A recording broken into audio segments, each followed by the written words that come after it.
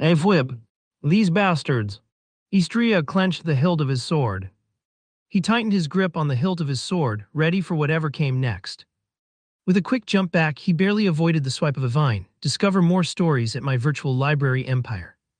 But another one shot out from behind him. Instinctively, he twisted his body, using a Fosbury flop move to dodge the attack. He landed hard on the ground, and then his eyes glowed intensely. Moonlit ice lotus sword art. He bent down his body. Third move. Moonlight's one flash. FWOOP. In the blink of an eye, he vanished into thin air. Then, zblurred. GURARGGHHH. The three grotesque creatures let out a howl of pain as a deep, diagonal cut appeared across their rotten chests. Istria's eyes lit up. A solid hit. Snap. Bleed. Zblurred. The wound deepened, tearing open as blood sprayed out in a violent gush, splattering the ground. GRAGH. One of the creatures shrieked, stumbling backward as the blood flowed freely. However, Istria knew that this wasn't enough. He needed to have a solid hit on their heads to kill them. His mana output had already increased from 2 to 7 since he began this battle, but pushing further would be too dangerous. So he needed to make it quick. Avu! He exhaled sharply, a faint mist of ice rising from his body as he extended his right hand toward the creatures. I-Series Soaring Ice Phoenix. A 7th level spell. The mist swirled around his hand, forming the outline of a majestic ice-blue phoenix. Istria's mana drained rapidly as he channeled everything into the spell. Fu, he exhaled again, smoke swirling from his mouth. A release. F-whoop. The phoenix screeched as it shot forward, its wings flapping wildly, freezing everything in its path. The moment it reached the creatures, the phoenix's eyes blazed bright blue, and it opened its mouth in a chilling cry. Jill. BAOAM. The phoenix collided with the creatures, creating a massive silver-blue explosion that froze everything in a 200-meter radius. Log. Istria staggered, almost collapsing as the spell drained him. He clutched his right arm tightly, his breathing heavy. Don't tell me. Judgment IS plus level skill. His gaze shifted to his arm and his face twisted in frustration. Gosh, he muttered, glancing up at the sky as he bit his lip in anger. He had ruptured one of his mana pathways again. Zizzle. More monsters. Istria quickly adjusted himself, jumping back in wariness. But to his surprise, it was Ella and Lucas. They were both covered in layers of ice. Are you all right? Ella inquired, looking at his body with a worried expression. Istria's face twitched at the concern, but he quickly exhaled, forcing himself to calm down. Yeah, just a bit of damage to my right arm, he replied calmly. At that moment, Ella's eyes immediately snapped to his right arm, noticing the faint leak of mana trickling out. Just a bit. You ruptured one of your mana pathways again. Didn't that already happen once? If you rupture it again, you might lose that arm's mana forever, she scolded, her voice rising in panic. Thanks for worrying. But I know my limits. I'll need to visit Christina later. Only she could potentially heal my arm. Istria added inwardly. By saying, I know my limits, he was indirectly saying that he needed to go visit his personal healer. By the way, where are the others? Istria asked, changing the topic. Oh, we found Ethan along the way, Lucas answered, his eyes scanning the horizon. He was badly hurt, so we left Maya and Iris to look after him. Log. I almost forgot about him. Istria cracked his neck, swinging his sword into his left hand with a smooth motion. Seeing this, Lucas raised an eyebrow. Are you ambidextrous? You handle that sword like it's your main hand, he asked, watching the effortless control Istria had with his left. Not really. Istria frowned for a moment, thinking. I just train using both hands in case I lose one. As soon as he said that, the atmosphere around them froze. Ella's voice shot out like a whip. Is that why you don't care if one of your mana pathways is ruptured? Her words were laced with frustration, barely held back. Istria paused upon hearing her words, turning to her. No, I do care. But in a fight like this, stuff like this happens. That's why I prepare for it. Ella's anger simmered for a moment before Lucas nodded, understanding where Istria was coming from. Right, Lucas said quietly. Ella's breath slowed and she softened. Fine, she muttered. Let's go find the others. We've got a group assignment to finish, Istria said, turning on his heel, heading back toward where they'd come from. Hearing that, both Luca's and Ella's faces twitched. Weren't you the one who ran off first? They both grumbled inwardly but said nothing out loud. It didn't take a lot of time to reach them. We're back, Lucas shouted, and immediately two heads snapped towards him. Finally, Maya jumped up from her spot, a big grin on her face. I was getting tired of waiting. Iris sighed, dropping her shoulders in relief. But then her eyes widened as she noticed Istria behind them. You guys found Istria? She asked, unable to hide her surprise. Yup, he was indeed in the place where there were more monsters. Lucas couldn't help but laugh, shaking his head. PFFF. Maya snorted, covering her mouth to stifle a laugh. Iris, though, just shook her head, trying not to laugh herself. Where's Rose? Istria asked surprisingly. Rose? Oh, I think she's by the river, Iris thought for a second, pointing off in the distance. I see. Istria nodded before heading in that direction. Ooh, is he going to make a move? Maya couldn't help but whisper to Iris, her eyes lighting up. Probably wait. Weren't you cheering for our princess? What happened to that? Iris raised an eyebrow at Maya, clearly teasing her. Was I? Maya blinked, suddenly unsure. Yeah, I forgot. You're so freaking stupid, Iris groaned, slapping her forehead. Hee hee, Maya chuckled, clearly enjoying teasing Iris right back. Lucas watched their interaction, frowning slightly but a smile tugging at his lips. Where's Ethan? He asked, his voice shifting to something more serious. No, he's over there healing himself. Iris pointed and Lucas followed her gesture to see Ethan resting against a tree, sipping a potion. That's good. Lucas nodded. Meanwhile, the soft rush of water was the first thing Istria heard when he reached the riverside. His boots crunched softly against the wet ground as he walked closer, his eyes searching the area. And then there she was.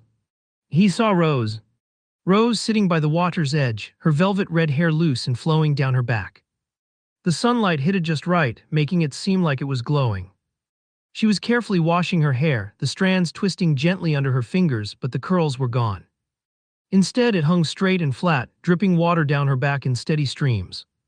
Hemma this. Rose muttered to herself, sounding distracted as she ran her fingers through her hair. Her gaze remained fixed on the water, completely unaware of Istria approaching. DSSS. She squeezed the water from her hair, the droplets splashing on the ground. BFFF. Istria couldn't help but laugh inwardly. He stepped closer, his footsteps light, but it was hard to go unnoticed. The moment he was close enough, Istria reached out, gently grabbing her hair.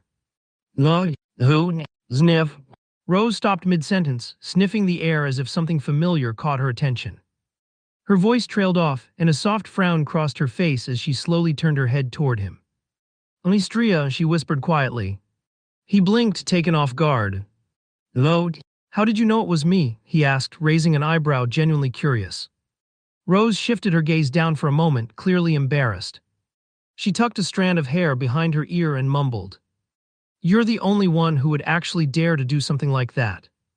Istria laughed at her words.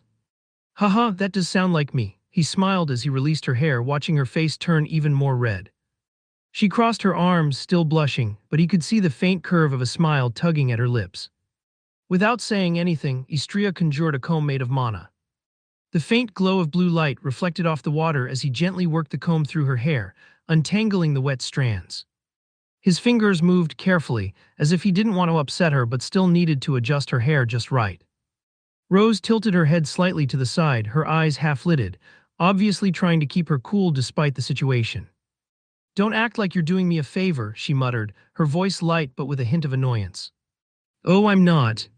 Istria grinned, his fingers still working through the strands. I'm just trying to help you out. Don't want you to look like a wild animal, do I? Her eyes flicked to him, narrowing in playfulness.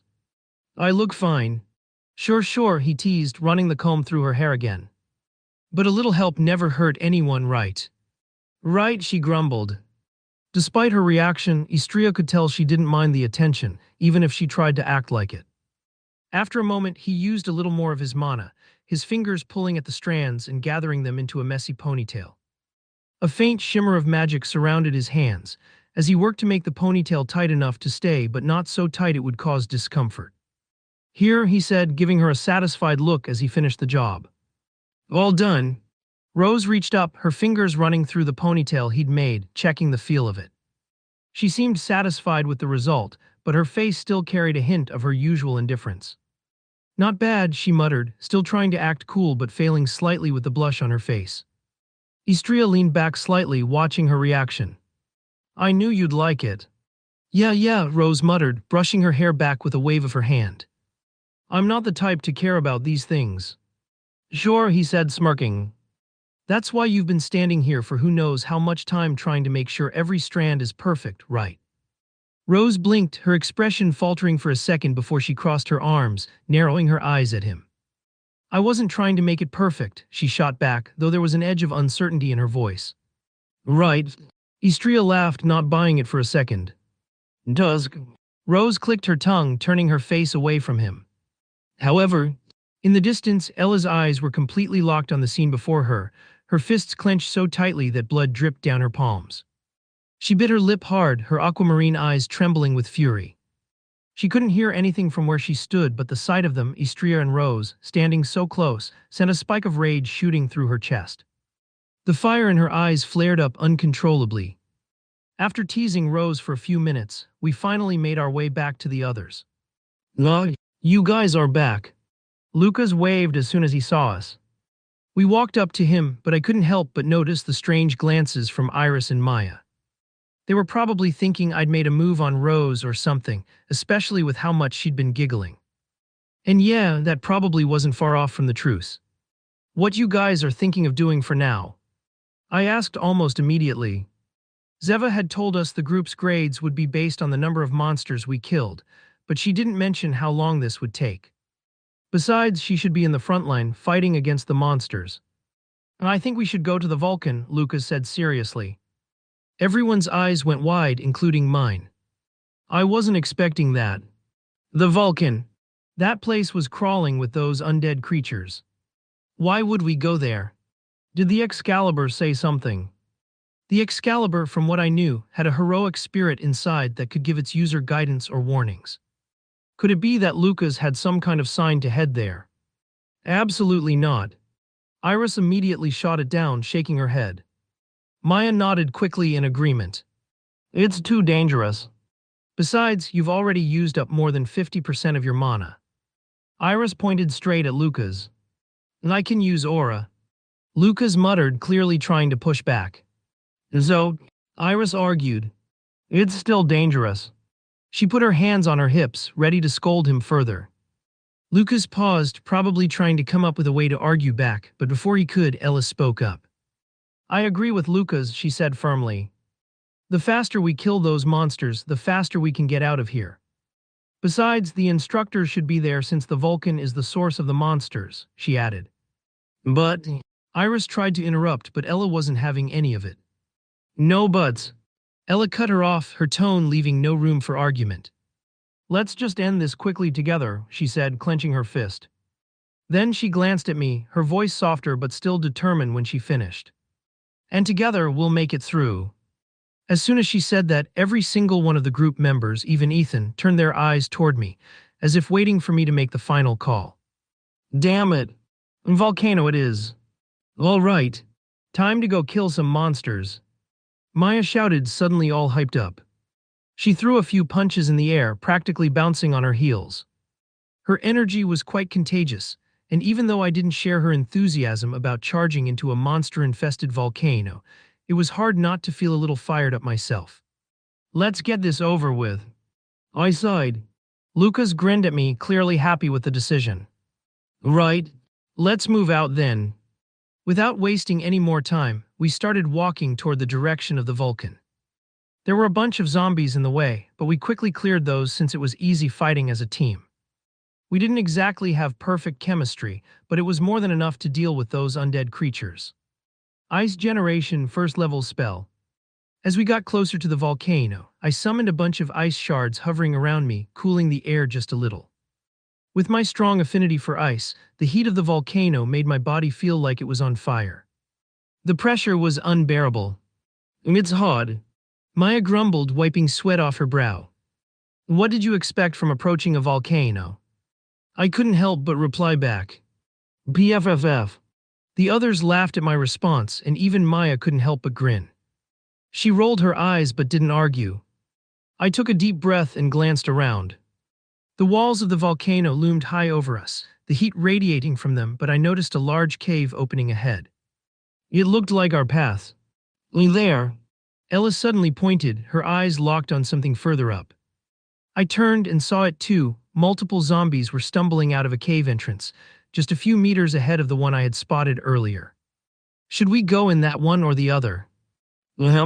Judgment IS plus levels skill. I activated my skill scanning the caves. The red glow surrounding the right cave made my stomach twist. That one was way too dangerous. The orange glow around the left cave was much safer. We should go to the cave on the left. Why? Aren't more undead creatures coming out of the right cave? Maya frowned, scratching her head. My face twitched at her words. She was asking for the reason while saying the reason in the same sentence. Even Luca's face palmed, clearly frustrated by the lack of logic in her question. That's exactly why. Rose sighed and then spoke. Because there are more monsters coming from the right cave, we should go to the left. Fewer monsters, less risk. No, I get it now. Maya nodded twice in comprehension. Let's head out then, Ella spoke, taking the lead. We all followed her, moving quietly to avoid drawing attention from the creatures outside. It didn't take long to reach the left cave entrance, and we crept inside, careful not to make a sound.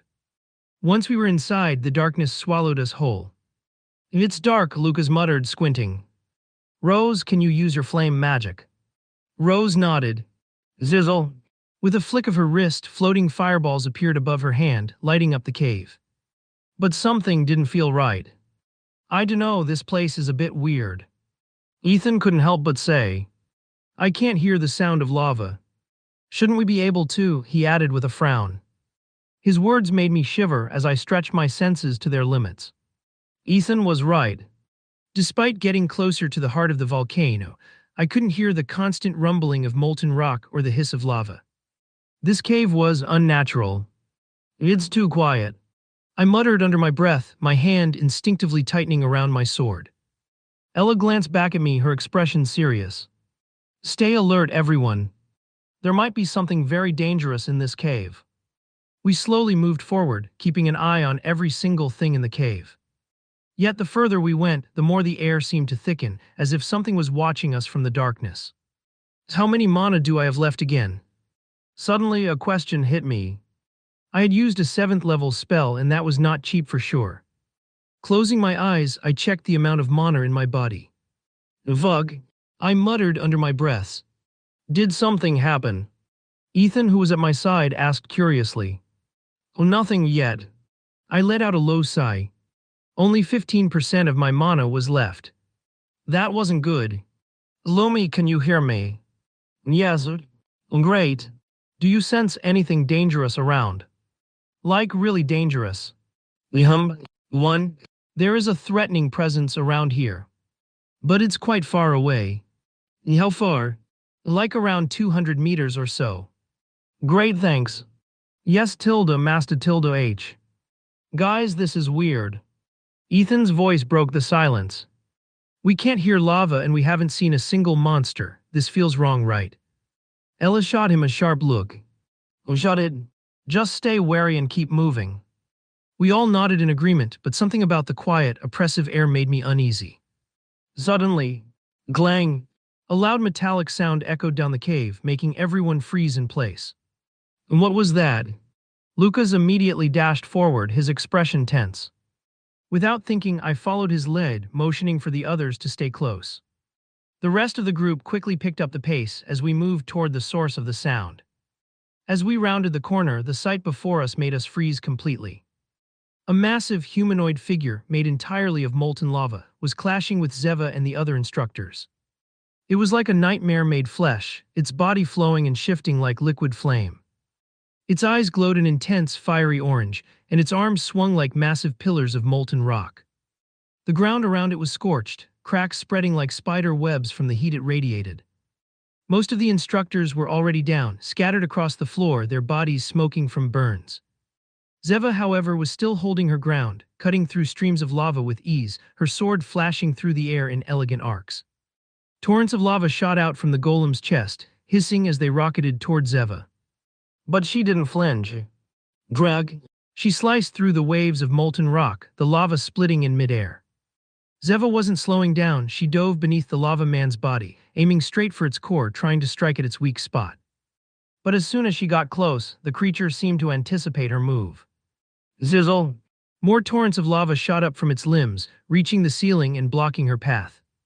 Zeva gritted her teeth, clearly struggling to get close enough to deal any real damage. The heat in the air was unbearable, and the overwhelming pressure made it harder to think clearly. What the hell is that thing? Maya gasped, her eyes wide as she took in the scene. I couldn't speak for a moment. The thing in front of us wasn't just a monster, it was a damned fire spirit.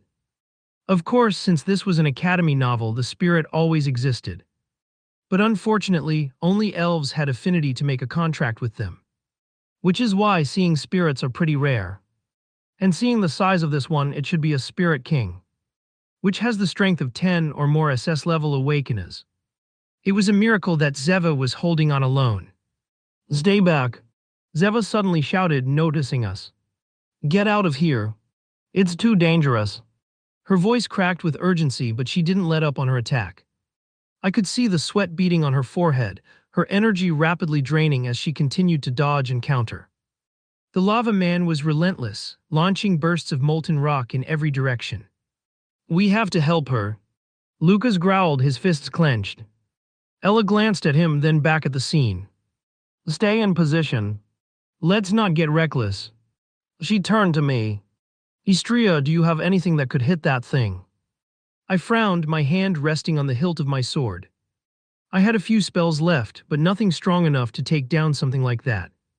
Not without risking it all. Maybe. I gritted my teeth. But I'll need an opening. We watched as Zeva dodged another wave of molten rock, her eyes narrowing. Instructor, please create an opening for us to attack. Lucas shouted. In the distance, Zeva wanted to retaliate, but then nodded her head. Then she focused on the giant lava golem. She needed a distraction, something to make the golem lose its focus. I glanced at the others for a moment.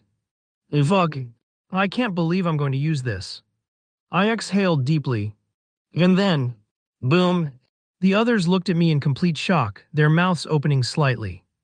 After all, around me, a thin yet tremblingly powerful violet aura swirled. Aura's rank S+. Disposition, violet power and luxury. Greg. My sword shattered into pieces. It couldn't hold my aura. And instead, a freezing chill leaked out of my body as an ice sword appeared. Yet it didn't break. F-woob. I took a long breath. Let's play with fire. F-woob. F-woob. A violent rumble shook the ground as the lava golem's massive fist crashed down into the rocky floor. The impact sent cracks spidering out in all directions, the heat from the golem scorching the air. Istria's violet aura flared and his body moved instinctively. F-whoosh. He darted to the side, narrowly avoiding the molten strike, the heat biting at his skin. Damn it. I just joined the fight and this bastard is already focusing on me. Glang. Istria's sword met the golem's rocky skin, but the blow barely made a dent. The golem's body rippled with molten energy, and its next swing was already coming. Zeva's voice broke through the tension. Move to the left. Without hesitation, Istria rolled to the side, feeling the intense heat as he passed. His feet hit the ground, skidding slightly, but he quickly regained his footing. The golem roared, a sound like stone grinding against stone, as it swung both fists toward Zeva, who was already moving in for an attack. Zwoosh! Zeva's sword slashed through the air, striking the golem's arm, but it barely slowed it down. The golem's molten skin healed almost instantly. Istria's eyes locked onto Zeva, and without a word they moved together. Istria rushed in, sidestepping the golem's massive fist and dashing toward its side. FWOSH. He aimed his sword at the golem's exposed side. His strike cut deep into the lava creature's rocky surface, but it only caused a small spark of molten lava to drip onto the ground. His sword buzzed from the sheer power of the attack, but the golem barely reacted. Bam! A massive rock fist swung down at Istria, but Zeva was there. Her sword met the strike, her body a blur of heat and motion. Grash! The golem's arm was knocked back, but the heat was unbearable. The burn on Zeva's shoulder was deep, blood mixed with ash, but she barely flinched. We need to wear it down. Zeva gritted through clenched teeth, her eyes wild with focus. I know. Istria nodded, gripping his sword tightly. Boom! The ground shook as the golem roared, bringing both fists down in a double strike. Istria's body twisted, his violet aura flaring, and he jumped forward, a blur of motion, barely missing the attack as he went to strike the golem's head. Glang! His sword collided with its molten face, but again it wasn't enough. The golem's skin melted away and hardened in the same instant, repairing itself. Zeva saw the opening, and without a word she lunged. Zizzle! Her blade slashed through the air, aiming for the creature's chest. A gout of flame followed, erupting from her sword as she tried to force the lava golem back. But the golem was relentless. Its body moved undeterred as molten fists rained down. Zlam! Istria's body slammed against the wall as he tried to avoid a crushing blow. His ribs groaned with the impact, and blood spurted from a fresh gash along his side. Zeva spun to avoid another swing, but this time, a rock splintered off the golem's body, crashing into her leg. Grag! Zeva grunted as she stumbled back. Blood oozed from her leg, but she gritted her teeth and took a step forward. She was wounded, but so was the golem. Istria dashed forward, his aura glowing brighter as he ignored the exhaustion. Damn it! Should we do double attack once again? Zeva shot him a quick glance, nodding. The two of them moved together like a well-oiled machine, their movements fluid, striking in tandem. Graj! Istria's sword cut into the golem's arm again, while Zeva followed through, her sharp blade slashing upward, forcing the golem to step back. The heat was unbearable, but Istria pushed forward. Bang! The golem swung its fist down, and Istria barely dodged, the heat from the blow making the air shimmer. His sword slashed again, this time catching the golem's side and causing the lava to ripple, but the creature's skin was already starting to repair itself. Zeva wasn't giving up either. She closed the distance, her body moving faster than the golem could react. Zizzle! Her sword tore through the molten skin, but the creature was relentless. Boom! A molten boulder shot out from its chest, knocking Zeva backward. Her body was slammed against the ground, her breath escaping her lungs in a sharp grunt. A jagged rock shard like a giant spike had pierced her side. Blood poured from the wound, dark and slick, staining her clothes and mixing with the ash of the cave. Vug! He dashed to her side, his breath shallow, but before he could reach her. Avwib! The golem's molten fists rose again, ready to strike.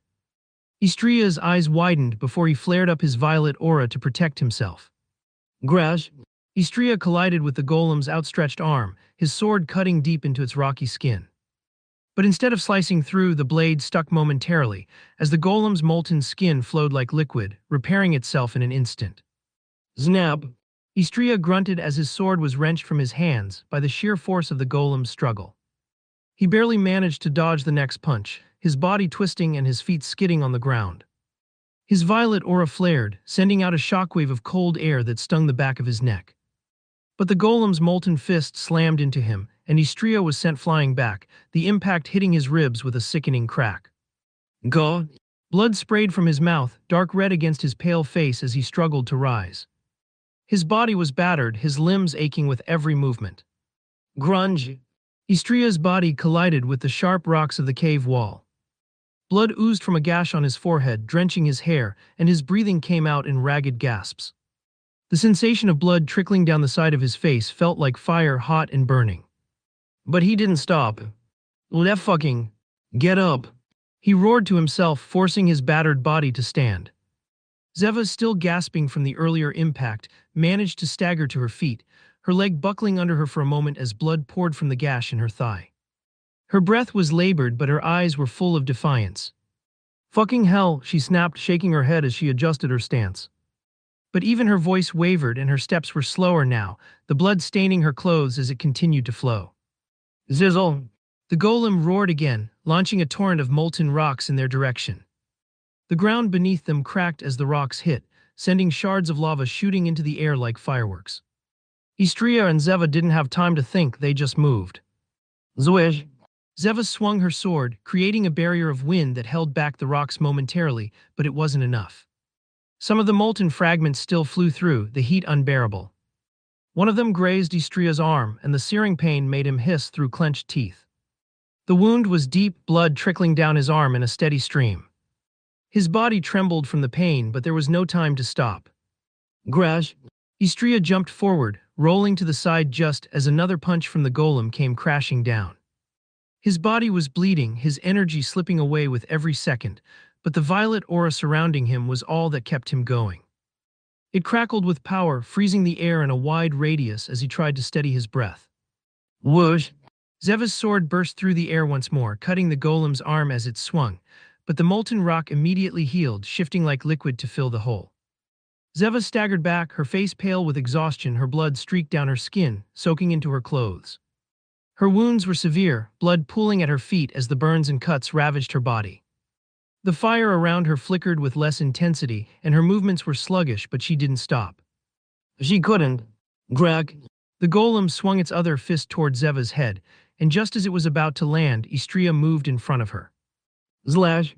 With a grunt, Istria threw his body forward, his sword cutting into the golem's outstretched arm. The blade slid in deep blood, molten lava dripped down the weapon, sizzling as it hit the floor. But the blow wasn't enough to stop it. Istria's side burned where the golem's fist had slammed into him earlier, but he wasn't about to give up. His hand, slick with blood, gripped his ice sword once more, and he lunged forward again, slashing at the golem's chest. Zizzle! A blast of molten rock erupted from the golem's body, hitting Istria square in the chest. His armor cracked under the pressure, and his body was thrown backward, crashing into the rocks with a sickening thud. Growl! The golem's molten eyes flickered with fury, and it charged, fists raised, ready to finish them both off. But Zeva wasn't finished yet. Whoosh! Zeva's sword flared with intense heat, and she dashed forward, ignoring the blood that drenched her body. Her eyes burned with determination, the wind around her pulsing like the heartbeat of a dying star. She leaped at the golem, aiming for its exposed chest. The heat was unbearable, but her movements were direct. Greg! Her sword sank into the creature's chest, and for a moment the golem paused. Lava oozed from the wound, but it was too late. Istria was already behind it. SHING. With a single, swift motion, Istria plunged his ice sword into the golem's back, and the impact caused a violent explosion of molten rock to erupt. Bang! The golem roared in agony, its body shuddering as the violet aura surrounding Istria and Zeva tore through it, freezing it from the inside. Zizzle! The golem suddenly started trembling. Vug! Both Istria's and Zeva's eyes widened. The golem was about to explode. And unfortunately, they didn't have enough time to dodge the attack. Boom! The explosion of molten rock threw Istria like a ragdoll. His body crashed against the jagged walls of the cave, the impact vibrating through his bones. Iggoch. Pain shot through his skull as his head cracked against the stone. For a moment, everything went black, his world reduced to a haze of white noise. His body slumped to the floor, a pool of blood forming beneath him, mingling with the dirt and ash that now coated his face. His breathing was ragged, shallow as he struggled to lift his head, the world spinning around him. Blood oozed from a deep gash on his forehead, dripping down his face and into his mouth, tasting metallic. Grunge! Zeva was right beside him, stumbling as she barely managed to stay upright. Her clothes were torn, her body covered in bruises and gashes. Blood ran freely from several cuts along her arms, and the burns on her legs were still sizzling. Her breathing was ragged, her chest rising and falling with a rhythm that spoke of exhaustion and pain. Leche! Istria, she mumbled, her voice strained as she turned to him, trying to keep herself together. What? Istria muttered, his vision blurred and his voice thick with exhaustion. Zeva's lips were stained with blood, a dark red line smeared across her mouth. Despite the horror of the situation, she gave him a wicked grin, eyes flashing with a strange gleam. What do you say? When we kill this fucking golem, we go up to a motel and hook up, she purred, licking her bloodied lips and eyeing him with an intensity that bordered on madness. Istria blinked, trying to focus, his head throbbing like it was being crushed in a vice. He half laughed, half coughed through the pain. Acha, you crazy bitch, you're thinking about that when we're almost meeting the king of hell. His voice was hoarse, the blood on his tongue making his words thick and slow. Is that a yes? She pressed, her eyebrow quirking up as if this was the most natural thing to ask at that moment. Istria let out a dry laugh, wincing from the pain in his ribs. Sure, he rasped, though his words were barely audible. Zeva's grin widened and she gave a satisfied nod. That's all I needed to hear. She gripped the hilt of her second sword, pulling it from her waist with a fluid motion. The blade gleamed, reflecting the dim light from the fiery surroundings. That's all I needed to hear. She took out her second sword from her waist. Fuck you. Istria muttered under his breath, realizing she was only now pulling out her second sword. His hand trembled as he tried to sit up, his body shaking from the force of the blows he'd taken. Every movement sent pain shooting through him, but he gritted his teeth and forced himself to stay conscious. What? I just wanted to feel the thrill of a battle. Zeva replied, her eyes wild with excitement. Blood spattered her face, mixing with the ash, but there was a glint of madness in her eyes, a hunger that couldn't be ignored. Istria, still fighting to regain his balance, looked up at her and scoffed through clenched teeth. Why, you really are a crazy bitch. Zeva just laughed, her voice echoing in the cavernous space as she took her stance. Her body was already covered in blood, but her eyes blazed with energy, and she was clearly ready for more. She swung her second sword with one fluid motion, testing the weight of the blade, her feet shifting in anticipation of the next move. Istria pushed himself up to his knees, blood dripping from his nose, and wiped it away with his hand. His whole body was bruised, his arms sore from the constant strain of the fight. But as he looked at Zeva, that fire in her eyes, it gave him a moment of clarity. The golem was still out there just beyond them, a giant monster of molten rock and rage. Its giant limbs swung like wrecking balls, crushing everything in its path. The heat from the creature's body burned the air, making it harder to breathe with each passing second. Crash! A massive rock hit the ground near them, sending debris scattering in every direction. Zeva was already moving, stepping lightly despite the blood coating her body, her eyes focused on the golem. Let's kill this thing, then we'll talk. Istria nodded. His body screamed at him to stop, to rest, but there was no time for that now. Whoop! Her two swords twirled in her hands as she leaped forward with a battle cry, her feet hitting the ground ferociously as she attacked. The first sword sliced through the air, leaving a trail of fire behind it, while the second followed, a flash of silver. The double strike was aimed directly at the golem's chest. Shhhring. Her first sword connected, digging deep into the golem's stone-like skin. A fiery explosion erupted as the sword made contact, but the golem's molten body healed almost instantly. It roared in rage, its molten fists swinging downward at Zeva. Whoosh! Zeva ducked, her body twisting gracefully as she avoided the massive punch. The heat from the golem's attack seared the air, but Zeva was quicker. She darted to the side, her second sword flashing out to cut through the golem's arm, leaving a trail of molten rock in its wake. Krrshhh.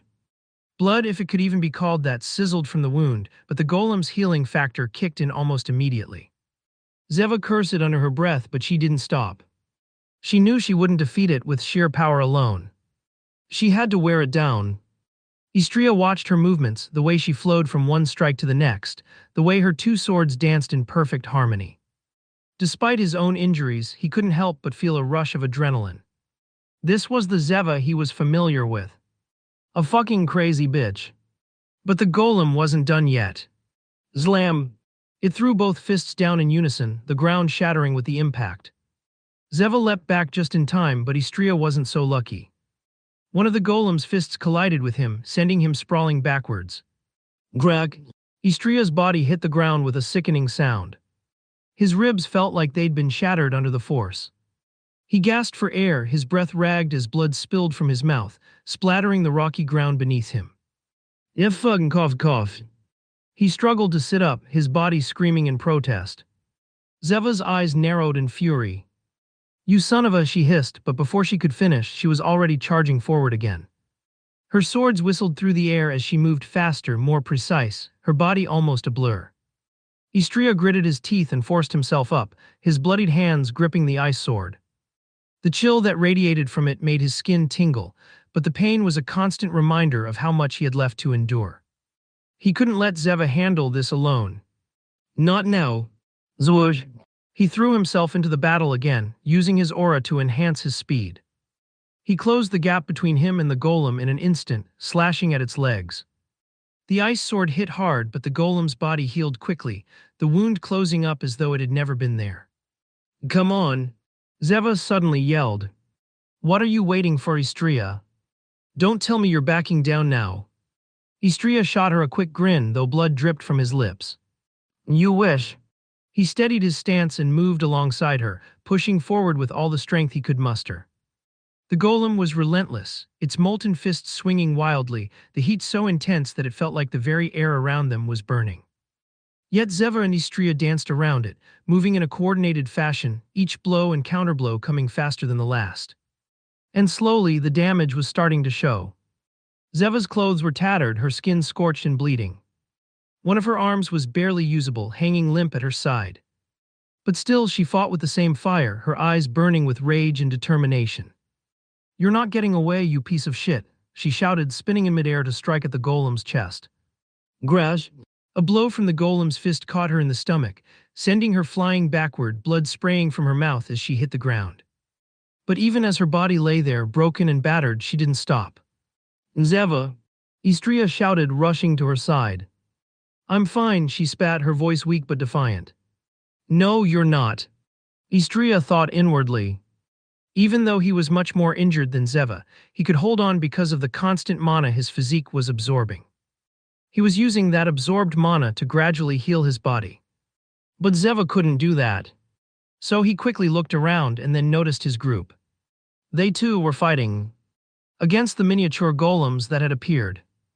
They have been holding them off so they didn't ruin Istria's and Zeva's battle against the giant golem. Think, Istria. Think. He gritted his teeth. The bleed attack doesn't work in the golem since it only works in blood. Although I do have a fair amount of mana right now, it's still not enough to use one of my strong moves. What exactly can I do? He was starting to panic. The golem was simply too damned powerful. But as soon as he was about to enter the depths of despair, a voice resounded in his ears. Do you want to switch for a moment? Although you did learn how to use my magic and body, you still didn't use it to its full potential. So why don't we switch? I'll defeat that golem for you. That voice. Istria. Hey, I guess it's the first time we're talking to each other. My soul didn't entirely fuse with yours. But don't worry, after this fight will be completely fused. You will be able to release the full potential of my body. Zoe, what will you do? Switch with me to win the battle or simply let yourself die? I think the answer is obvious, isn't it, Istria? The original Istria spoke solemnly. Oh, let's do it. Good. Now watch and learn. Istria's glowing red eyes completely turned light blue, and the silhouette of a crescent moon appeared on them, shining brightly. How a real genius fights. Afu! Istria exhaled slowly. The moment his breath left his lips, the air froze. Frost crackled beneath his feet, creeping outward, coating the blackened stone with a thin layer of ice. The molten heat of the cavern hissed against it, creating a sharp contrast, the frozen breath of death against the burning lungs of a monster. And yet Istria stood still, unmoving, as if the battle around him was nothing. His glowing cold blue eyes locked onto the fire golem and then, without turning his head, without even looking at her. Heal yourself for now. Zeva blinked. A moment of silence. Then her lips twisted into a scowl. Huh? The fuck are you saying, dumbass? We fight together. Istria didn't react. His face remained blank. His voice flat. Just do it. Zeva clenched her fists, gritting her teeth at his cold tone. Don't fucking order me around, you. Zeva. It was the first time he had ever said her name like that. A single word sharp as a blade. Zeva's breath caught in her throat. For the first time in this battle, her crazed, unhinged grin faltered. The air cracked between them. She felt it. Something had changed. And then, a snort, a smirk, then laughter. Fucking hell. Zeva wiped the blood from her lips, a mad glint returning to her eyes. Fine, fine. I'll do it. But you better not fucking die before I finish charging, or I swear I'll drag your corpse back just to kill you again. Istria still didn't look at her. Instead, he moved. A sudden flash. A blur of motion. In a single instant, he had vanished from Zeva's side and reappeared in front of the golem. His breath calm.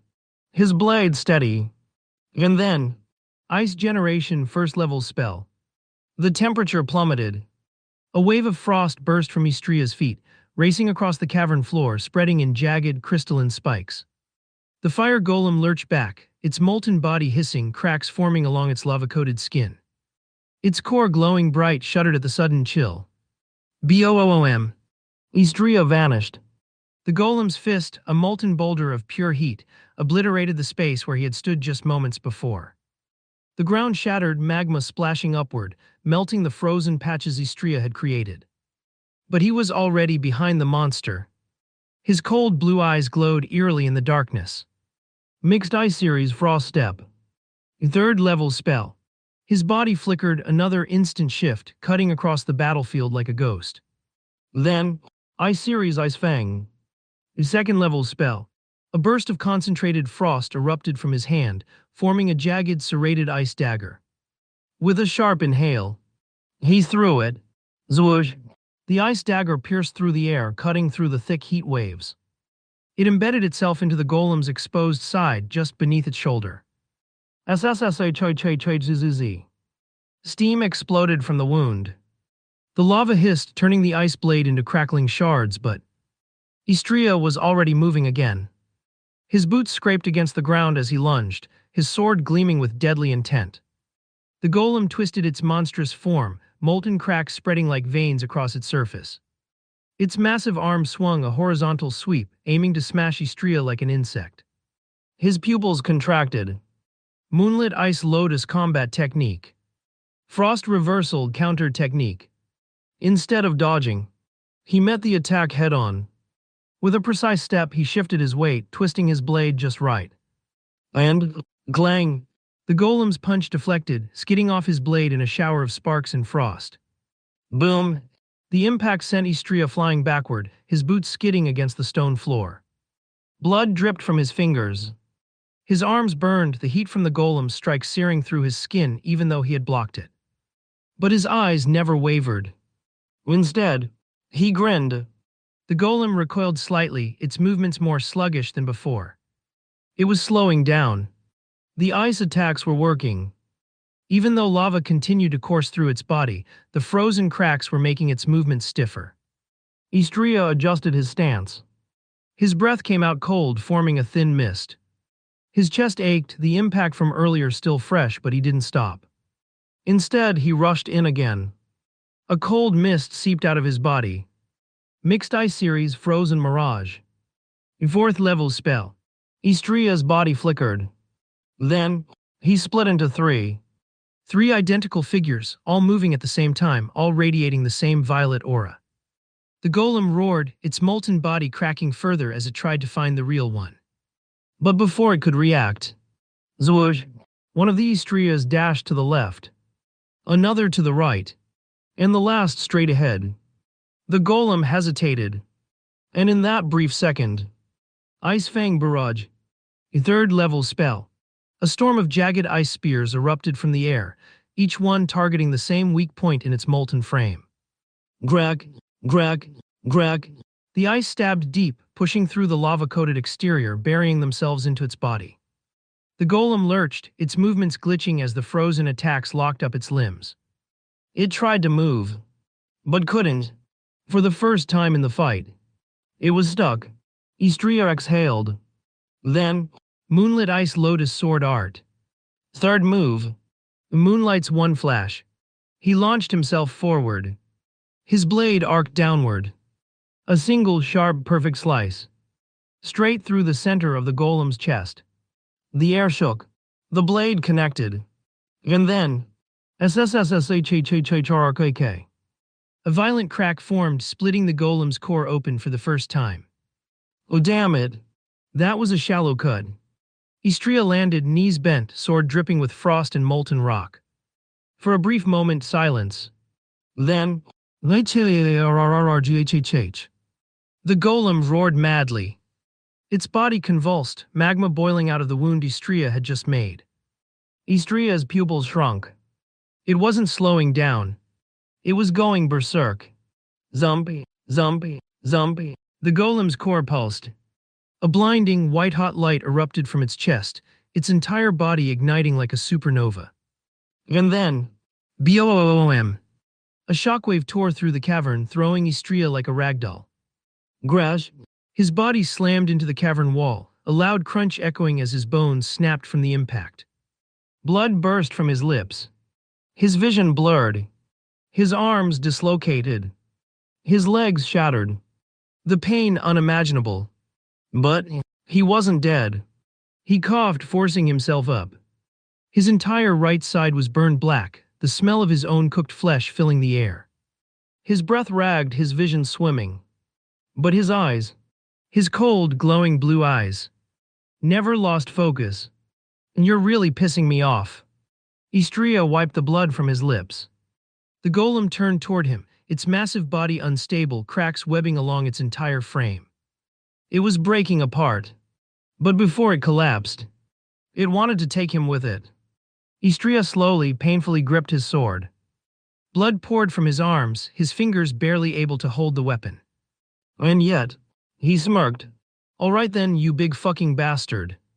He forced himself forward, limping, bleeding, half dead. Yet still standing. The golem roared, raising its massive, cracking arm. Then, boom! It swung down, a boulder-sized fist of pure lava aiming to crush him. Istria's mind raced. If he dodged, the impact alone would send another shockwave through the cavern. His body wouldn't survive another full-force explosion. But if he stood still, he was dead. Zoe, Mixed Ice Series Frost Step. Third level spell. Zwoosh. He moved but not backward. Instead, he rushed forward. Beneath the golem's falling arm. The searing heat burned his skin, the very air scorching against his flesh. But he made it. He slid under, twisting midair, his sword raised. Third move. Moonlight's one flash. SHRRKK. The blade ripped through the golem's exposed core. A burst of cold energy detonated inside its body. Grag, grag. The ice expanded, freezing its molten insides, forming web-like fractures across its chest. The golem staggered, its molten form twitching violently. But it wasn't enough. The golem's core started pulsating violently. It was going to explode. Istria barely had time to react before. Boom! The explosion erupted point-blank. Istria was sent flying, his body spinning through the air like a ragdoll. Crash! His back slammed against a jagged rock formation. Snap. His ribs broke. Blood gushed from his mouth. His vision blurred, his thoughts scattering. His right arm gone. The explosion had ripped it clean off. Zblat! The severed limb hit the ground, still twitching. Istria barely had the strength to groan. Vug! He gritted his teeth, forcing his body to move. His left hand, his only remaining hand, trembled as he picked up his sword again. He looked up and saw the golem standing. Barely. Its entire torso was split, lava leaking out, its core flickering like a dying sun. Yet it still stood. It raised its arm one last time. It was preparing a final, desperate attack. To take Istria down with it. Istria chuckled, his vision spinning from blood loss. "Shit," he whispered. His legs barely supported him.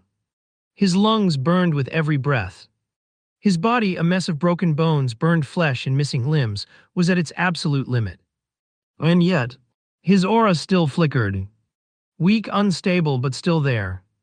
He gripped his sword tighter, staggering into a stance. One more then. His left hand trembled. One last attack. The golem swung down. Istria moved. Fourth move. Lunar collapse. His blade. A blur of violet ice. The two clashed. Boom! The impact sent shockwaves tearing through the cavern, cracks splitting across the stone floor. The force ripped through Istria's body, his bones groaning under the pressure. His remaining arm shook violently, muscles screaming as the golem pressed down. But he didn't let go. Instead, the ice spread. SSSHHKKK. Cracks raced up the golem's arm, crawling toward its core like veins of frost. The heat fought back. Zizzle. Istria's skin burned, his flesh melting under the intense heat radiating from the monster's molten body. The smell of charred skin filled the air. But he gritted his teeth and kept pushing. Break. Greg. The golem's entire right arm shattered. Massive chunks of molten rock exploded outward, crashing against the cave walls like meteorites. But it wasn't over. Istria forced his battered body to move. With a final step, he launched himself forward, straight at the golem's exposed chest. Just one more time. Fourth move. Lunar collapse. His sword blurred. A single perfect strike. SHHRRKKK. The blade pierced deep into the golem's core. For a moment, silence. Then, BOOM. The explosion ripped through the cave, a pillar of violet ice shooting into the ceiling, freezing everything in its path. The golem let out a deafening screech, its body convulsing violently as ice devoured its insides. Greg. Its entire torso shattered, breaking apart in chunks of frozen magma. But Istria didn't move. He stood there, barely holding onto his sword, his legs trembling violently. His vision blurred. His body ruined. Blood poured from his mouth, soaking his already drenched clothes. And then, he collapsed. His knees hit the stone floor. His breath rasped, barely escaping his throat. But his job wasn't finished, because as the golem fell apart, its core still glowed, still burned, still lived. And at that moment, Istria knew. He couldn't fight anymore. His body wouldn't move. His fingers wouldn't tighten around his sword. The golem's core pulsed violently, preparing to detonate. Hey, we're going to die. Istria let out a weak, bitter laugh. Don't worry about it. What do you mean? The core's light intensified, a blinding, fiery glow ready to engulf him. And then, FWOOSH.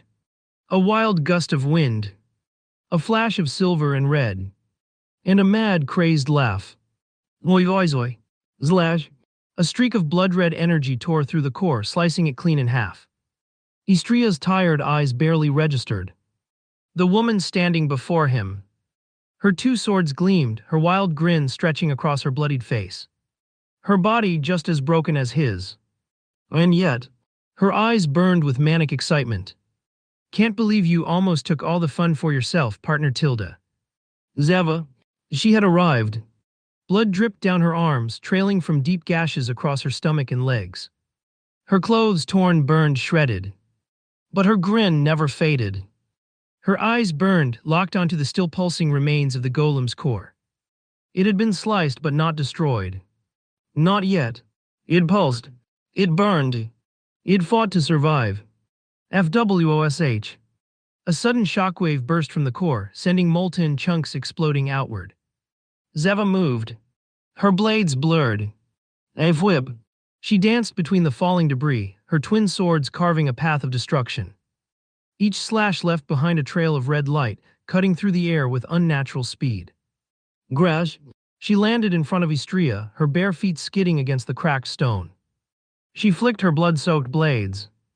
Zeva exhaled sharply, her body trembling from the strain. Then she tilted her head toward Istria. You still breathing? Istria forced himself to grin through the pain. Barely, he rasped.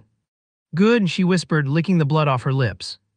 Then her eyes snapped back to the golem's core. Her grin stretched wider. I hope you're watching because this is gonna be fucking beautiful. The air around her shifted. Heat rose. The ground beneath her cracked.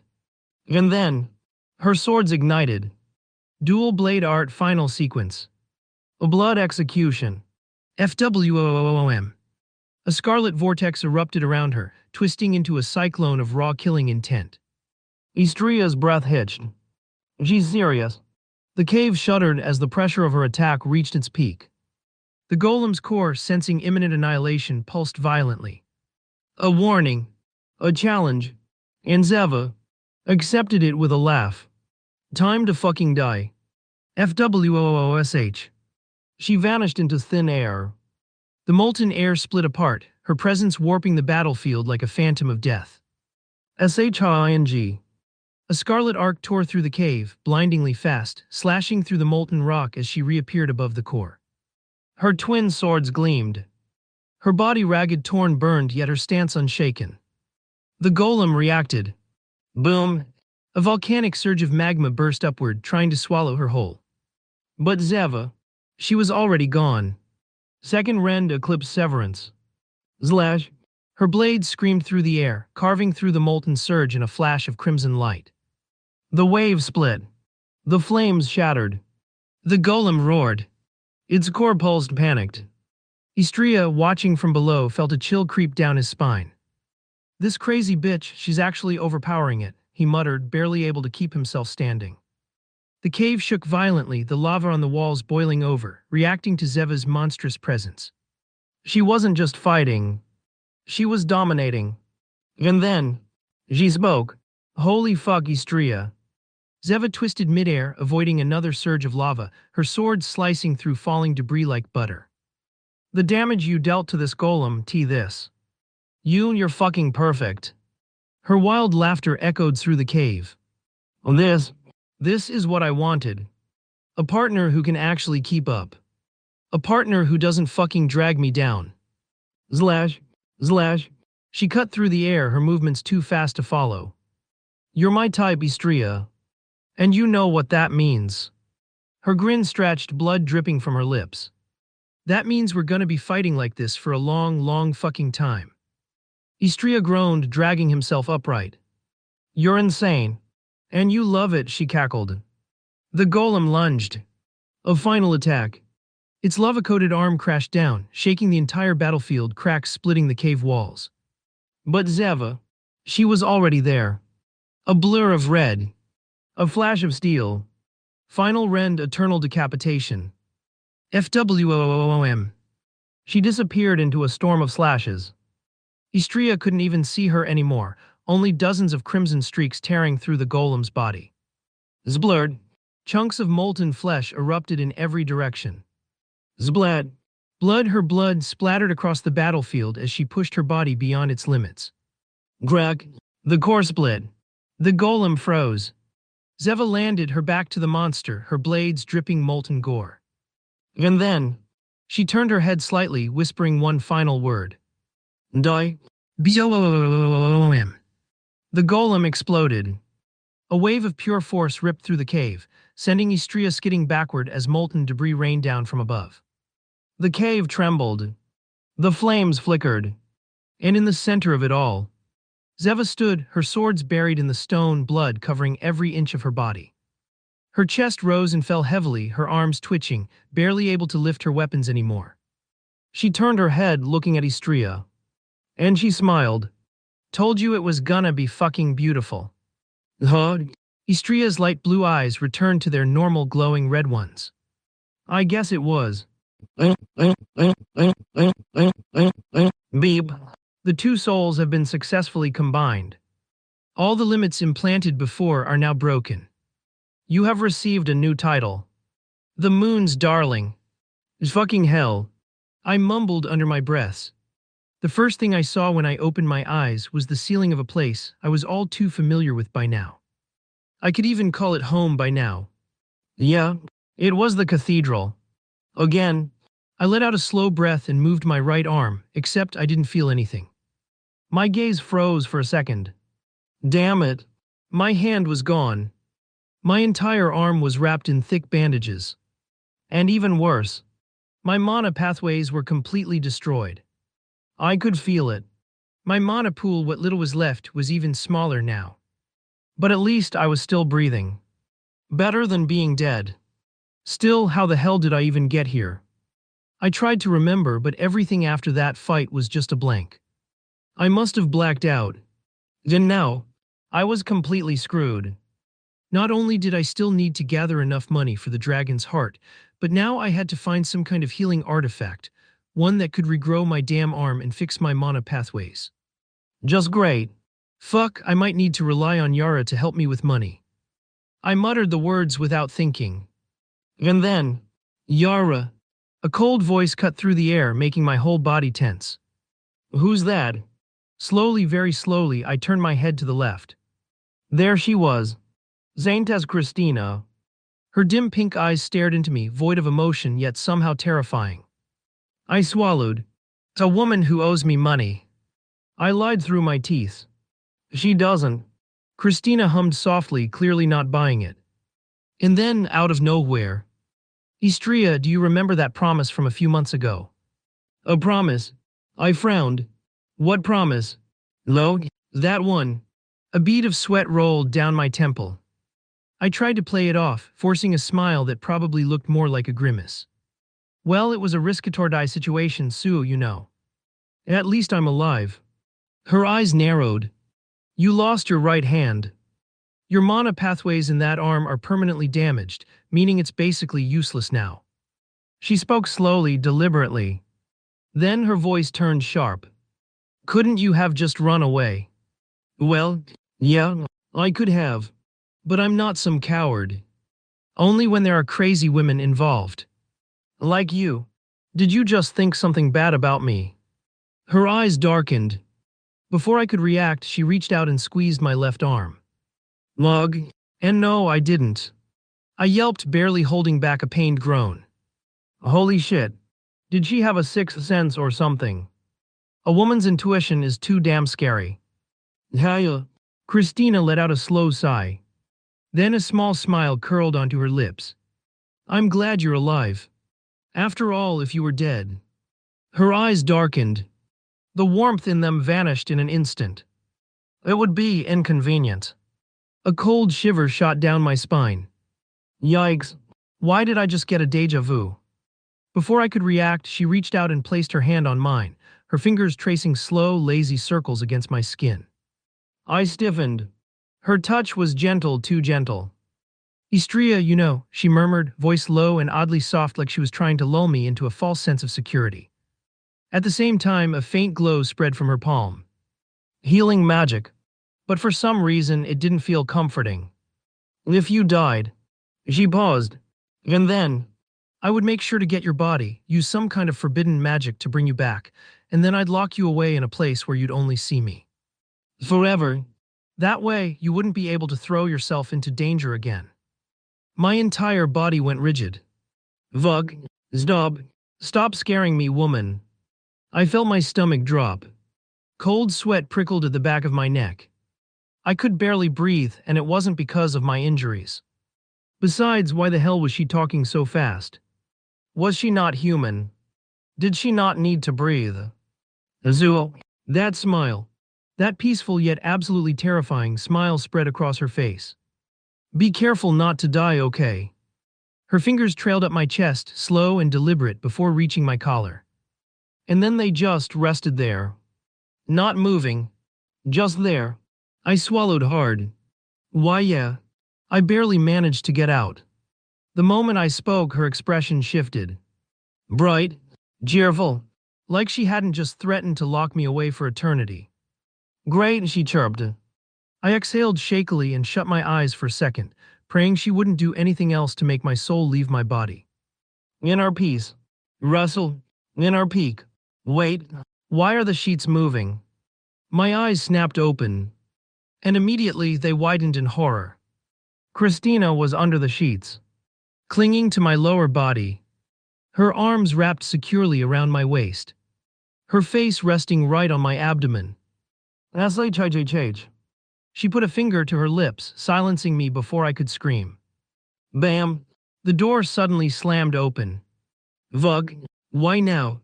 Christina was still under the damn sheets. Istria, are you okay? A familiar voice rang out. Nella? And behind her stood Rose, her usual emotionless expression barely concealing the worry in her eyes. I forced a stiff, twitching smile. Oh, not really. I shook my head. Not really at all.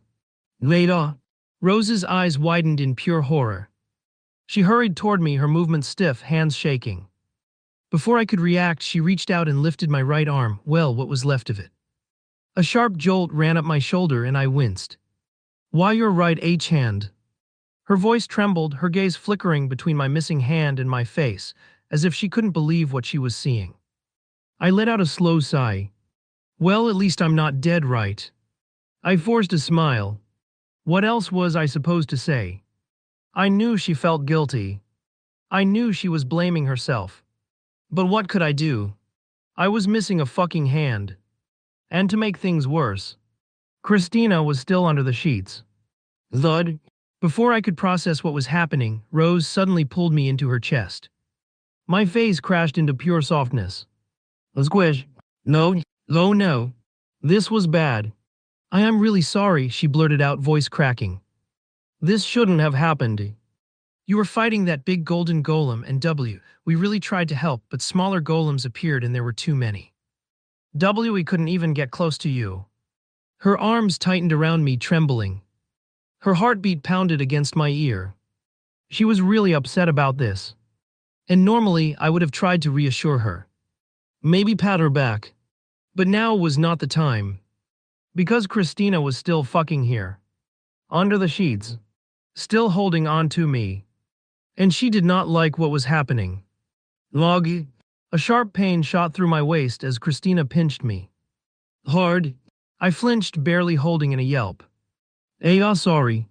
Rose panicked and immediately let go of me, pulling back in a flustered mess. No problem. I barely choked out the words as Christina finally stopped pinching me. I swear she was like a territorial cat. If I wasn't careful, she was going to bite me next. I tried to subtly shift my legs, hoping to shake her off. But then, Russell, I felt her move. My stomach dropped. Her grip around my waist tightened. And before I could even react, a slow, chilling whisper that only I could hear brushed against my stomach. Oistria. Vug. I froze. Why is Rose touching you so freely? That voice. That calm, sweet, absolutely unhinged voice. My breath hitched. I didn't dare move. Rose tilted her head, confused. Vug. Vug no. I had approximately 2 seconds before this turned into an actual disaster. Thank you, Stria, thank you. I'm so fucking dead. I could feel it, Christina's grip tightening, her nails lightly pressing into my waist like a silent warning. A cold sweat broke out on the back of my neck. Meanwhile, Rose was still looking at me with worried eyes, completely oblivious to the danger under the sheets. Yanela. She was right behind her. She hadn't said a word since stepping in, but I didn't need to hear anything to know what was going on inside her head. Her grip on her own sleeve was so tight that her knuckles were turning white. Her lips were pressed together, twitching slightly, like she was holding something back. No. Oh, she was furious. Not at my missing hand.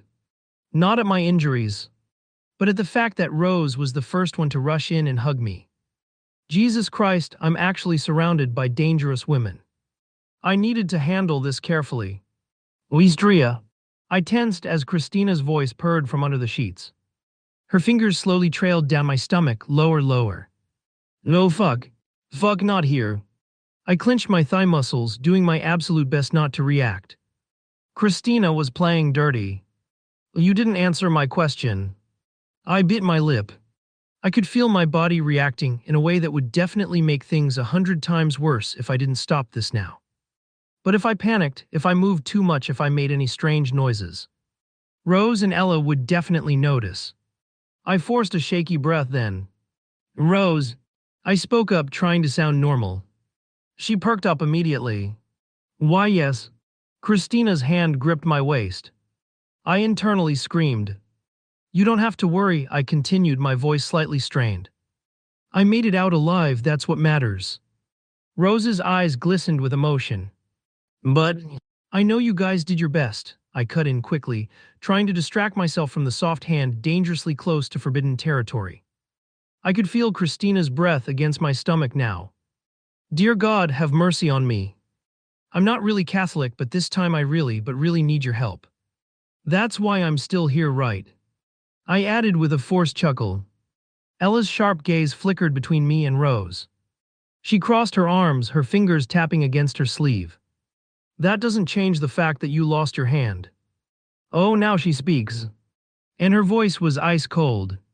I was about to respond when Christina pressed her lips to my skin. Vug.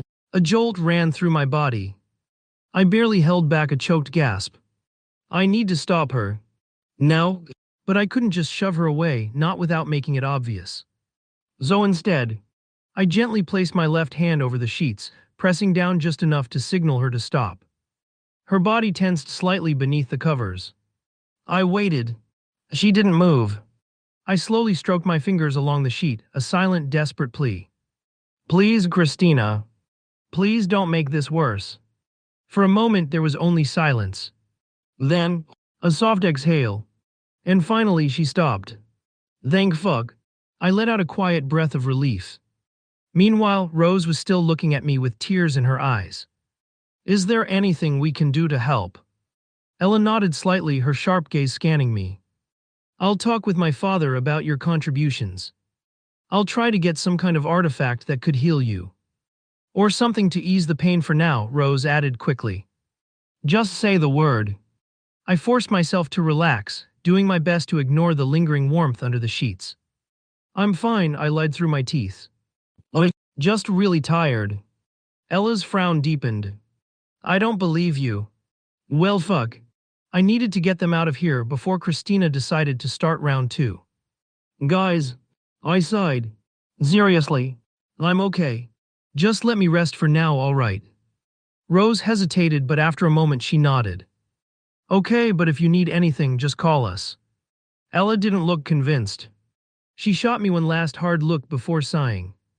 Fine, but we're coming back later. God, please don't. I forced a smile. Got it. After another moment of hesitation, they finally turned to leave. The door shut behind them. Silent. For about 2 seconds. Then, Istria. Christina's smug voice purred from under the sheets. I felt another chill run down my spine. I was still not safe. I was still not safe. I didn't even get a chance to breathe before I felt her fingers slowly trailing along my stomach again. It was so slow, so deliberate that I almost jumped out of my own skin. Tusk, I clenched my teeth, trying not to make any noise. You did well keeping quiet. Her voice was too sweet, like she was praising a pet that had just learned a new trick. But you know, Istria, I'm not quite done teasing you yet. No? Oh fuck no. I slammed my hand down on the sheets firmly this time. Christina, stop. For a second there was nothing. Then I felt her laughing. I could feel the vibrations of her amused giggle against my skin. It made my body tense up even more. You're so fun to tease, you know that, she whispered. Oh, I know. And that was exactly the problem. I squeezed my eyes shut, focusing on calming my heartbeat. I needed to end this now. You want to play games, Christina? I muttered, forcing my voice to stay steady. Fine. Let's play a game. She stilled. No. I inhaled sharply and leaned in just a little. Let's see how fast I can get you to leave this bed. A pause. Then she chuckled. You're welcome to try. I didn't hesitate. I suddenly pushed my weight forward, rolling my body just enough to press her down against the mattress. It was an awkward move, especially since she was still under the sheets, but it worked. She let out a small breath, momentarily pinned. I took advantage of that moment and brought my face closer to where her ear would be beneath the fabric. Christina, get out from under the sheets. For the first time, I felt her falter. She shifted slightly beneath me, and for a moment I thought I had actually won. Then, she giggled. Oh shit. Istria, she whispered back, and before I could react, I felt her lips press against my bare stomach. A shock ran through me like a jolt of lightning. I flinched so hard that I almost lost my balance. Damn it, woman. You really do get flustered so easily, she hummed, her warm breath dangerously close to my skin. Nope. This is not happening. Not here. Christina, I swear. As I change. Her fingers grazed my side and I almost let out a noise. You'll wake them up. Wake them up. They literally just left. I gritted my teeth. All right, plan B. I grabbed the sheets and yanked them away from my body. And there she was. Christina was lying on her side, her blonde hair slightly messy, her eyes glowing with amusement, and her lips curled into the most smug, infuriatingly beautiful smile I had ever seen. She tilted her head slightly. Oh my, was I that much of a distraction? I'm going to lose it. I sucked in a deep breath, desperately trying to compose myself. You are fucking insane. She beamed at my sweet words. As I know, I exhaled sharply, my patience running dangerously thin. Are you done now? She placed a delicate finger on her chin, pretending to think. Then she suddenly rolled over, pressing herself against me before I could react. Christina, maybe just a little longer. My soul left my body. I need to escape. No. I grabbed her shoulders and firmly pushed her away. Enough. Seriously. I need to rest. She pouted but didn't resist. Instead, she finally sat up properly, stretching her arms over her head with a lazy yawn. Fine. I guess I'll let you sleep. Finally, I flopped back against the pillows, exhausted. She watched me for a moment, her expression unreadable, before suddenly reaching out and placing her hand on my forehead. I stiffened. What? You're warm, she murmured, her teasing tone finally gone. You must be really tired. I blinked. For the first time since she crawled into my bed, she looked serious. Yes, I muttered. Kind of. She sighed softly and then gently ran her fingers through my hair. Rest, Istria, she said quietly. I'll be here. I should tell her to leave. I should push her away. I should. Russell. But my eyes were already closing. And before I knew it, I was asleep. Blinking my eyes open, I stretched my arms slightly, feeling the stiffness in my muscles from lying in bed for so long. This was my second day at the cathedral. Well, I think, honestly, time felt strange when you spent most of it either sleeping or dealing with a certain terrifying saintess. Anyways, I glanced around the room. Thankfully, Christina wasn't here right now. Just that thought alone made me relax a little. Instead, my eyes landed on something different, something that hadn't been there before. A small envelope sat neatly on the bedside table, standing out against the plain white sheets and wooden surface. Hello, what's this? I mumbled, curiosity taking over as I reached for it. The envelope was made of thick, high-quality parchment, and the handwriting on the front was both elegant and familiar. Hiya. I couldn't help but sigh with a smile. Vivian. A name I hadn't seen in a long time. A name that brought back memories of lectures, training sessions, and the warm smile of my favorite teacher back at Silverleaf Academy. And also, the first person I had a close relationship with in this world. A strange feeling settled in my chest as I carefully opened the envelope and pulled out the card inside. The letter began, "To my beloved star student. I can already imagine your face as you read this. Hopefully, you're at least a little happy to hear from me, rather than groaning about having to read a letter. Knowing you, you probably sighed the moment you saw my name, didn't you? I'll keep this simple, or at least I'll try. When I heard what happened to you, I won't lie, I panicked. The news of your injuries spread fast, and for a moment I truly feared the worst. But when I confirmed that you were alive, I felt something I hadn't in a long time, relief so deep that it brought me to tears. Yes, you heard that right. I cried. You can laugh all you want, but I don't regret it. Istria, do you even realize how much you mean to us? Not just me, but everyone back at Silverleaf. Mia, that fiery troublemaker, nearly set the training grounds on fire when she found out. She wouldn't stop pacing for hours, talking about how unfair it was that she wasn't there to help. Maria, the quiet one, actually yelled at the headmaster when he refused to give her any information at first. You would have been proud. I was. As for Derek and James. Oh, those two. They've been training like madmen. I think they've convinced themselves that if they get strong enough, they'll be able to stand beside you next time, though I doubt they'll ever admit it. They keep saying they're just making sure they don't fall behind. We all miss you, Istria. The Academy feels different without you. I know you have your own journey to walk, your own battles to fight, but don't ever think for a second that you're forgotten. Every student you left behind remembers you, looks up to you, and wants to see you again. Rest up well, Istria. We're all waiting for you. B.S. Fun fact, they all tried to sneak out of Silverleaf Academy just to come see you. Yes, you read that right. Every single one of them, including the ever-so-rational Maria. They planned everything, roots, disguises, everything. Unfortunately for them, I caught them before they could leave. I've never seen a group of students look more guilty in my life. Still, if I'm being honest, I almost let them go. Because truthfully, I wanted to come too. I miss you, Istria, and will probably dream of you tonight. From your favorite professor, Vivian. I stared at the letter for a long moment, feeling something tighten in my chest. Damn it. I really want to go back already. Well, I just need to hold on for a while. Once the exams are over, I'll finally be able to return to Silverleaf. Back to my old routine. Back to the people waiting for me.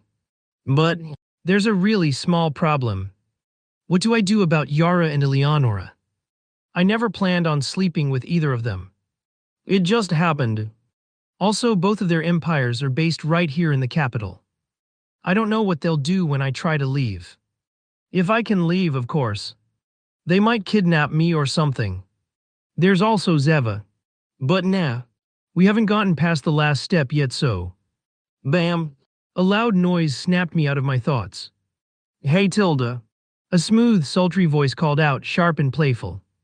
Speak of the devil. There she was, wrapped in bandages from head to toe. Well, almost. She sauntered over and then slid into the chair beside my bed. Crossing her legs effortlessly, she smirked down at me.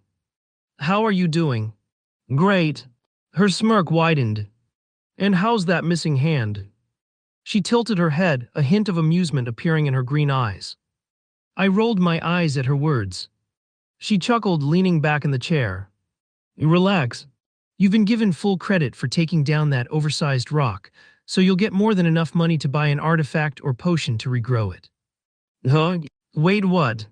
I sat up so fast my body screamed in protest. AGH. A wave of pain crashed through me. My vision blurred for a second. Oi, calm down. Zeva clicked her tongue, gently pushing me back down against the bed. Like I said, she continued, you were the one who did most of the damage. I just stepped in to land the final hit. So I gave you the credits for the kill. I licked my dry lips. So how much am I getting? Her smirk deepened. 3,920 platinum coins. I blinked. My brain stalled. No, I'm rich. Not crazy rich, but rich. Still, not even close to enough for a dragon's heart. In the last auction where a dragon's heart appeared, his value was over 40 platinum coins, which was more than enough to buy a castle and even more. So I was still very far off. Oh, and how much does it cost a healing potion for this kind of injury? I couldn't help but ask curiously. Hearing my question, Zeva put on a thoughtful expression. Depends.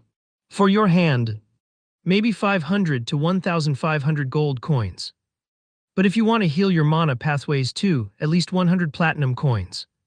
I swallowed hard. My money. Calm down. At least it's not 1,000 platinum coins. Oh great, I muttered under my breath. Well, that's all I wanted to tell you. Zeva stretched as she stood up, giving me one last glance before turning toward the door. But then she stopped. Slowly she turned back to me, her lips curling. Next week, Saturday, 11 p.m. Meet me at Eternum's Hotel. She licked her lips, eyes gleaming with something dangerous. Then with a wink she was gone. Of course, she hadn't forgotten our promise. Gulp, gulp, gulp. I chugged the potion in one go, feeling the cool liquid rush down my throat. Almost immediately, a refreshing sensation spread through my body, like ice water flowing through my veins. My limbs felt lighter, the soreness easing away bit by bit. Instinctively, my eyes snapped to my right hand. A few. I let out a breath of relief. It had grown back. Fingers, palm, everything perfectly restored. But something was off. Right in the center of my palm, a strange symbol had appeared. A black moon, completely filled in like a solid shadow. Weird. Was this because my soul had finally fused with Istria's? I wasn't sure where exactly the whole moon goddess thing came from, but one thing was certain: Istria had always been obsessed with the moon. Every night, without fail, before sleeping, he'd stare up at it. His gaze was warm, thoughtful, almost longing. Then he'd close his eyes, as if trying to feel something beyond what was visible. And now, after drinking the potion, I had finally regained the rest of his memories. Well, most of them. There were still gaps, missing pieces that I couldn't quite grasp. And none of them explained why or how he was connected to the goddess of the moon. I sighed and flexed my fingers, testing my new hand. Physically, I was completely healed. Was it worth spending 152 platinum coins? Not sure, but at least I wasn't walking around without a right hand anymore. Well, I still had some problems. Because even though my body was healed, I had overloaded my physique again during that fight with the Fire Spirit King. I was running on borrowed time. I needed more money. But that was easier said than done. Unlike some lucky bastards, I didn't have knowledge of some god-tier inventions to revolutionize this world. I wasn't some genius innovator who could casually create modern technology and sell it for mountains of gold. And I sure as hell didn't have some overpowered system to carry me through.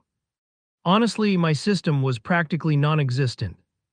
The only thing it ever gave me was a status window, which, let's be real, everyone had access to. Oh, and there was that one time it gave me future sight. But other than that, nothing. Anyway, I should be happy with what I have right now. I exhaled and stretched my shoulders, rolling out some of the stiffness in my muscles. Well, I should head back to the academy. I mumbled to myself. No point in staying here any longer. With that thought, I made my way toward the exit of the cathedral. But the moment I pushed the doors open, Vlash, a blinding burst of light exploded in my face. The fuck? Before I could process what was happening, a swarm of reporters rushed forward, cameras flashing, microphones shoved in my face like a pack of hungry wolves. Baron Moon, is it true that you and Zeva defeated one of the Spirit Kings? Baron Moon, what is your current rank? Baron Moon, rumors say you're involved with multiple women, including your instructor Zeva. Can you confirm or deny these claims? Is it true that you have connections to the Holy Church's higher-ups? Are you planning on joining the Royal Knights after graduation? Some say you used forbidden magic during your last battle. Can you comment on this? I barely registered half the questions before my brain went into survival mode. Nope. Without hesitation, I slammed the door shut. I stood there blinking. The fuck did they come from? I muttered under my breath. Watch your language. A familiar voice rang out behind me, sending a chill down my spine. Aw, damn it. My back straightened instinctively as I turned around. Christina was standing there, arms crossed, one eyebrow raised in amusement. Are you talking about those reporters? She asked. I nodded. Her eyes narrowed before she let out a long sigh. Ah, and so they're here for you. For a second, I thought they were here to accuse me of corruption again, like last time. Huh? I blinked at her. Wait, they actually go after you. The heir to the holy nation. Of course. They love to stir up trouble. Christina rolled her eyes. They accused me of taking bribes to favor certain nobles in the church. Absolutely ridiculous. Damn. These reporters truly had balls of steel. What about you? She continued. What are they accusing you of? I flinched. A very particular question from earlier popped into my head. Is it true you're dating two girls at the same time and have an improper relationship with instructor Zeva? My face twitched. Christina's sharp gaze immediately caught on to it. Why are you sweating? She asked, narrowing her eyes. No reason. I answered way too fast. She didn't look convinced. Time for some expert-level bullshitting. They were mostly asking about the Fire Spirit King, my current rank, and things like that, I said smoothly, very carefully avoiding the more problematic topics. Her expression remained skeptical for a moment before she finally sighed. All right. You made quite a bit of money from that, huh? She smirked and elbowed me playfully. Then her gaze landed on my right hand. Her eyes widened. Your hand grew back. She reached forward, gently grasping my hand as if confirming it was real. Weird. She didn't seem to notice the black moon symbol on it. Oh yeah. Pushing my thoughts aside, I nodded. Cost me a small fortune, but it was worth it. At my words, Christina's expression shifted. Her smile faded slightly. I still need to train more, she whispered under her breath. I paused. She was blaming herself. I tilted my head, watching her closely. Was it because she couldn't heal my hand with her magic? Did she feel helpless back then? For all the times she scared the hell out of me, I knew one thing for sure: she cared. That was enough. Thump. Without thinking, I stepped forward and wrapped my arms around her. No. She let out a startled noise, completely caught off guard. For a split second, she froze.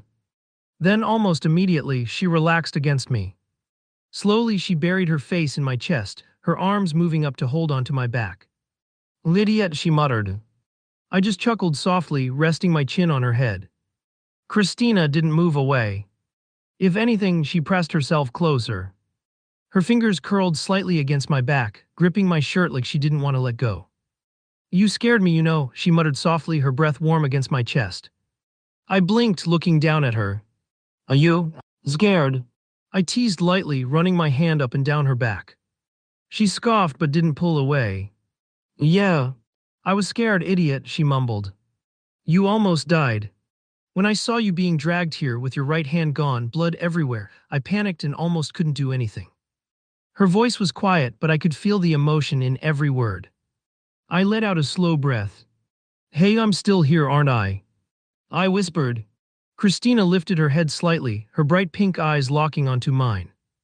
For a moment we just stood there, inches apart, staring at each other. Then, before I could think, no, she leaned up, closing the distance between us. Her lips pressed against mine. Soft and warm. I stiffened for a second, my brain short-circuiting. Then instinct took over. I kissed her back, wrapping my arms tighter around her waist. Ahem. Her hands slid up my chest, one of them resting on my shoulder while the other tangled into my hair.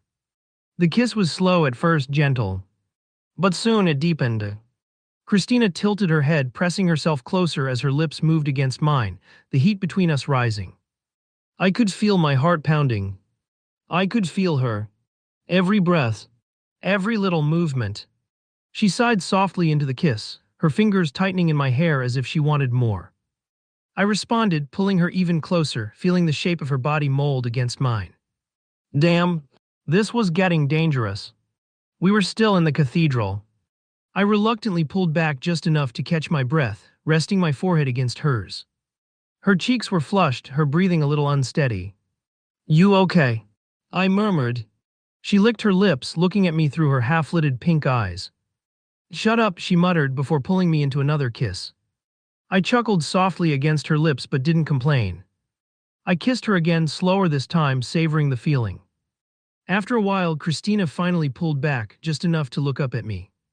But she didn't go far, her forehead rested lightly against my chest, her arms still wrapped around me. Her voice was barely above a whisper when she spoke. I missed you, she admitted. I smiled, pressing a kiss to the top of her head. Yeah, I missed you too. We stayed like that for a moment longer, just enjoying the warmth, the quiet, the closeness. But eventually, she let out a small sigh and stepped back, though her fingers lingered against my sleeve as if she didn't want to completely let go. Unfortunately, you need to go now, she murmured, her eyes turning towards the cathedral doors. The academy's exams are starting in a week or so, and you need to prepare yourself. Yeah. I waved a hand lazily. Christina narrowed her eyes. I'm serious. You might have passed the combat exam after, well, everything that happened, but don't forget about the written exams. I heard they're pretty tough. I smirked. I should be fine. Sure, I make questionable life choices, but I'm actually pretty smart, you know. She sighed, shaking her head. You're in the Royal Academy, the hardest institute to get into. You might want to study at the library just in case. I gave her a mock salute. Yes, ma'am. Truthfully, I did have a few things to brush up on. I needed to start studying level 7 ice spells, especially if I wanted to push my magic even further. Plus, if I could find any books related to time magic, that would be even better. And this week before the writing exams would be the perfect time to do it. All right, I'll be going now, I said, stretching my arms. I turned toward the exit and immediately frowned. The reporters were still out there. I could practically hear the non-stop chatter from behind the doors. Yeah, no. There was no way I was walking into that chaos. I glanced around the cathedral and spotted a large stained glass window at the far end of the room. Perfect. With a quick step, I headed toward it. Christina followed me with a raised brow. You're not seriously thinking of? Before she could finish, I placed a hand against the window frame, preparing to jump out and make my escape. But just as I was about to leap, wait, her voice rang through the air, sharp and sudden. I froze. Christina was standing there, staring at me. Her hands were clenched at her sides, her expression unreadable. And then with a deep breath, she asked, "Are we official now?" My whole body locked up. Shit. My brain immediately went into crisis mode. If I said yes, that would be admitting to a relationship, which under normal circumstances wouldn't be a problem. Except Yara and Eleonora. If they found out, I was dead. Absolutely 100% dead. At the same time, if I said no, Christina would not take it well. So I needed to be very, very careful about how I answered this. No, I started stalling for time. Define official. Her eyes narrowed. Shit. Wrong move. I swallowed. I laughed nervously. Things are, kinda complicated right now, you know. With the academy, exams, and all that. She took a step forward. Grab. You're avoiding the question. I opened my mouth. Closed it. Opened it again. Think. Why? Suddenly. Bang. The cathedral doors shook violently, the sound of reporters yelling from outside echoing through the halls. Saved by the chaos, I immediately took advantage of the distraction. Oops, gotta go. I said way too fast, leaping toward the window. Astra. I jumped, and as I landed smoothly on the ground below, sprinting away before anyone could spot me, I could still hear her frustrated shout from above. I'd definitely have to deal with this later. As soon as I reached the academy and started walking down the halls, I could feel everyone's gaze on me. What was it now? I couldn't help but wonder. Whispers. Low, hushed voices filled the air as I walked down the hall. It was like everyone was talking about me, but not saying anything loud enough for me to hear. I didn't need to hear it. I could guess. Hiya. I let out a deep sigh. This was getting old. I kept walking, heading towards the library, hoping to find a little peace and quiet, but as I passed one of the bulletin boards, something caught my eye. It was a piece of paper, clearly posted by the Academy's news committee. Extra. Istria Moon has been seen hanging out with multiple girls. Is he a player? Come find out. The headline jumped off the page and I felt my stomach drop. No, of course. It had to be something like this. I stood there for a moment, staring at the paper, trying to process it. No wonder those damn reporters had been all over me. But what made it worse was that they had pictures. I looked down and my heart sank. There were more than 3 pictures, each one showing me hanging out with different girls. There was Ella, Rose, and even Christina, standing close to me with that look in her eyes. And Zeva, of course, Zeva. A few other girls from my past academy days, like Maria and Mia, were there too. It wasn't like any of them were anything too scandalous, but it was still a bad look. Fucking hell. It seems that I'll need to stop by somewhere else before going to the library. I turned around and based on my memory, I started walking towards the news committee club room. I'd never cared about that club before, but now. It seemed like they were making me their target. They had already revealed me as the Moonlight Swordsman without my permission. Fine, whatever. But now they were poking around in my personal life. I couldn't let this go any further. But seriously, attacking my relationships. With all these crazy women. Yeah, no, not happening. It took me a lot longer to get to the news committee club room than I'd expected. The academy was bigger than I gave it credit for, and the club room seemed to be in the farthest corner of the building. Eventually, I made it to the door. News committee club room. The plaque hung there a little too smug for my taste. And of course, like a civilized person, I knocked on the door. BIM. The door flew off its hinges, crashing against the wall. Just kidding, I'm not fucking civilized. Hey? Who the hell was the bastard who made the door fly? One of the club members jumped up, his voice loud and pissed off. I peered into the room and instantly I could see his shirt's emblem, a fourth-year student. La Istria. All of them looked at me in pure shock. The fuck did you guys expect? I grumbled, crossing my arms. You already made my secret identity public, and now you're attacking my personal life. I conjured a small ball of ice in my hand, letting it float there in the air, the chill filling the room. Do you seriously think I don't have a backbone? The temperature in the room dropped a few degrees, the cold pressing in from all sides. One of the students, trying to act tough, stepped forward. Why you can't do things like this? You'll have to pay for the damages, and injuring a fellow student can result in penalty points. Lefwib. Before he could finish, I flicked my wrist, sending a sharp shard of ice slicing through the air. It grazed his cheek, leaving a thin line of blood that quickly turned into a small drop. Do you seriously think I fucking care about that? I sneered. I'm an exchange student. Penalty points don't bother me, especially since I'm about to leave this cursed academy anyway. The air in the room seemed to grow even colder, and the students exchanged wary looks. They were smart enough to realize that I wasn't messing around. But naturally, that didn't stop them from reacting. Weapons started to appear in their hands, materializing out of thin air like they were ready for this kind of confrontation. Well, isn't this fun? It seems that they were prepared in case something like this happened. Very well. Lumi. Oh yes.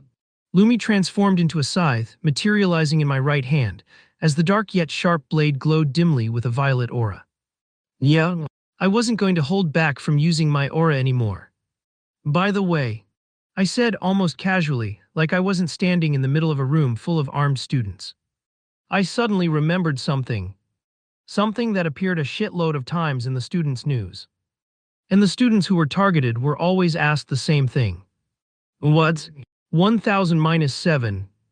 Their faces froze and they blinked at me in confusion, like they couldn't quite understand what I was asking. Before they could even process it, I was already in motion. F-whoop. I shot forward with a speed that left them no time to react. The air crackled as I moved. The first student lunged at me, a wild swing aimed for my head. I didn't need to dodge, I just stepped to the side, my body moving faster than his punch could track. With a soft swish of the air, his fist flew past me, just inches away from my face. Whoosh! Before he could even react, my scythe was in motion, slicing through the air with a low, menacing hum. Slash! The student's side was cut, the tip of my scythe grazing across his ribs, a thin spray of blood following in its wake. He staggered back, clutching his side as he gasped in pain, but the cut wasn't deep, just enough to make him realize how much he was outmatched. His eyes widened with fear as he stumbled backward, realizing he was dealing with something much worse than he had anticipated. The second student, a tall guy with messy brown hair, tried to capitalize on my distracted stance. He extended both hands forward, murmuring under his breath. Earth Series Fortified Earth Barrier. 5th level spell. A sudden rumble shook the ground, and jagged rocks shot up from the floor, forming a solid, swirling barrier in front of him. He grinned, thinking he had me cornered, but I wasn't about to be stopped by a wall of dirt and rock. Grash! I swung the scythe downward, and with a single, fluid motion, the blade cleaved through the stone like it was butter. Don't think so, I muttered just before I darted forward. I moved fast, closing the distance before the guy could react. A swift flick of my wrist, and the scythe carved through the air, cutting through the final remnants of his earth magic and striking his shoulder. Slash! He screamed as the edge of my scythe nicked him, the blood dripping down from his wound. It wasn't deep, but enough to show him I wasn't playing around. The blood soaked through his shirt and he stumbled backward, clearly unsure of how to fight me anymore. As the next club member tried to cast his spell, I felt a sudden shift in the air. Mixed Wind Series Winds of the Storm. 5th level spell. A sharp gust of wind blasted through the room, tearing at the walls and creating a loud whistle as the magic gathered. The winds rushed toward me like a violent whirlwind, aiming to toss me off my feet and push me into a corner. I narrowed my eyes. I wasn't having that. As I changed whoosh. With a single motion, I released a violet aura from my body, expanding outwards like a shockwave. The wind hit the aura, but instead of pushing me back, it just parted like water around a rock. The student's eyes went wide, his magic dissipating uselessly in the air. Before he could react, I was already on him, my scythe carving a path straight through the gusts. Slash! My blade hit his chest, leaving a trail of blood as it cut through his robes and into his flesh. His face twisted in pain, his hands clutching at the fresh wound as he stumbled back, unable to stop the bleeding. Are you? The student gasped for air, his words strained as he fought to keep his composure. I smirked. Is that all you've got? I muttered, already turning my focus to the next opponent. A fourth student, a smaller, quicker-looking guy, attempted something different. He raised his hands, summoning a ball of blue magic. Mixed Water Series Blackwater Prison. 6th level spell. Before I could blink, a large orb of black-colored water surrounded me, attempting to trap me in its depths. The air was thick with the scent of wetness, and I could feel the water pressing in on all sides, heavy and oppressive. Splash! But my violet aura flared once more, pushing back the water like it was nothing. It hissed as it evaporated, steam rising from the ground as my aura burned through the magic. I turned, my blade already slicing through the air. The student never had a chance to dodge. The scythe cut across his side, the sharpness of the blade slicing through his robes and into his flesh. He gasped, blood splattering across the floor as he fell backward. The water surrounding me disappeared with a hissing sound, leaving him sprawled out on the ground in a heap of pain and defeat. I wiped the blood off my scythe with a flick of my wrist, watching as the remaining club members realized they were outmatched. They tried to regroup, all casting spells at once, throwing wind, earth, fire, and even lightning magic toward me. Wind Series Storm Slash. 6th level spell. Earth Series Rocky Earth Spikes. 5th level spell. Fire Series Fire Cyclone. 5th level spell. Each spell hit the air around me, crackling and flashing as they collided with the violet barrier of my aura. I didn't even flinch. The fire cyclone exploded just inches away, but my violet aura absorbed the flames, the heat dissipating harmlessly into the air. The storm slash, a series of fast, slashing winds, was deflected by my barrier before it could even touch me. The earth spikes, sharp rocks shooting up from the floor, were sliced in half as I moved, my scythe cutting through the incoming rocks with ease. Clang! Slash! I was a blur of motion, passing through their magic, cutting down their attacks as if they were nothing more than distractions. And I didn't stop. I kept pushing forward. The next club member, a heavy-set guy with a dark beard, raised both his hands and chanted something under his breath. Earth Series Earthquake. 7th level spell. Nope. I raised an eyebrow in surprise. Didn't expect him to know a 7th level spell. The room shook violently and the floor cracked, sending tremors through the building. Large chunks of stone flew up from the ground, crashing into the air like projectiles aimed at me. However, I didn't even blink. This attack was still too weak against an S+ aura. I twisted my scythe in the air, and with one motion I sliced through the incoming debris, cutting the large rocks into smaller, harmless pieces. Drag, crash.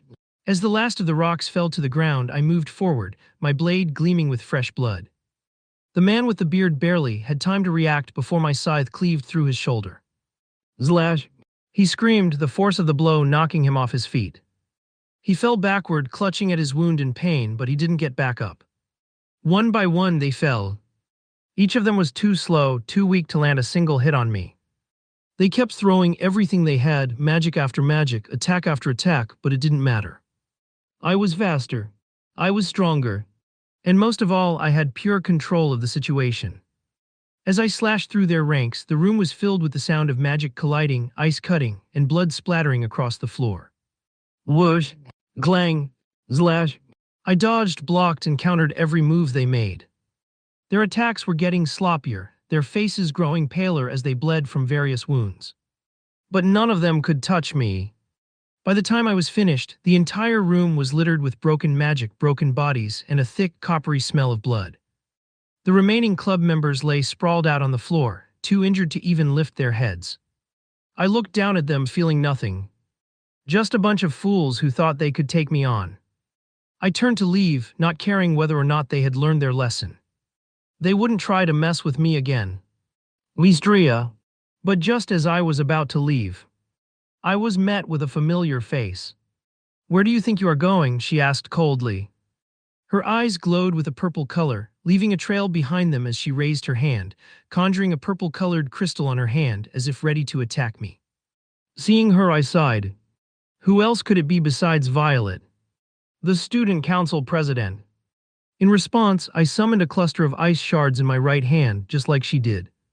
But there was a difference. A faint violet glow traced their sharp edges. I was infusing them with my aura. Are you sure you want to do this? I asked, raising an eyebrow. Honestly, I had held back enough. I tried to be careful. I tried to avoid unnecessary fights. I even spared people who deserved worse, just because they might have connections to some big shots. But not anymore. And definitely not now. It is my duty as the student council president, she said coldly. Crystal generation first level spell. Dozens of crystal shards materialized around her, hovering in the air like a deadly swarm. Their sharp edges reflected the dim glow of the hallway lights. Seeing her get serious, I slowly pushed back my sleeves, exposing the scars on my arms. I didn't care if she saw them. You see, Violet, I said calmly. If you actually fight me, I won't hold back just because of our past interactions. I was giving her one last chance. It was her decision. She looked at me for a moment, as if searching for hesitation in my face. Then she tilted her head slightly and asked, Aren't you getting a bit too angry? It was just a few photos. I blinked. Then, I laughed. Like really laughed. Hello. I wiped a tear from the corner of my eye, shaking my head. Just some photos. I repeated. Of course she would see it that way. I mean, she didn't appear in any of those photos. She had no idea what they had done to the people in them. The students who lost everything, banished from their homes, thrown away like garbage, just because of a few simple pictures. Some even took their own lives. But no one talks about that part. The author of this world, the one who wrote the story, didn't bother including those details. Why would they? Those students weren't important. They were just extras. Background characters. NPCs. The kind of people no one notices, no one cares about. Just tools meant to make the protagonist shine. Obstacles for them to step over. But this isn't a story. This is real.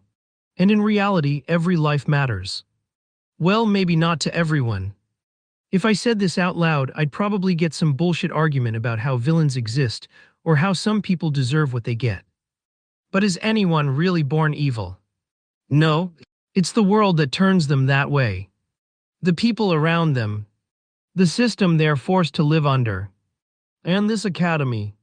It's just another rotten part of that system. A place where the strong thrive and the weak are left to rot.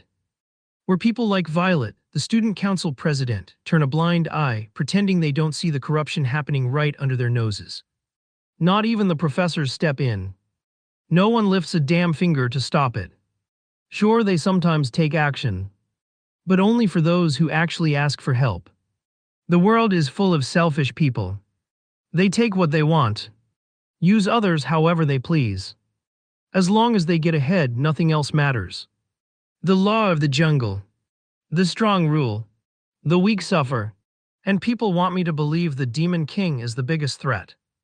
Please. The Dark Order. An organization made by a bunch of humans. The Emperor.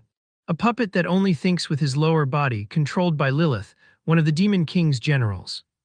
The real monsters are sitting on golden thrones, wearing fake smiles, pretending they're the good guys. So no, I don't care anymore. If the strong make the rules, then I'll become strong enough to break them. To rewrite them. To protect the people I care about. It's quite funny, huh? Just completing my fusion with Istria's soul caused my way of thinking to completely change. Avu. I exhaled slowly, my violet aura crackling to life around me. I hope you don't regret this. One last warning. I won't, she answered firmly, her purple mana leaking out of her body. Fine. I gave her a chance. She still doesn't understand why I'm acting this way. But that's not my problem. I'm not someone that needs to prove the way they act to someone. I don't need that kind of validation for my puny thoughts. Violet didn't hesitate. The moment she confirmed my intent, she launched her first attack. Crystal Blade, third level spell. A long sword of crystal materialized in her grip. She lunged forward, slashing at my side. Glang! I blocked it with my forearm, my aura hardening just in time. Sparks flew from the impact. She twisted, bringing the sword up for another swing. I ducked. The blade whistled past my head. I spun low, sweeping my leg toward hers. Zwoosh! She jumped, avoiding the sweep, and countered with a downward slash aimed straight for my shoulder. This time I didn't block. I caught the blade between my aura-infused fingers. Her eyes widened in shock. Grag! With a squeeze, I shattered the crystal sword into dust. Then, before she could react, bam! I drove the palm of my hand to her stomach. Gog! She gasped, staggering back, but quickly regained her footing. Her hands glowed as she prepared another spell. Crystal Rain. Third level spell. The crystal shards exploded forward, streaking through the air like a storm of daggers. Each one aimed to pierce straight through me. Zwoosh! I stepped forward just once. The shards should have torn through my skin, but instead. Glang! With the flick of my wrist, my scythe cut cleanly through the incoming projectiles. One swing and her spell shattered into useless shards, the fragments scattering across the floor. Violet's eyes widened. Damn it! Diamond Edge. A fourth level spell. A bigger blade of crystal than the one from before formed in her grip, the transparent weapon glowing with a sharp light. She lunged, aiming to slice across my chest. Her foot slammed against the floor. Boom! It cracked the marble tiles as she launched herself forward at full speed. Zwipe! I leaned to the side.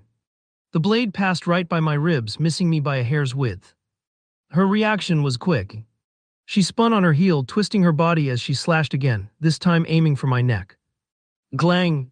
I raised my scythe, catching her weapon mid-strike. Sparks flew as our weapons clashed, the force sending a sharp tremor up her arms. Hell! She gritted her teeth and pushed forward, trying to overpower me. I let out a small breath. Then I lifted my foot. Grag! And drove my knee straight into her gut. Her entire body jerked. Her breath hitched. Gah! And for a moment her strength faltered. I didn't hesitate. FWIP. I spun my scythe, the blade slicing forward in a vicious arc. SCHLK. The edge tore across her right shoulder, splitting through her uniform like paper. Blood sprayed. A deep gash ripped across her arm, flesh parting under the force of my attack. Her scream pierced through the air. She stumbled back, clutching her wound as crimson leaked between her fingers, dripping onto the cold floor. Her breath was ragged, her face twisted in pain. But she still wasn't done. Crystal Armor. A fourth level spell. A thick layer of shimmering crystal coated her body, forming a protective barrier over her skin. It crawled up her arms, her chest, even the wound on her shoulder, trying to stop the bleeding. I exhaled through my nose. Useless. I stepped forward. Violet's eyes sharpened. She threw out her palm. Crystal Spikes. Fifth level spell. Boom. The floor beneath me erupted, massive crystal spears bursting upward to impale me. FWOSH. I moved before they could touch me.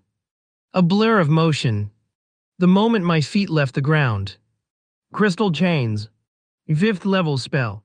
Violet's hands clenched into fists.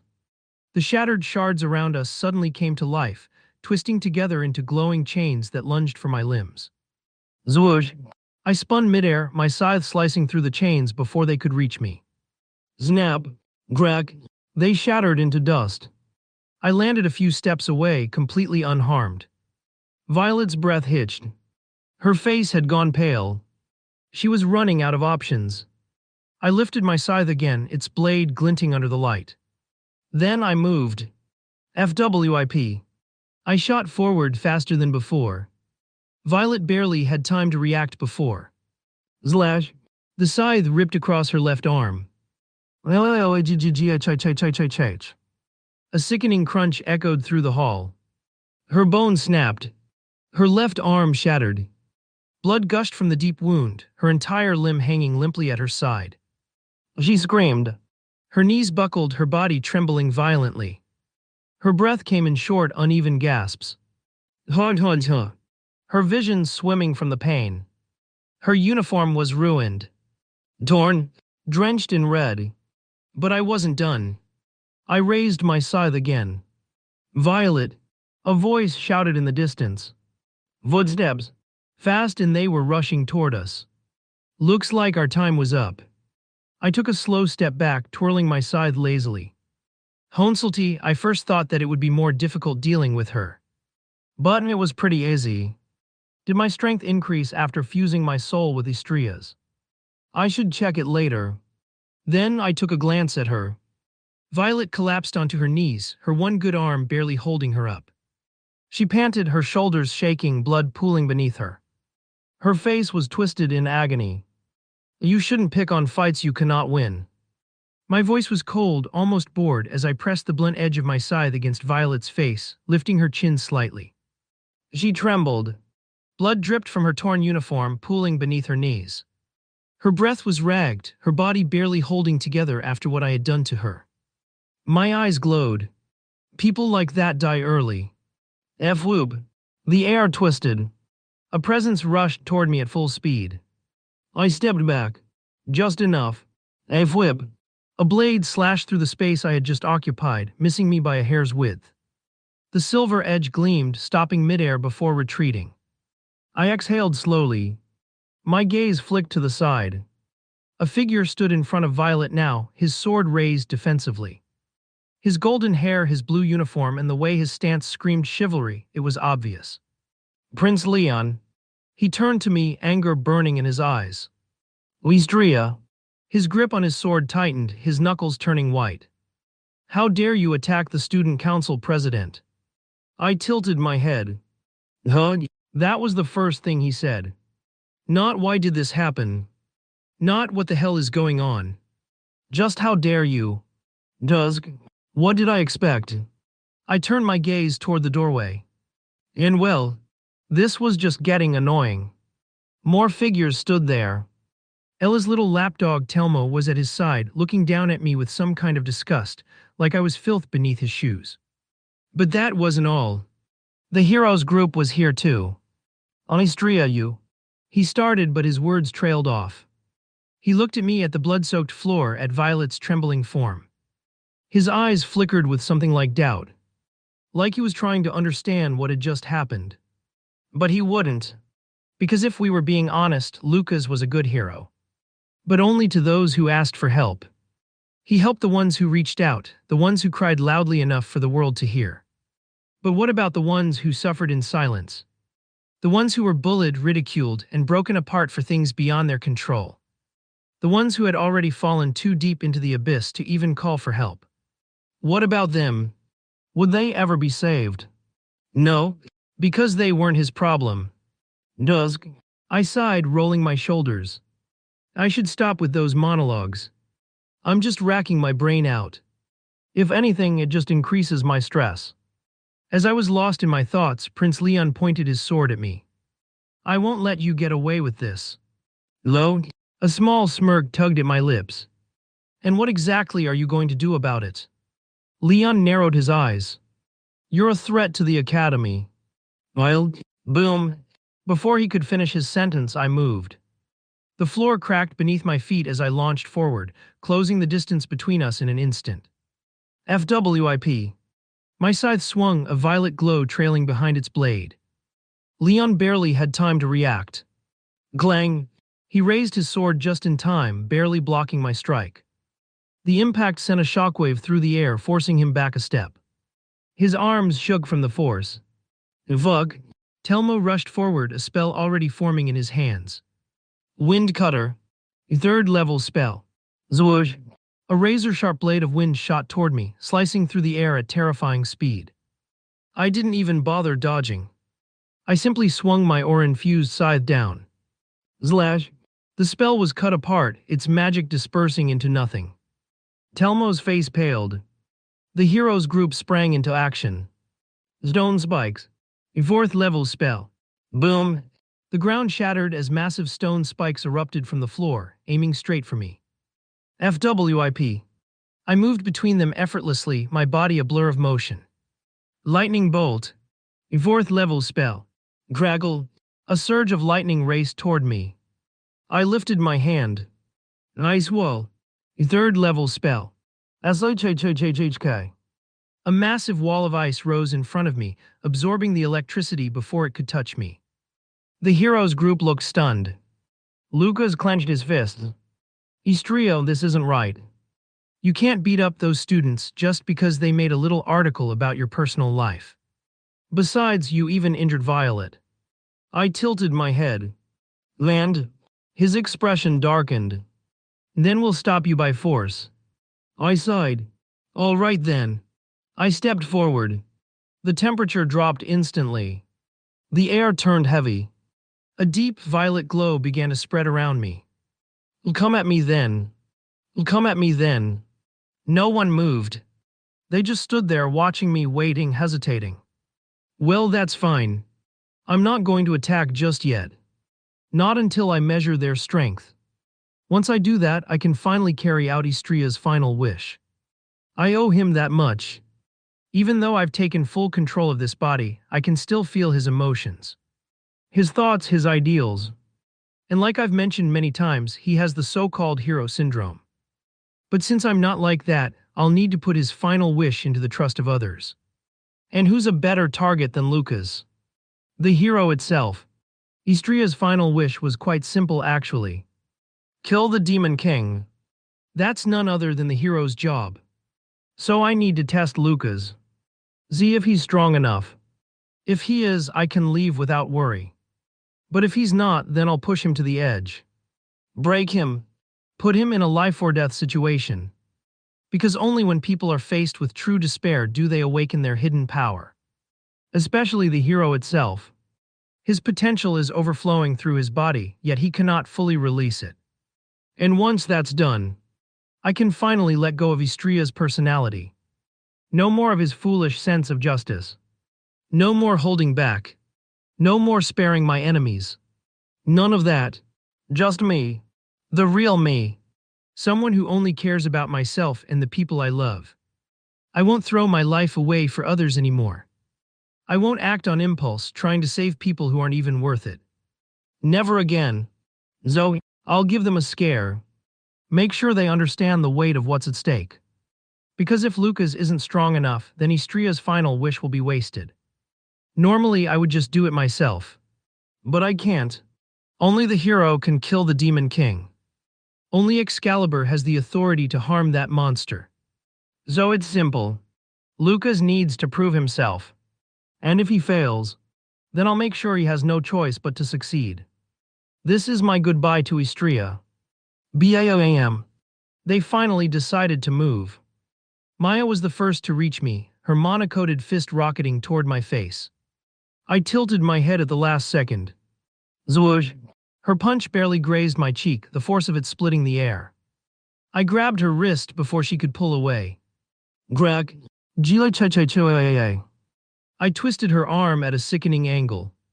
She screamed, her body jerking violently as I slammed my knee into her stomach. Bam!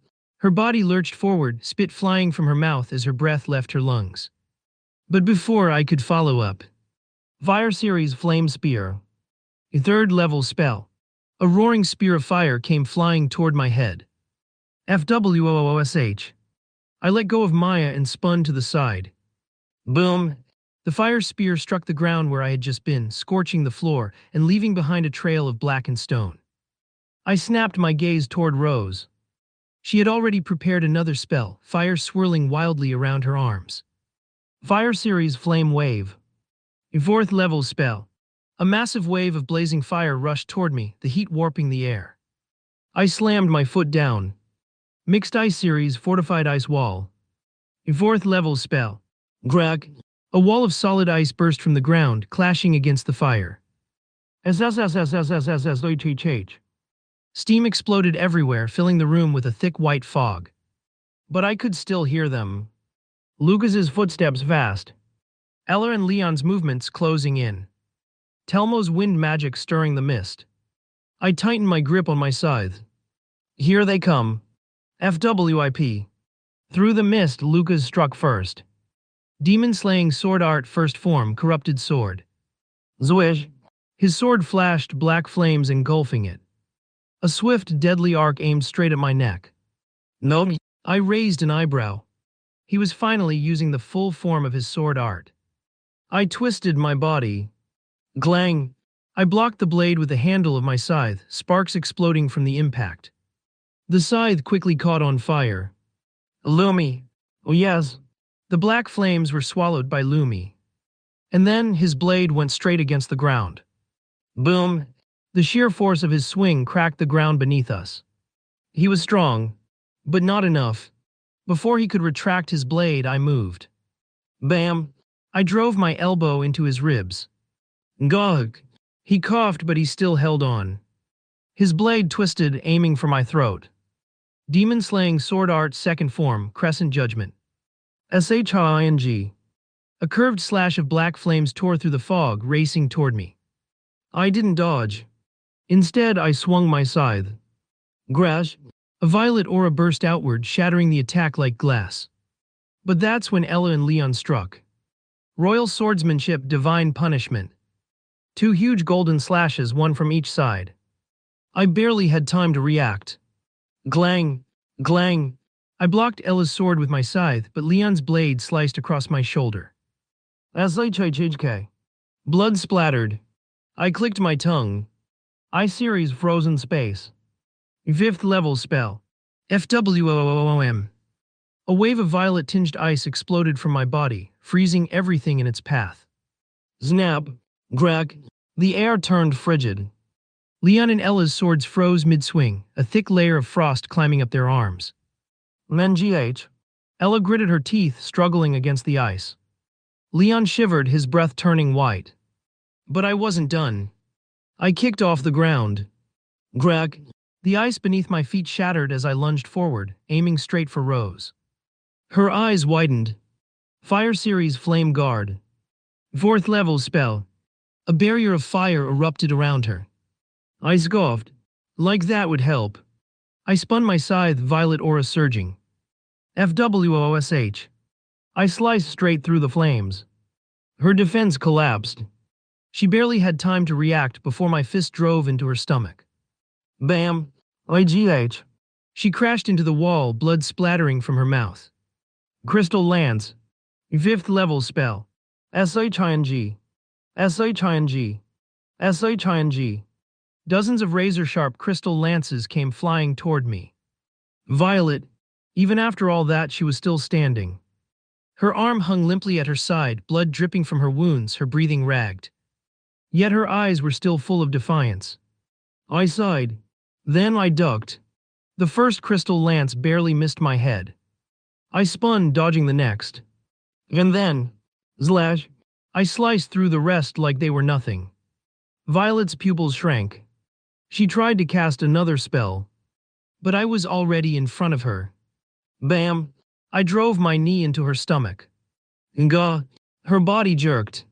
I grabbed her by the collar before she could collapse, and slammed her into the ground. Grash!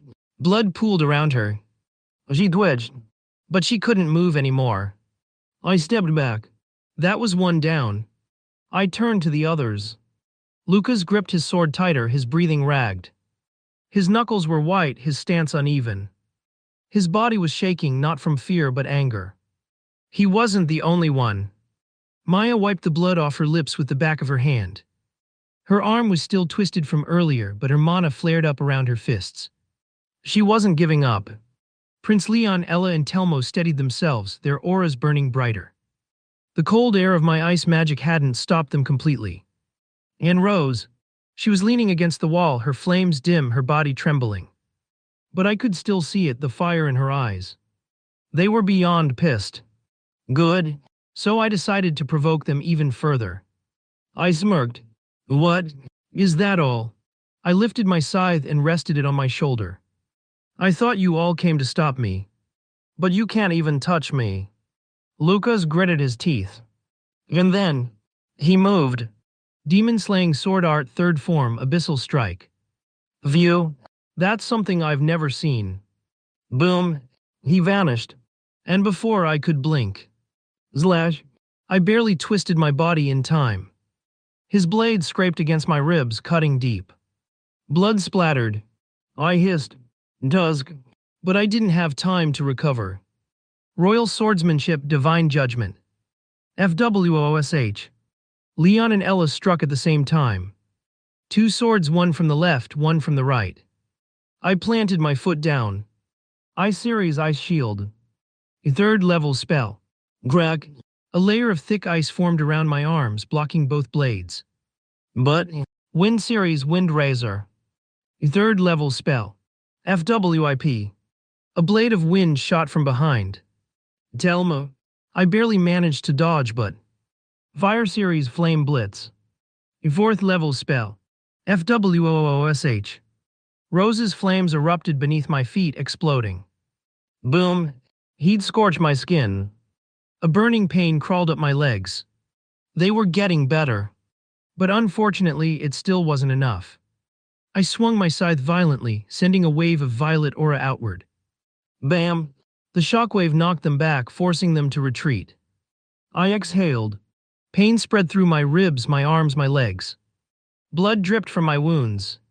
They actually managed to injure me. But they were worse. Lucas was clutching his side, blood seeping through his uniform. His stance was weaker. Ella and Leon were panting, their swords trembling in their grips. Rose could barely stand. Maya was still hunched over, holding her broken arm. Telmo was the only one who hadn't been seriously injured, but I could see it. His breathing was ragged. He had used up too much mana. They were reaching their limits. But they wouldn't stop. I tightened my grip on my scythe. All right, I muttered, stepping forward. The floor cracked beneath my feet. Their bodies tensed. It was time to use something I never dared to use before. I raised my free hand. Minor domain. FWOOM. A storm of ice erupted outward. The entire room froze over, the temperature dropping to below freezing. The walls were coated in frost. The ground turned to ice. Their breath turned white. Lucas shivered. Maya's teeth chattered. Rose collapsed to one knee, the flames around her weakening. Even Telmo's wind magic flickered, struggling against the cold. This was a minor version of my domain. It was very weak for now, but for them, it was more than enough. I dashed forward. Boom! I reached Maya first. She threw a punch, but she was too slow. I ducked under it. And, bam! I drove my knee into her chin. Her head snapped back. Her body flew across the room, crashing into the ice-covered wall. GUH. Blood splattered from her mouth. She collapsed, twitching. I didn't stop. Next, I turned to Telmo. Wind Series Wind Barrier. A fourth-level spell. A cyclone erupted around him, trying to block me. I scoffed. I-Series Ice Lance. A third-level spell. SHING. A spear of pure ice shot from my fingertips. Pierce. It stabbed straight through his shoulder. ILGIH. He stumbled, blood pouring from the wound. I appeared behind him and swung my scythe. Slash. The blunt side of my blade crashed into his ribs, sending him flying. Boom. He hit the ground hard, coughing up blood. Two down. I turned to Rose. She could barely move. Don't you dare. Lucas charged at me. Demon-slaying sword art, fourth form. His sword glowed. He swung. A holy blade of light instead of black flames came slicing down. That surprised. I lifted my scythe. CLAONG. The impact rattled my bones. The force sent a shockwave through the room, the ice beneath us shattering. Lucas pressed forward, his blade burning with energy. I could feel it. He was desperate. I grinned. You're wide open. I-Series Ice Spike. A third-level spell. SHUNK. A pillar of sharp ice erupted from the ground, impaling Lucas through the side. Blood gushed from the wound. His sword fell from his hands. His body trembled violently. I yanked the ice spike out. Zblurred. Blood splattered across the floor. Lucas collapsed to his knees, gasping for breath. His hands clutched at the wound, blood pooling beneath him. He wouldn't be fighting anymore. 3 down. Only Ella and Leon were left. They were shaking, but they still raised their swords. I tilted my head. Still going. Leon spat blood onto the ice. "You're a fucking monster, you damn commoner," he whispered coldly. It was funny how he kept calling me a commoner even though now I was a noble. I smiled. "Thanks for the compliment." I vanished. F-whoop. I disappeared into thin air. I moved faster than their eyes could follow. Leon barely had time to react. Royal swordsmanship, heavenly strike. He swung his sword, aiming straight for my neck. Glang! I blocked it with my scythe. The impact rattled my arms, but thwack! I slammed my knee into his stomach. This always worked somehow. Gah! Leon coughed up blood. His body bent forward, but I wasn't done. Grag! I elbowed him in the face. His nose snapped.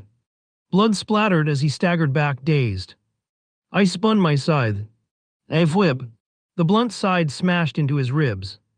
He was sent flying, crashing against the frozen wall. He slumped to the ground, coughing violently. 4 down.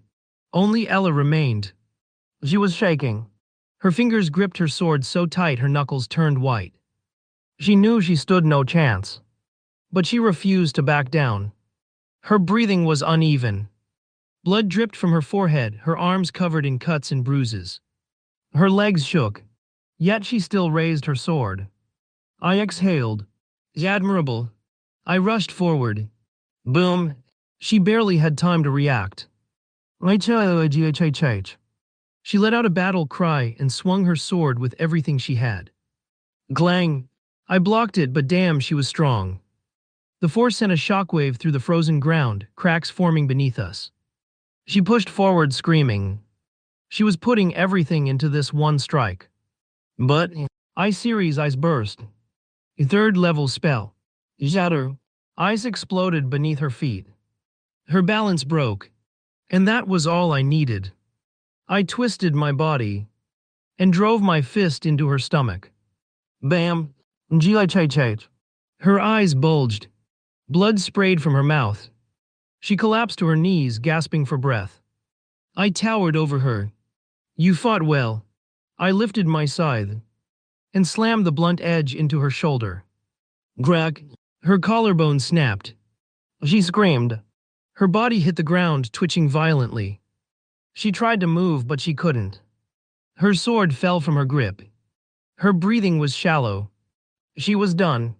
I took a step back and looked around. All of them, Lucas, Maya, Leon, Ella, Telmo, Rose, Violet. All defeated. Blood covered the floor.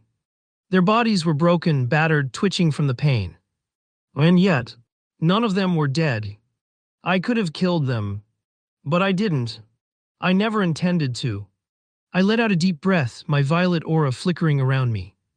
Now you understand. My voice was calm. Cold. You were never strong enough to stop me. Silent. None of them spoke. They couldn't. I turned away. It was over. I had proven my point. Or so I thought. Until Lucas moved. And not yet. His voice was weak. Barely a whisper. But still, he was standing. His legs shook. His body was covered in blood. His arms hung limply at his sides. And yet, he was still standing. I narrowed my eyes. You don't know when to quit, do you? Lucas raised his head. His golden eyes burned. With determination. With rage. With hatred. Even if you break my body. He staggered forward. Even if you shatter my bones. He tightened his fists. Even if you crush every last bit of me. He looked me in the eyes. I won't stop fighting. The room fell silent. Even in their broken states. They all looked at him. At their leader. Their hero. I finally smiled. Now he finally had a passing grade. A bright golden aura leaked out of her body, enveloping the Excalibur as he looked at me with completely enraged eyes. At that moment, I decided to activate my skill. Judgment IS plus level skill. An overflowing holy power coming out of his body. His overall attributes increased by a ton. Limit Breaker. That's the only name that could be given to the form he was taking. Breaking all of his limits. Unleash all his potential. Opening all the seals. His power now had at least reached the margin of an SS plus ranker. From the S level to the SS plus level, that was quite a big jump. Now he really was more powerful than me. So, I couldn't hold myself back any longer. But of course, under the safe circumstances. Mana output increased to 5. Draggle, lightning suddenly cracked around his body. Along with it, black flames completely engulfed his entire body, mixing with the golden aura he was radiating. Demon slaying sword art. He whispered. Limit breaker corrupted sword. Fwoob. In the blink of an eye, he vanished from sight. Not even a blur. Just a sudden vacuum of space where he had been. Before I could even react. Glang! The sound of steel meeting steel shattered the silence of the room. I lifted my scythe just in time, blocking his sword as it appeared before me with the speed of lightning. Sparks flew from the contact, lighting up the room like a burst of fireworks. Fwib! I took a step back, gathering distance. But almost immediately, demon slaying sword art. He charged at me once again. His sword was raised high, lightning and black flames swirling around the blade. The sheer power in the strike made the air feel heavy. I didn't move. Grash! His sword slammed against me, the force sending shockwaves through my body. I could feel the heat of the black flames and the sting of the lightning. Blood sprayed as I took the full hit, but I didn't even flinch. I let it happen. But that was my plan. I smiled coldly as the pain surged through me. The moment Lucas's sword made contact, I gripped my scythe tightly and swung it upward. Wham! Thwack! The blunt edge of my scythe hit Lucas square in the stomach, sending him flying back. He slammed into the ground with a sickening thud, but he didn't stay down. Gritting his teeth, he stood up, blood dripping from his mouth, eyes filled with fire. You think that will stop me? I chuckled. You'll see. Then I raised my scythe, twisting it as a cold violet aura enveloped me, swirling like a storm. I raised my hand and the ground cracked beneath me. Ice Generation First Level Spell. Whoosh! A burst of ice shot from my hand, freezing the ground beneath Lucas's feet. He was forced to stop in his tracks. Grag! I whipped my scythe toward him again, creating ice shards that shot through the air like daggers. Lucas barely dodged, his lightning crackling around him as he spun to avoid the ice, but I was already moving. Thwag! I sliced him with a wide arc of my scythe. The blade grazed his side, leaving a deep cut. AGH! He gritted his teeth, clutching the wound as he stepped back. But he didn't back down. His eyes burned with unyielding resolve. Grag! Lucas charged again, this time his sword crackling with lightning and holy fire. Mixed Lightning Series Lightning Strike. Thunderbolt Slash. Whoosh! He swung the sword and lightning exploded from the blade. The strike shattered the air around us. Bam! It hit me head-on, but I stood firm. The lightning burned through my body, but I kept my footing, enduring the pain. At that moment I saw the opening. I stepped forward, ignoring the pain, and swung my scythe. Wham! My blade cut through his side, and I could feel the deep gash as his body jerked back. Nahi! Lucas fell to his knees, blood pouring from his wound. He was struggling to keep his sword steady. But even then, he gritted his teeth and rose again. You're not the only one who can take a hit. The ground shook as Lucas's body glowed brightly, the holy energy swirling around him. Not enough, I said inwardly, gazing at him. He still can't release his full power of an SS plus ranker. So, let's give him a bit of a hard time. Moonlit Ice Lotus Sword Art. First move. Ice Lotus Bloom. I charged at him, my body surrounded by a swirl of ice and violet aura. I swung my scythe in a wide arc, and in that instant the ground shattered. A massive bloom of ice exploded from my scythe, sending shards flying toward Lucas. Grash! The ice clashed with his shield of black flames, exploding into a shower of sharp ice fragments. He was forced to dodge as the ice ripped through his defenses. Grag! but I was already following through. Slash. I cut through his guard, my scythe leaving a deep gash across his chest. Blood poured from the wound, but Lucas kept pushing forward. His sword crackled with more power, but I didn't give him time. Moonlit Ice Lotus Sword Art. Second move. Ice Lotus Barrage. In an instant, I whipped my scythe, and a barrage of ice shards exploded from it, pelting Lucas from all sides. Glang! He blocked some, but many pierced his flesh, leaving him covered in blood, stumbling under the force of my attacks. Lahi! But Lucas wasn't done. He charged at me with another flurry of attacks. Zwoosh! Zwoosh! His sword crackled with lightning, each swing leaving a trail of black flames in the air. But I was ready. Moonlit Ice Lotus Sword Art. Third move. Moonlight's one flash. I moved like lightning, dodging his attacks with ease. My scythe cut through the air with sharp precision as I countered. Slash. Lucas was cut again across his chest, the wound deepening.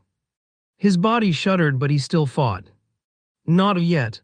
The holy energy around him flared and he swung. But I was already there. Moonlit Ice Lotus Sword Art. BAM. His aura suddenly exploded, causing me to fly away. Blub. I landed on my feet, gazing at Lucas, whose aura only got stronger. He looked at me coldly, his golden eyes leaving a trail of black flames. Demon-slaying sword art. He uttered in a fast voice. Vug.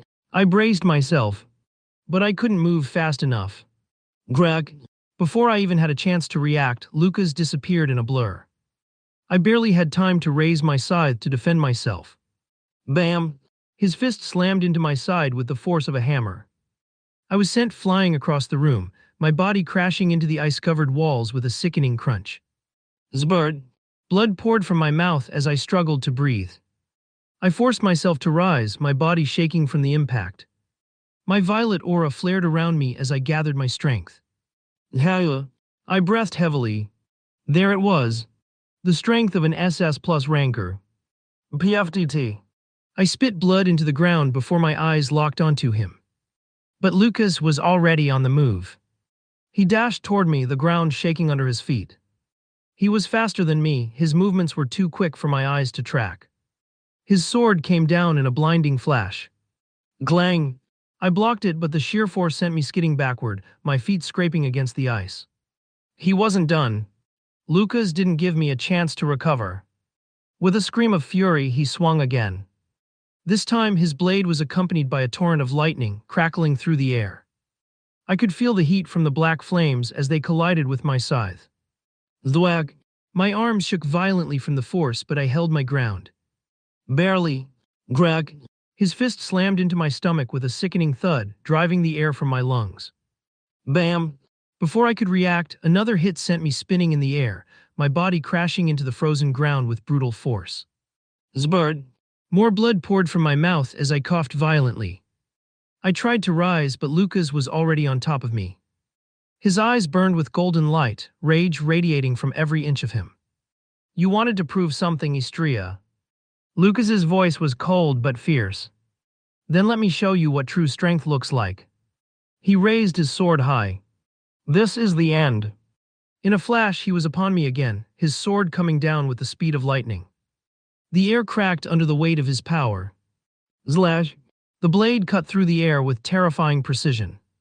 I barely managed to parry the strike with my scythe. But the impact was too much.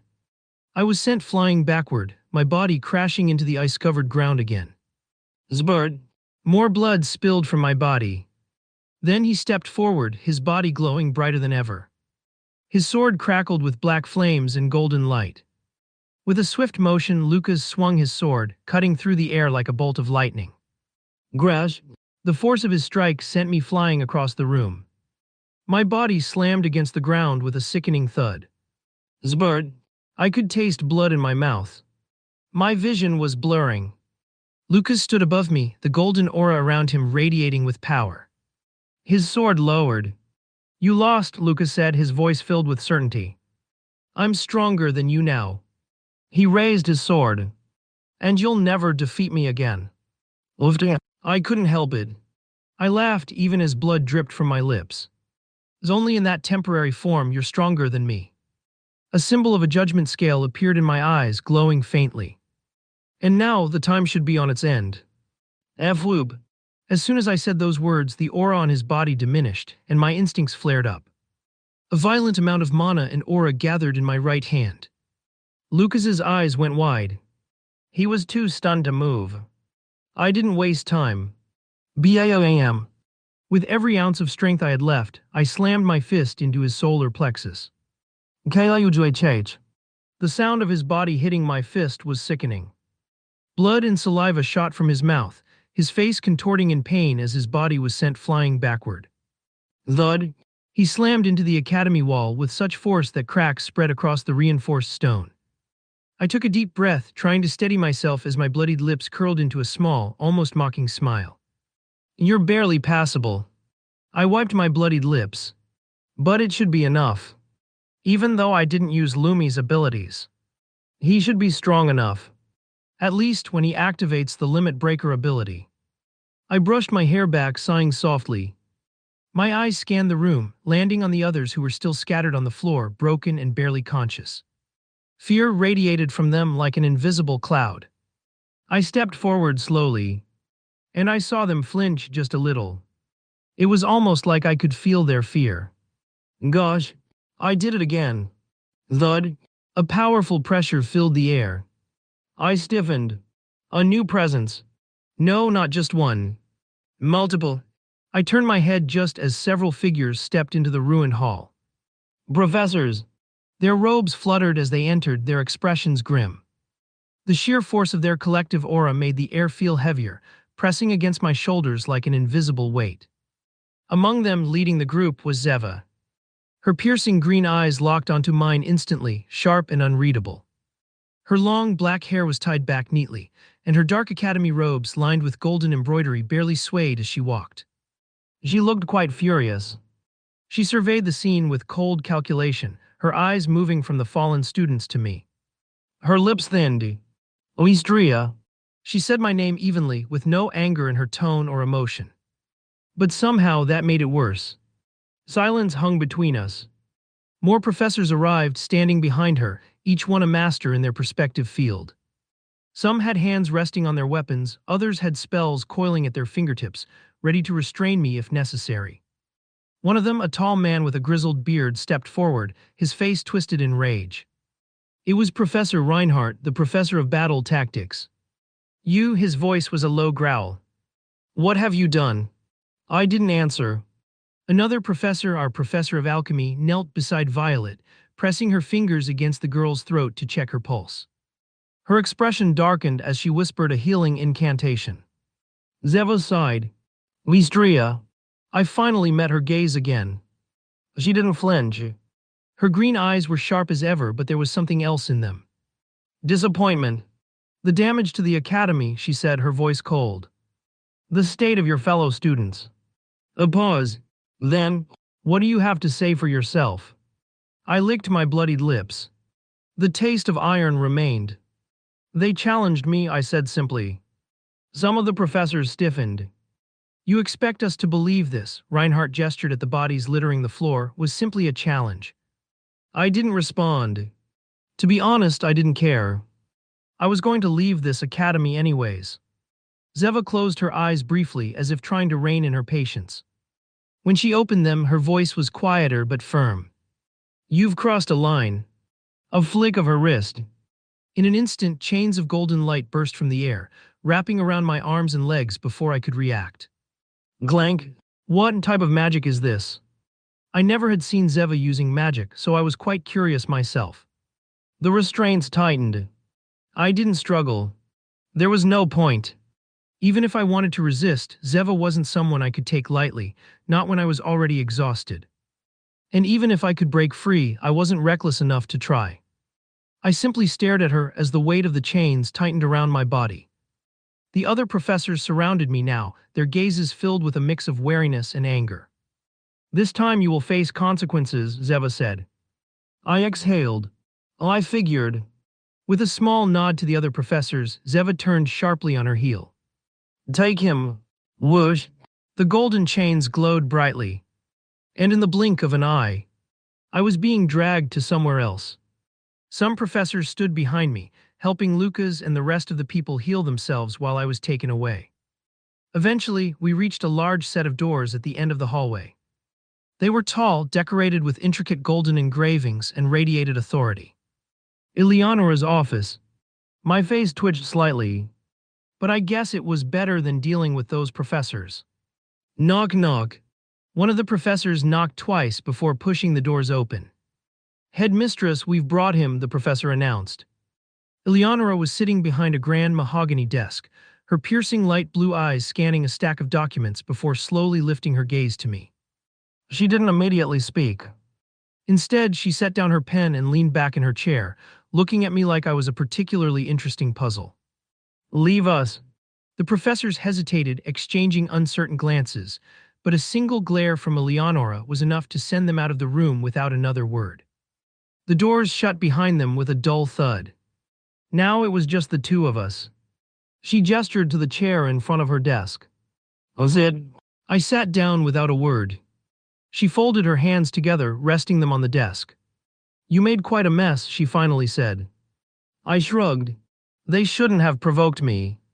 Her lips twitched, almost like she wanted to smile. But whatever amusement, she had disappeared as quickly as it came. Istria, she sighed, rubbing her temples. You know I run this academy, but that doesn't mean I can just do whatever I want.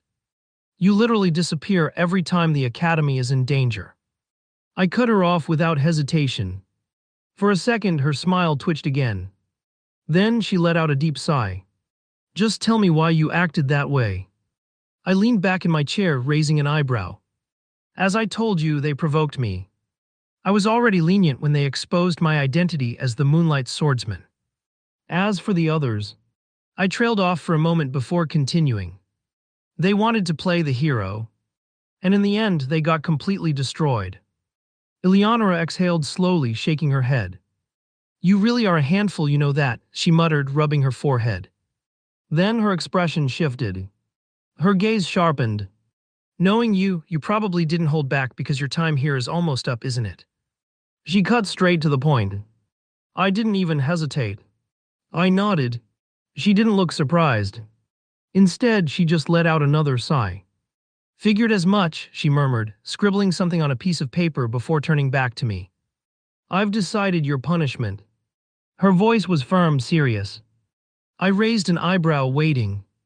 24 hours. Confined with me. Her expression remained completely neutral. For a moment, I thought I had misheard her. But no, she was serious. I frowned. And what? She didn't repeat herself. She just smiled. Why? She raised an eyebrow at my surprised face. Shouldn't you be happy to spend time with your lover Tilda? She smiled mischievously, and before I noticed, she was already only lap. Her hands traced lazy patterns along the back of my neck, fingertips barely grazing my skin, and then she tilted her head, her soft lips parting ever so slightly as she pouted. And here I was, missing you, Tilda. Her fingers curled slightly, nails barely scraping against the nape of my neck, making my muscles tense. She leaned in closer, her breath warm against my lips. It was slow, deliberate, the way she looked at me, how her eyes switched between my mouth and my gaze. She was taking her time, savoring the moment, letting the tension build between us like a coiling spring. I exhaled, my hands instinctively resting on her waist. Her body molded against mine, her curves fitting perfectly as if she belonged there. She shifted slightly, and I could feel the heat radiating from her, the steady rise and fall of her chest pressing against me. Then her lips brushed against mine. An almost light feathered touch. One could easily see that she was teasing me. Yet I remained calm, staring at her. She exhaled, a soft hum escaping her lips as her fingers trailed down, brushing against my collarbone before resting on my chest. Her nails traced small circles, her touch sending heat through my veins. I wonder, she murmured, her lips barely an inch away. Do you even miss me? My grip on her waist tightened slightly. Maybe. Her eyes sparkled at my answer, her lips curving into a sly smile. Maybe. Before I could respond, she closed the distance. Zmag. Her lips pressed against mine, soft and warm, molding perfectly as she kissed me slowly. The kiss was gentle at first, her mouth moving against mine with teasing slowness, coaxing me to follow her lead. She tilted her head, deepening the kiss, her tongue flicking lightly against my bottom lip. I parted my lips for her and she took full advantage. Her tongue slipped inside, gliding against mine with a slow, deliberate motion. The warmth of her mouth, the way she tasted, it was intoxicating. Slurp tilde. She kissed me deeply, her tongue tangling with mine, exploring, tasting, savoring every second. A soft moan escaped her as my hands moved lower, gripping her hips and pulling her closer. Her fingers tangled in my hair, tugging slightly as she pressed herself against me, deepening the kiss further. She tasted sweet and addicting. I could feel her breath hitch as I slid a hand up her back, my fingers tracing the curve of her spine. She arched slightly into my touch, her body reacting instinctively, a soft sigh slipping from her lips as she broke the kiss for just a second, only to dive back in, more eager, more desperate. The slow and teasing rhythm was gone now. She wanted more. And so did I. I angled my head, taking control of the kiss, making her melt against me as my tongue stroked hers, my hands mapping every inch of her waist, her back, and her shoulders. She shivered, her nails digging into my shoulders as she let out a quiet gasp between kisses. I smirked against her lips. She was getting lost in it.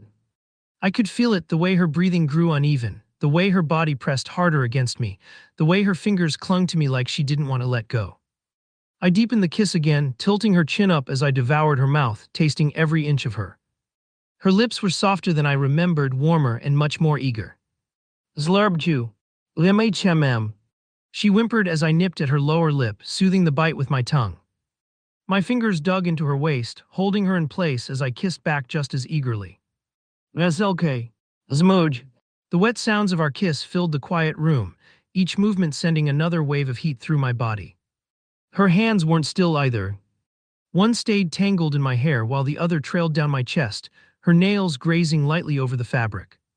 A small yet teasing touch. She pulled away just a little, our lips still barely touching. You're not stopping me this time, she whispered, breathless. I smirked, tightening my grip on her waist. You'd just do it again if I did. A sly grin crossed her lips before she kissed me again, this time slower, deeper, savoring every second. Our tongues danced together, gliding, pressing, pulling back, then coming together again. MMHH. SLK. I felt her hips shift slightly on my lap, making my breath hitch. My hands moved instinctively, sliding up her back, feeling the curve of her body as I held her closer. Ymmn tilde. She sighed into my mouth, her fingers moving to cup my face, thumbs brushing lightly against my skin. Va tilde. Her lips left mine only to trail downward, ghosting along my jawline, pressing small, open-mouthed kisses down my neck. You're too addictive, she purred. I shivered as her lips brushed over a sensitive spot. You're one to talk, I replied, tilting my head slightly to give her more access. She hummed against my skin before biting down gently. I sucked in a breath, then exhaled in a low groan as she soothed the spot with her tongue. My grip on her tightened. She chuckled softly, pleased by my reaction. Our lips met again, and this time it was messier, more desperate. Our breathing was uneven, the heat between us growing unbearable. I pulled her even closer, our bodies fully pressed together now. Zmag.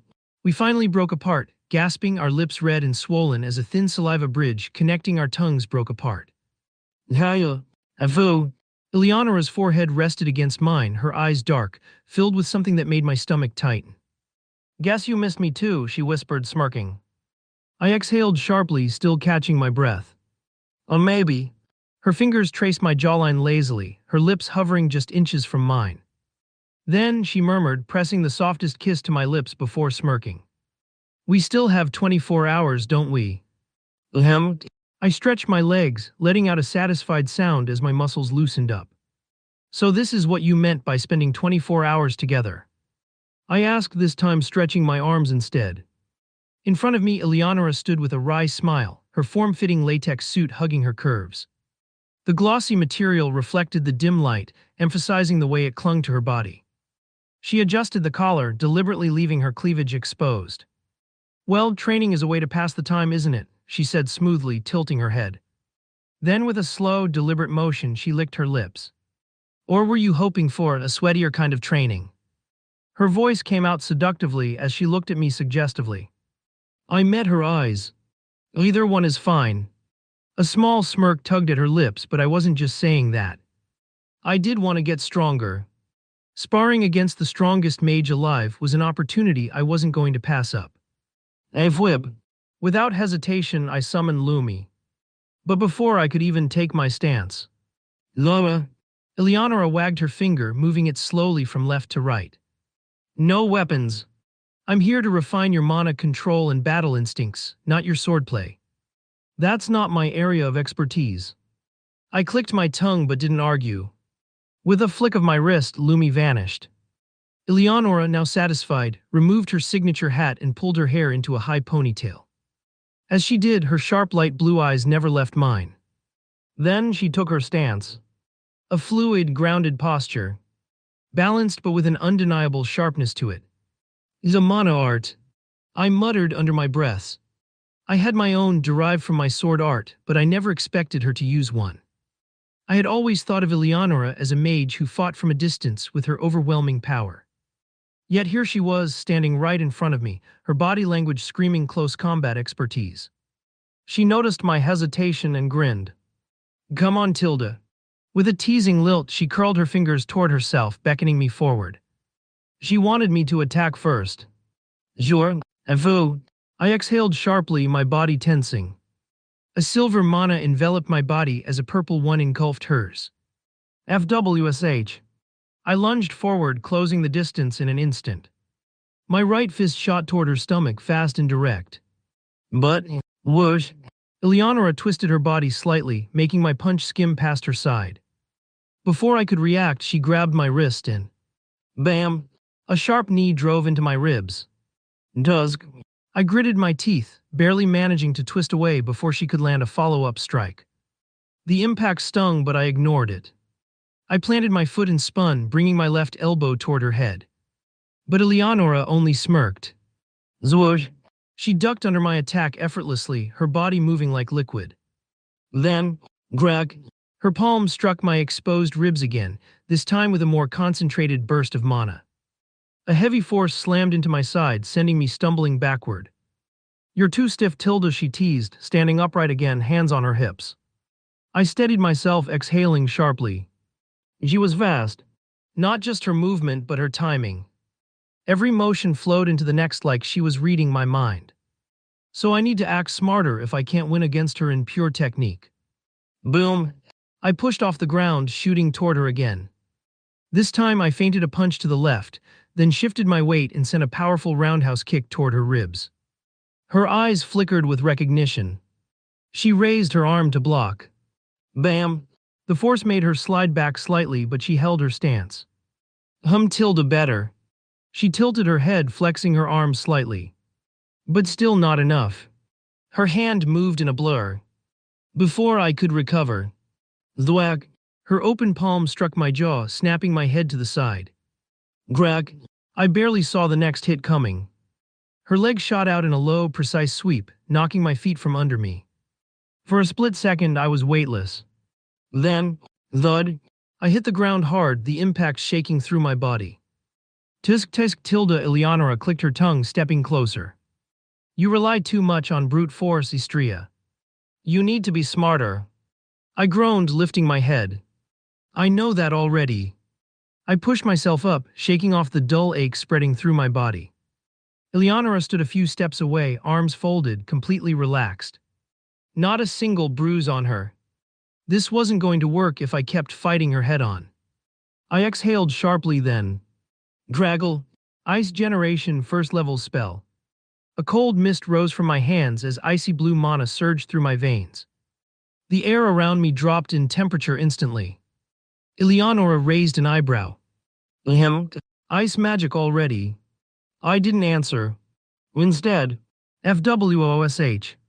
A jagged spear of ice burst from my palm, shooting toward her chest like a bullet. She didn't move. Boom! The spear shattered inches before touching her, crushed by an invisible force. I clicked my tongue. Mana pressure. Even before my attack reached her, she'd used sheer mana control to dissolve it. I wasn't stopping there. I twisted my fingers, forming multiple sharp ice shards in the air around me. Drag, drag, drag. The shards floated, humming with power then. Zwoosh! I launched them all at once. each one curved through the air, coming at her from different angles, above, below, the sides, forcing her to react. But, FWOM, a wave of invisible pressure exploded from Eleonora's body. Grag, grag, every single ice shard shattered midair, reduced to nothing. I barely had time to register it before she flicked her wrist. Boom! An invisible force slammed into my chest. No. I flew backward, skidding across the ground before catching myself. Damn it! She wasn't even attacking me directly. Just pure mana pressure, and I couldn't even get close. Eleonora sighed, placing a hand on her hip. This is why I said you rely too much on brute force. You're throwing everything at me without thinking. I gritted my teeth, flexing my fingers. If direct attacks wouldn't work, I had to change my approach. Mixed Ice Series Frost Mist. A 4th level spell. I let out a slow breath, my mana shifting. The temperature plummeted. Whoosh. A thick mist spread across the ground, covering the area in a cold white fog. My breath came out in visible puffs of air. Eleonora's expression remained amused, but I saw her glance around briefly. Good. I disappeared into the mist. Then, zwoosh. I lunged from the side, throwing a sharp punch toward her ribs. But, thwack, she caught my wrist in midair. I twisted immediately, spinning into a low kick. But she was faster. Greg, a precise knee to my stomach sent me staggering back, distracting me with mist. Not bad, Tilda, but you'll need more than that. She smirked. I wiped my mouth. Then I'd really turn up the pressure. I clenched my fist. Draggle. Ice burst from the ground, jagged spikes racing toward Eleonora's feet. At the same time, I dashed forward, using the ice as cover. She raised a hand. Boom. Another wave of mana shattered the ice instantly. But that was what I wanted. As the shards exploded outward, I twisted my body. And vanished. For a brief moment, her eyes flickered. I reappeared right in front of her. Bam! My knee slammed into her stomach. Wham! She was forced back a step. My eyes widened. That was the first time I'd landed a solid hit. Eleonora exhaled slowly, brushing off her stomach. Now that was better. But the smirk never left her face. Instead, her smirk only deepened. That was a good hit, Istria. But her fingers twitched. Boom! A sudden force slammed into my chest, sending me flying backward before I could even react. I gritted my teeth, twisting midair to land on my feet. Skid! The ground cracked beneath me as I dug my heels in to stop myself. Damn it! Even when I managed to land a hit, she barely felt it. Eleonora flicked her wrist again. FWOOM. A powerful wave of mana surged toward me, an invisible force strong enough to crush my ribs if it hit directly. I reacted fast. FWOSH. Ice formed under my feet, and I skated to the side, barely dodging as the force blasted past me. The ground where I'd been standing exploded, sending debris flying everywhere. I used the momentum, twisting my body. Then, zwoosh, I launched forward, aiming a sharp punch at her side. But Eleonora simply stepped back, her movements graceful, effortless. Before my punch even finished swinging, she struck. Wham! A sharp palm strike slammed into my stomach. I gasped. Her speed. I tried to move, but her follow-up was instant. Bam! An elbow to my ribs. Thwack! A precise kick to my thigh. Grag! A final, brutal open palm strike sent me crashing into the ground. No! I rolled, gasping for air. She wasn't even using spells. Just pure technique and mana pressure. I forced myself up, one hand gripping my side. Eleonora tilted her head. Come on, Istria. You said you wanted to get stronger, didn't you? Her tone was teasing, but I could feel the weight behind it. She wasn't going easy on me. And I wasn't going to lose like this. I exhaled sharply. I needed to push past my limits. The cold around me sickened. Draggle. Frost spread up my arms, coating my fists in jagged ice. Then, zwoosh, I moved. This time faster than before. I appeared beside her in a blink. Bam! My ice-coated fist swung for her ribs. She stepped back, but I was already a step ahead. I twisted, launching a spinning back kick. Thud.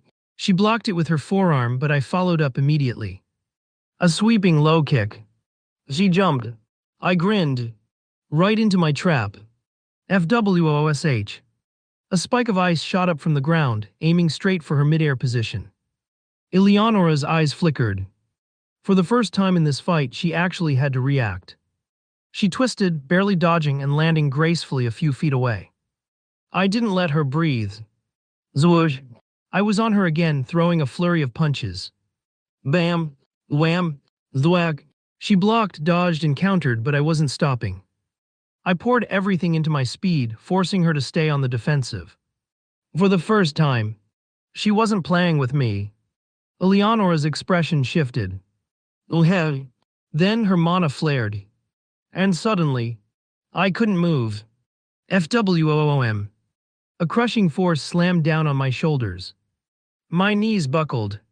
I gasped, struggling to stay upright. It felt like the weight of an entire mountain was pressing down on me. Eleonora sighed. Not bad, Stro. You actually made me take you seriously for a second. I clenched my fists. Damn it. I had to move.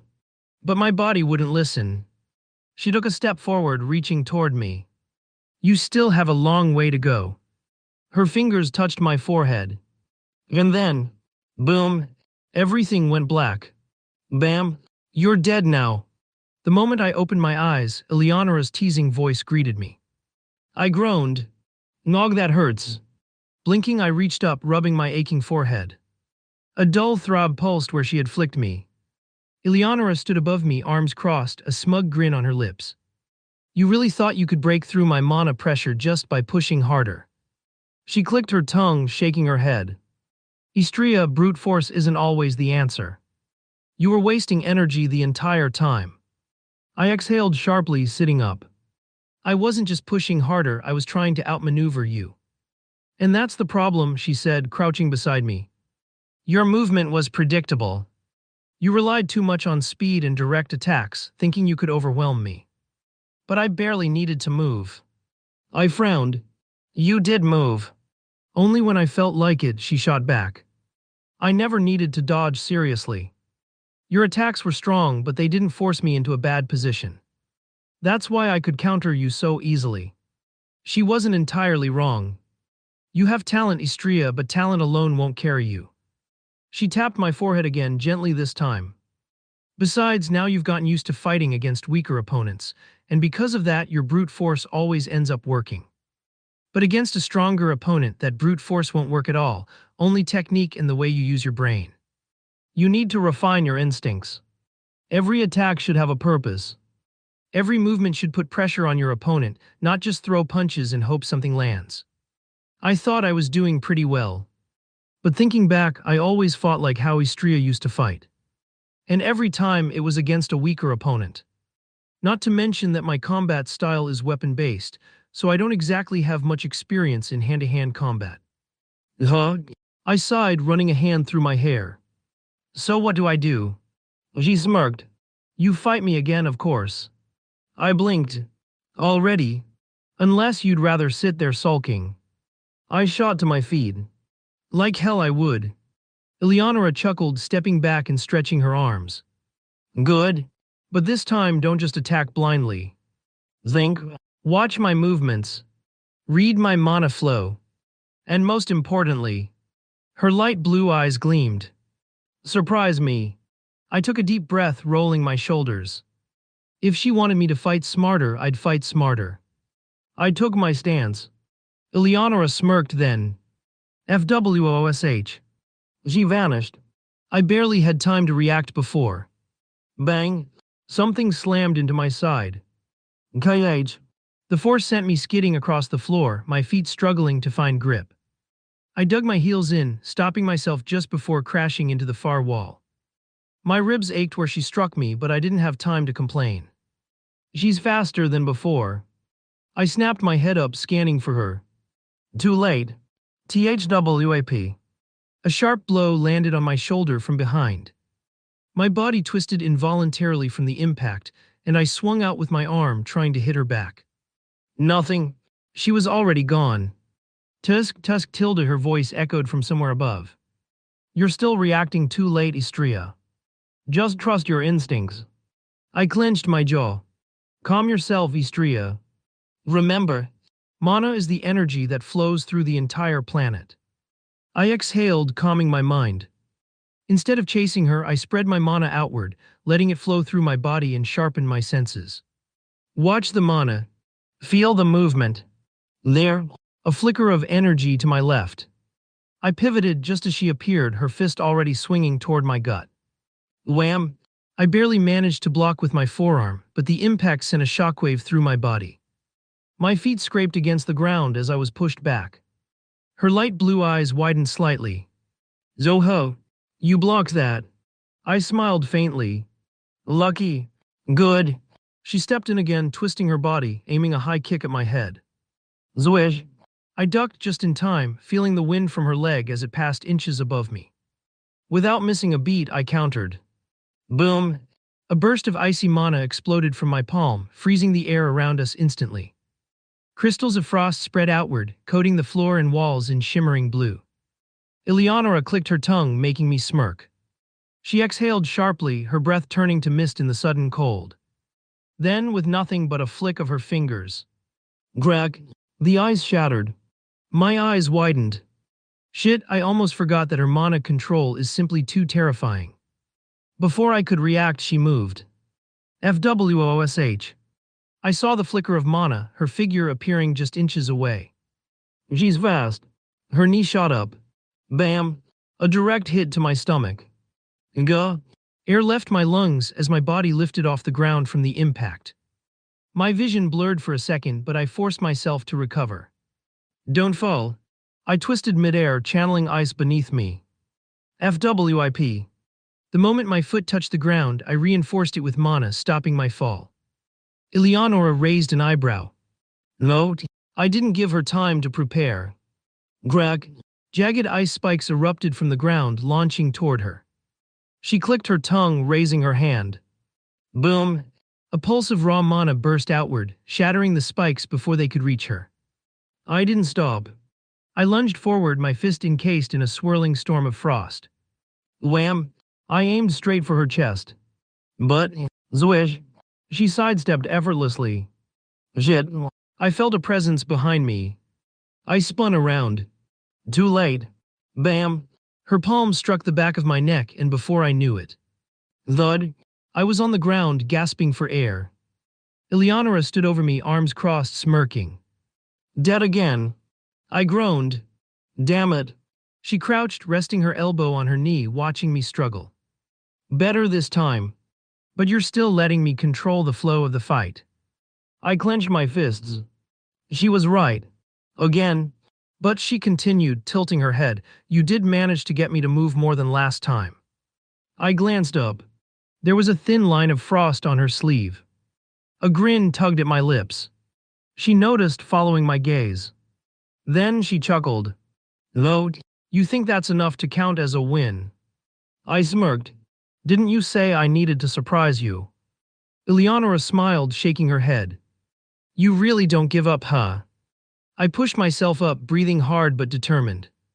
Not a chance. She laughed softly, standing up.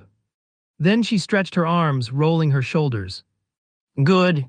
She raised her fists again. One more round. All right. I lowered my center of gravity, keeping my weight balanced.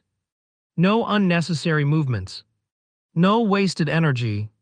I have to get a clean hit this time. Eleonora made the first move. FWOSH.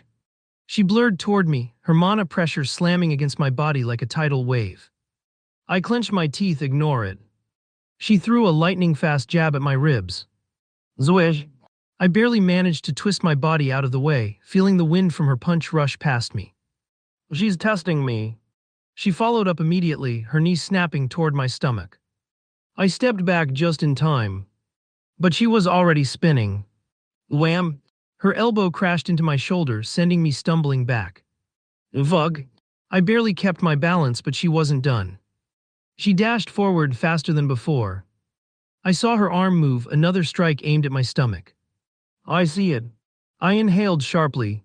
Now, I twisted my body at the last second, just enough to avoid the brunt of the impact. Her fist grazed past my ribs. And in that instant, Moonlit Ice Lotus Sword Combat Style Variant. Frostbound Arcana. Flash Freeze Counter. I countered. Boom. My fist shot forward, aiming straight for her chest. I felt it. A clean hit. Right against her. Wait. Something fell off. Her light blue eyes widened slightly and then. FWOM. Everything around me froze. Not physically, but like it was time itself. I blinked. Or at least I tried to blink. My body wouldn't move. My mind raced what the hell just happened. And then, zump, I felt warmth against my palm. The soft, undeniable sensation of, no, my fingers were sinking into something warm. Something large.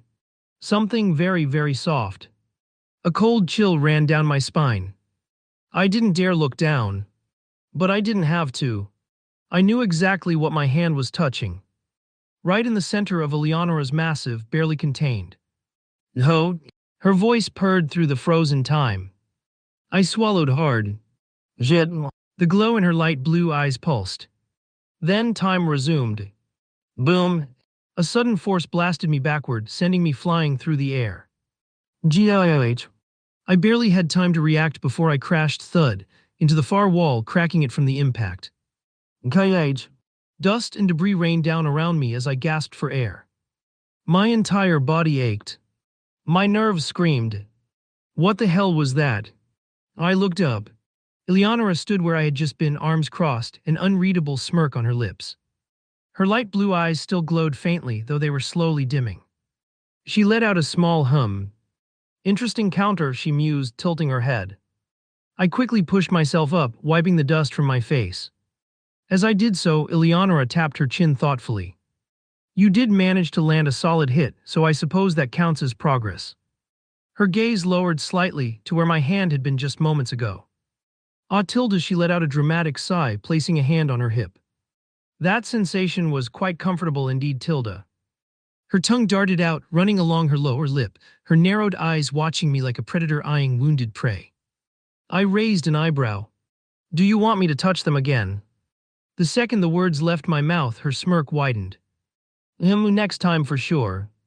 She waved a hand dismissively, but the mischievous gleam in her eyes told me she was far from uninterested. Then her tone shifted. But let's talk about your actual mistakes. I nodded. She stepped forward, her posture shifting back into something more serious. Your counter just now was good. You read my movements well and acted immediately. But, her eyes narrowed. You hesitated just enough for me to hit you back. Listening to her words, I frowned. What you did to block my counter, what exactly was that? Eleonora blinked.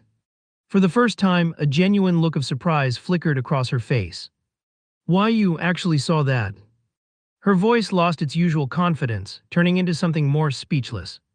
I tilted my head. Yeah, wasn't I supposed to see it? I tilted my head. Her light blue eyes widened slightly. And no, not really. She shook her head quickly, composing herself. Then she took a breath and explained. What I did just now is something only I can do for now, manipulating the laws of time itself through mana. She crossed her arms. I stopped time for a few seconds to dodge your blow. It was purely instinct, but... Her gaze locked onto mine. I can't believe you actually felt me stopping time. I kept my expression neutral. Huh, really? I faked a surprised tone. Of course, I wouldn't tell her my second element was time itself. Eleonora stared at me for a moment longer before shaking her head. Not even a 9th-level mage has ever sensed it before, but you did. Curiosity flashed in her eyes, but she didn't press further. Instead, she furrowed her brows. Anyways, she took a step forward. You're relying too much on reading the fight instead of feeling it, she continued. A good fighter reacts without thinking. You're still caught in that split-second moment of decision-making. I told you to follow your instincts, remember? Her words sunk in. I clenched my fists, but not out of frustration. Excitement burned in my veins. I had just felt something that was very useful to me. A clue about my time element. And I wouldn't waste this opportunity. I exhaled slowly, meeting Eleonora's sharp gaze. Let's go again. Let's go again. The words barely left my mouth before Eleonora's lips curled up into a smirk. That's the kind of reaction I wanted to see. Her eyes glittered with excitement. She immediately dropped into a fighting stance, hands poised in front of her, legs bent and ready to spring. But this time, I wasn't going to fight like I usually did. I wasn't going to follow any patterns or predictable movements. I was going to let my instincts take over. And instead, I'm going to use the strange movements I always used against stronger opponents. The most unpredictable way possible. A high-risk, high-reward style. I didn't wait for her to make the first move. I lunged forward, taking an unexpected angle, my feet sliding across the floor in a smooth arc, aiming right for her left side. But then, without warning, I twisted my body mid-step. Bam! A hard jab aimed at her face, but she sidestepped, already prepared to counter. Zwish! Her hand was coming for me, but I let it happen. I let her strike. Thud! She landed a hit square on my chest, the force of her palm sending me stumbling backward. My chest burned, but I didn't care. I didn't even flinch. I let her think I was down. Let her think she had me. Night age. She followed up with a quick left hook aimed for my jaw, but this time I was ready. I dropped low, sliding under her arm, my own fist shooting upward, landing solidly in her side with a sickening thud. Kug, a solid hit. Eleonora grunted, stumbling back as I followed up with a kick to her midsection, driving her further off balance. But she didn't let herself fall. Instead, she spun fast and sharp, throwing a roundhouse kick aimed directly at my head. I didn't even bother dodging it. I let it hit me. Thwack! The impact rattled my skull.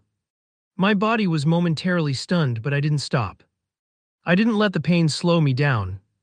Instead, I leaned into the hit, using it to propel myself forward and grab hold of her leg. Gotcha! She struggled against my grip, but I wasn't giving her a chance to break free.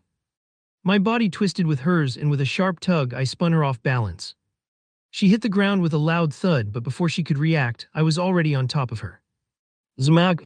I planted a fist into her side, hitting her with a flurry of punches, each one landing faster and harder than the last. But then, Eleonora surprised me. With a sharp movement, she caught my fist in midair, blocking the next punch with one hand while her other shot out, slamming into my stomach. Hug! The air was knocked out of me and I stumbled back, but I didn't give up. I quickly lunged forward again, aiming a kick for her side. But she blocked it with her forearm, barely even flinching. My jaw tightened.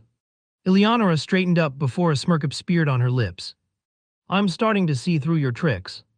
She wiped a bit of dust off her sleeve as if completely unfazed by my earlier attacks. And unfortunately, that's not enough to win, Istria. Before I could react, she moved. Her body a blur of motion, she closed the distance between us, her fist crashing into my chest with a sickening crack. I staggered back, struggling to keep my balance. The blow felt like it had knocked the wind out of me again. Night age. I barely had time to recover before she was on me again. This time her foot swept low, taking my legs out from under me with a quick and precise move. I hit the ground hard, a sharp pain running up my spine. Nahi. I rolled to my feet quickly, but Eleonora was already there, blocking my punch with a quick move before driving her knee into my ribs.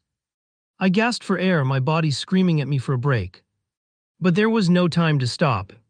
She wasn't holding back anymore. That was too slow. Her voice was cool and detached as she threw another series of punches at me. I barely managed to deflect one, but the others landed hard. Bam! Bam! Each hit was harder than the last, and I could feel my body starting to ache. My thoughts raced as I tried to keep up with her, but it was harder now. She was blocking my strikes, countering with brutal efficiency. I threw another punch, but Eleonora ducked under it, spinning with a graceful motion and landing a sharp elbow into my back. Greg! I grunted, my body jerking forward. Whip! I immediately threw a quick jab, followed by a low kick aimed at her legs. Eleonora blocked the jab, but she didn't expect the kick.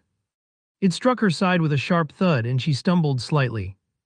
I pushed forward, throwing a knee up toward her chest. Thwack! She gasped and I seized the opportunity, going for a straight punch aimed at her face. But she was too fast, her arm shooting up to block the blow, and then her other hand struck with lightning speed, landing a clean shot to my ribs. Greg. I coughed, feeling the impact deep in my chest. Didn't I tell you? I've got the hang of it now, she said, her tone calm, almost too calm as she looked at me with her arms crossed. I took the chance to get distance away from here. Damn it. What could I do to hit her? Her combat technique and mana control are better than mine. My unusual moves don't work anymore.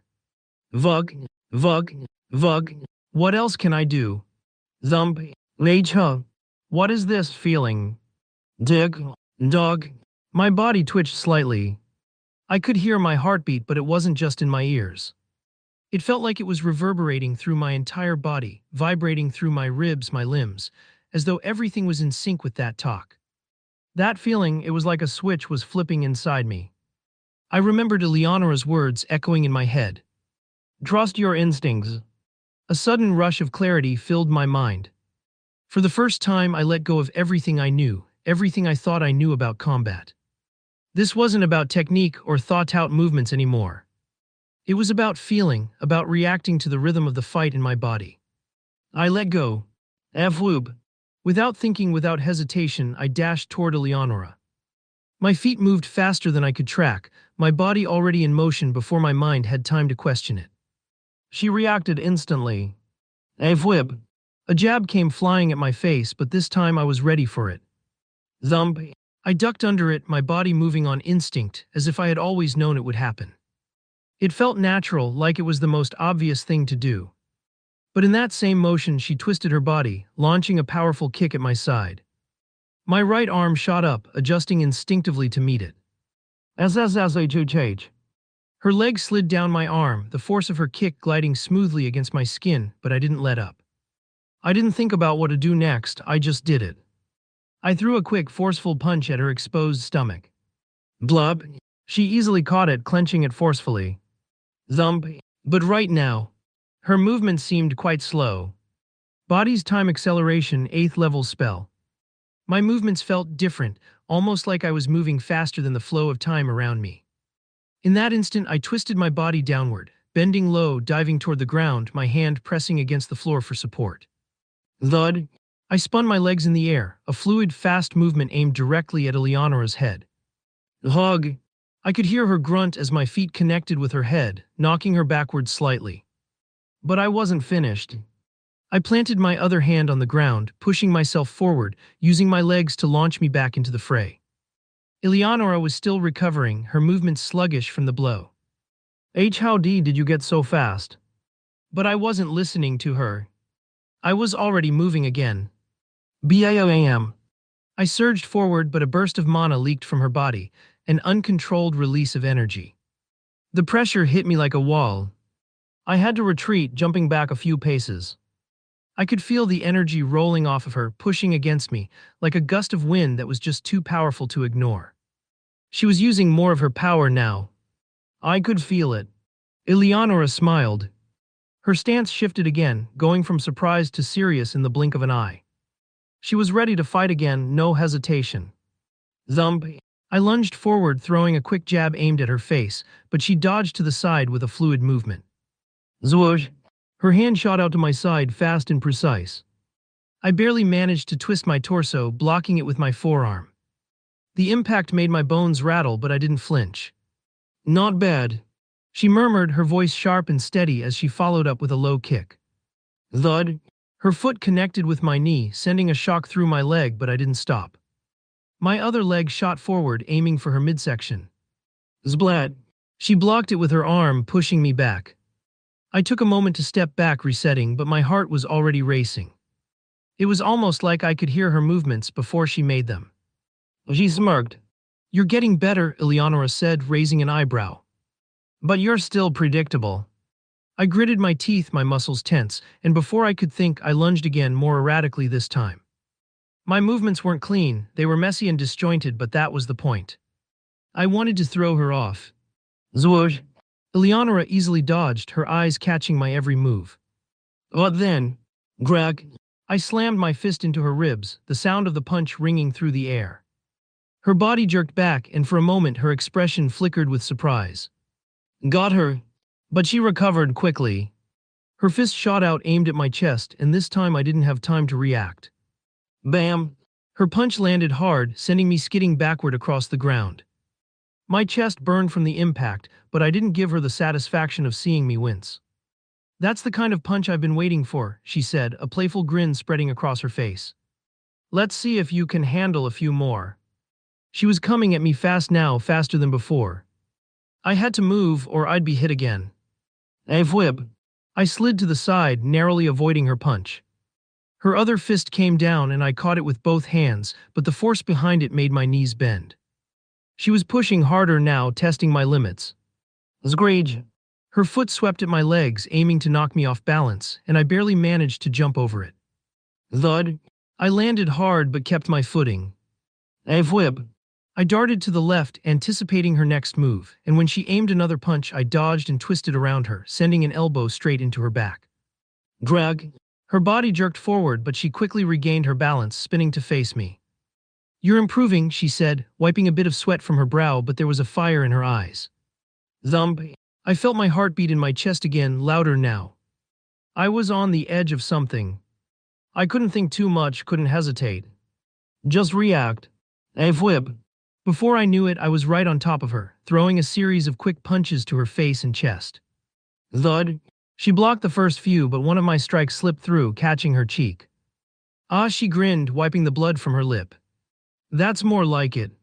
She stepped back, then closed the distance in an instant, throwing a lightning-fast roundhouse kick. I barely managed to duck under it, but the wind from her foot brushed my hair. Zwoosh. I wasn't fast enough to avoid her second strike, though. Her fist hit my shoulder, spinning me around. Thud. I stumbled but didn't fall. I was out of breath, my body aching, but I refused to let up. Whip. I charged at her again, my body moving before I even thought about it. This time I didn't throw punches. I faked left then right, weaving unpredictably, hoping to throw her off. But Eleonora's eyes locked onto mine. She wasn't fooled. Zwoosh. She sidestepped my attack and grabbed my wrist, twisting it behind my back. I gasped in pain as she yanked my arm, forcing me to the ground. Thud. I landed hard, but before she could pin me, I kicked my legs out, sweeping her feet from under her. Blub. Eleonora fell with a surprised grunt, but in the blink of an eye she was already up again, her eyes flashing with excitement. It's not enough. I took a deep breath, steadying myself. Whip. I moved again, pushing forward, throwing punch after punch, each one faster than the last. This time I didn't think, no time for that. I just felt it. The flow of the fight, the rhythm of her movements. I knew what she was going to do before she even did it. She blocked my first few hits, but then I slipped one past her guard. My fist connected with her jaw with a sickening crack. She staggered back, her eyes narrowing. Nice one, she muttered. But you'll have to do better than that. I could see it now. The small cracks in her defense. The way she hesitated ever so slightly. That's all I needed. One mistake. Whip. I moved again faster, leaning into the fight, giving everything I had. But Eleonora was no slouch. Zwoosh. Her kick came out of nowhere, hitting me square in the chest with a powerful bam. I flew back, hitting the ground with a painful thud. Everything around me felt distant for a moment as I gasped for air. The fight had become a blur. I didn't know how much longer I could keep this up. But then I heard it again. Dig, dog, and just like that, everything clicked again. I could feel it. The moment I'd been waiting for. A cold breath escaped my lips. Time freeze, 9th level spell. Soon, a black-colored clock symbol appeared in both of my pupils. And in front me, Eleonora had frozen entirely. Thump. I took a step forward. Immediately, a rush of mana drained from my body. I gritted my teeth. I had only a few seconds before my mana would run dry. I needed to act fast. Think Istria. Think. I needed to create a spell. A spell, something that could delay the damage Eleonora would take, something subtle enough so she wouldn't notice. I needed to make sure the impact wouldn't hit her right away. A damage delay spell, transferring the pain from now to later. My eyes fluttered shut. Trust your instincts. The instinct honed both me and past Istria. The instincts that saved our life on multiple occasions. Afu. A cold breath escaped my lips. Floob. Damage delay and level spell. I launched myself towards her. The pointers of the clock symbol on my pupils started running crazily. Thud. The first hit landed, my fist slamming into her stomach. Bam.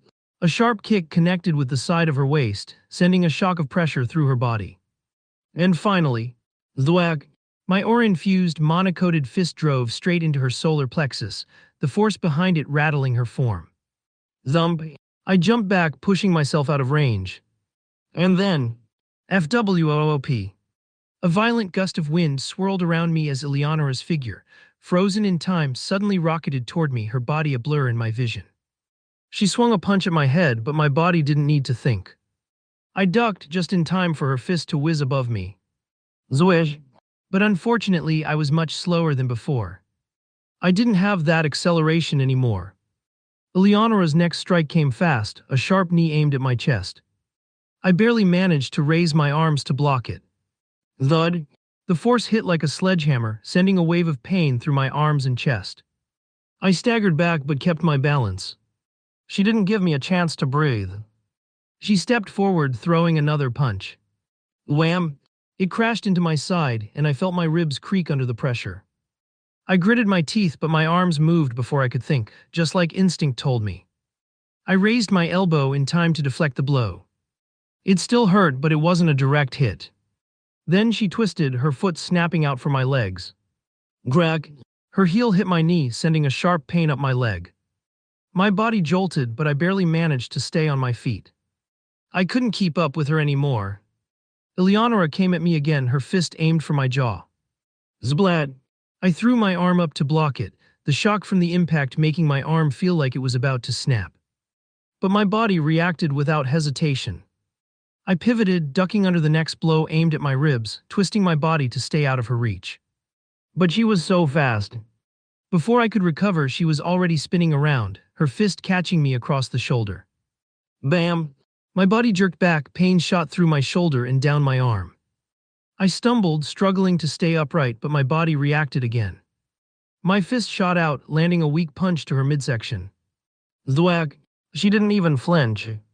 With a quick move, Eleonora gripped my wrist and yanked it down, twisting it behind me. Snap! I gasped as the pressure on my arm made me feel like it might snap off. But my body didn't give up. I kicked out with my legs, forcing her to stagger back. But Eleonora didn't stop, and in the next second she was already back on me. Her next strike was a fast, brutal elbow to my face. Grag! I felt my nose break, the taste of blood in my mouth, but I didn't flinch. I kept my hands up, trying to block the next blow.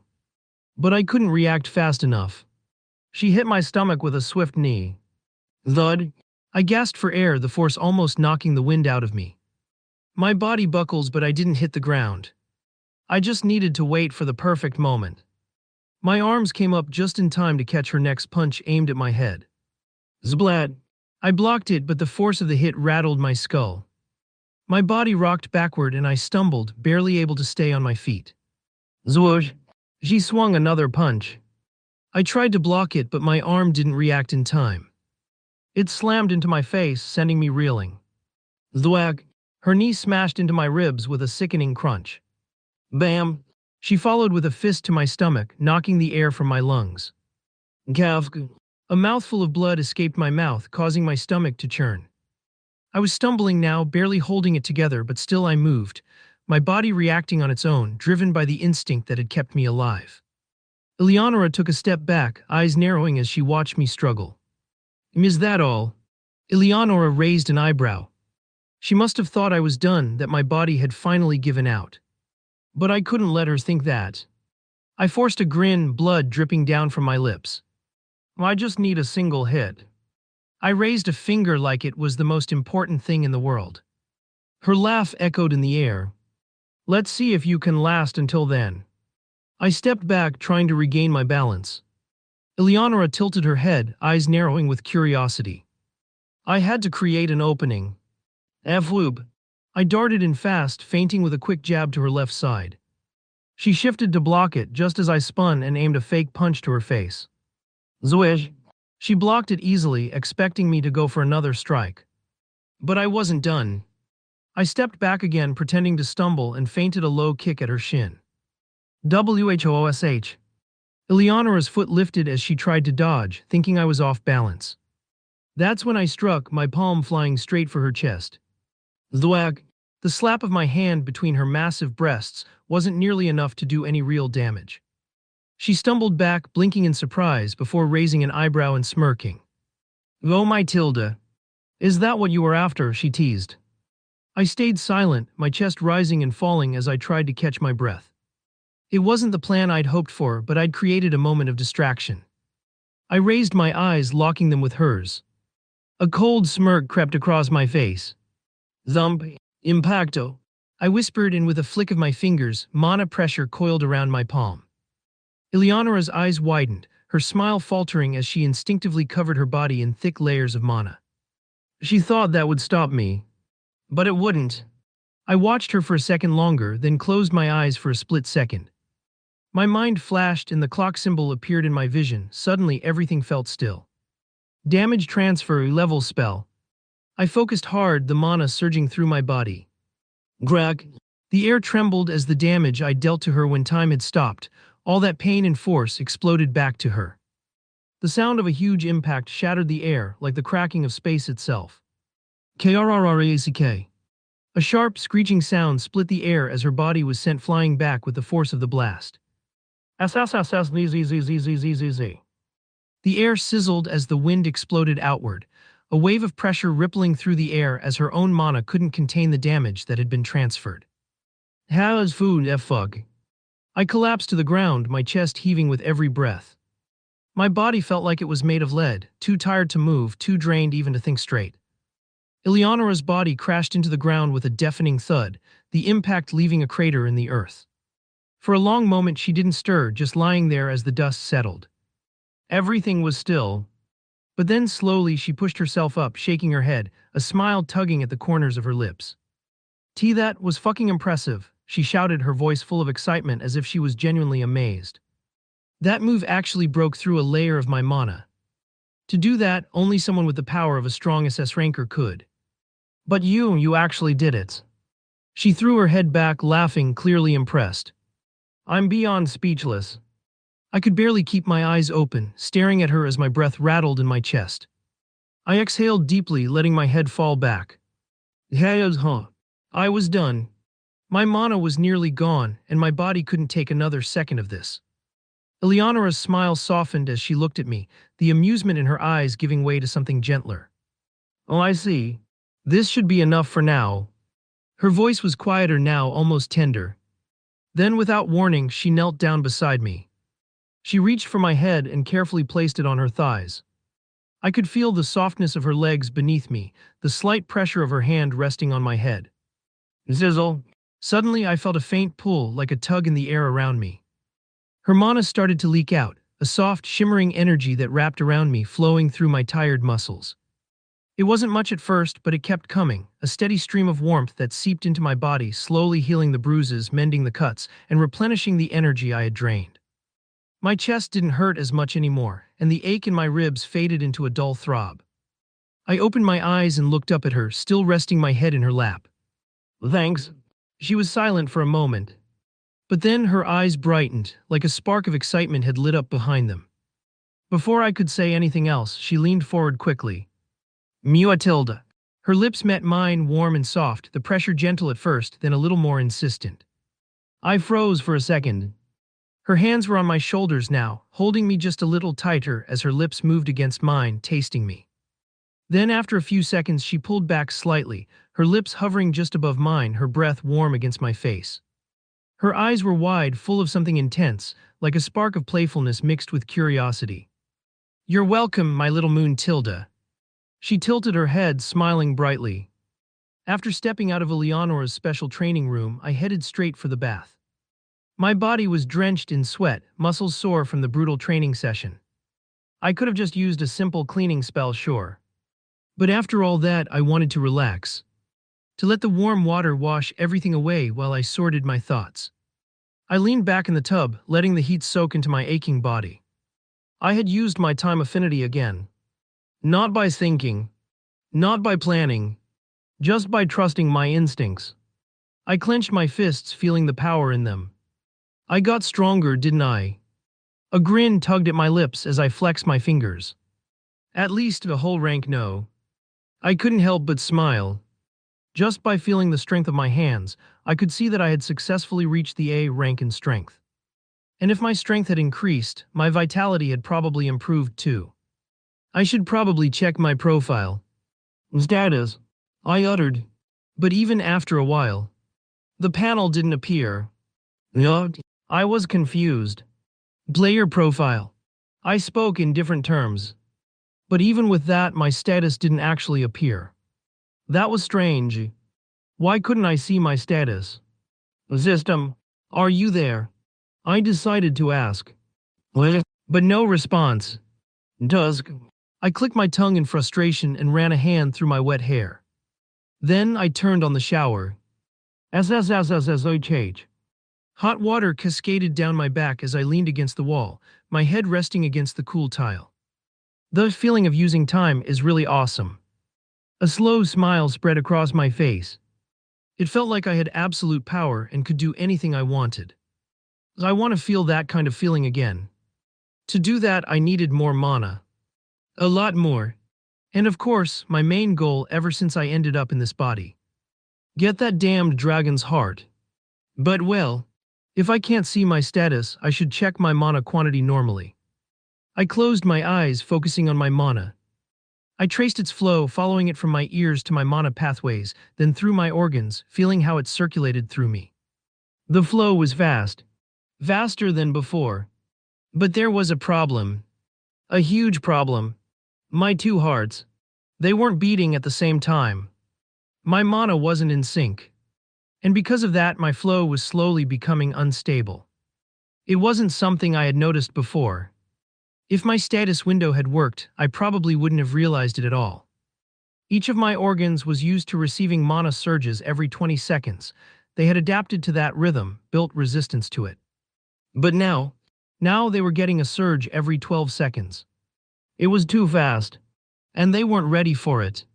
If this kept up, my organs could start taking damage. I let out a slow breath, my fingers gripping the edge of the bathtub. This is bad. Really bad. If my mana kept flowing out of sync, it could start damaging my body from the inside. Organs weren't made to handle unstable mana flow. They were used to a steady rhythm like a heartbeat.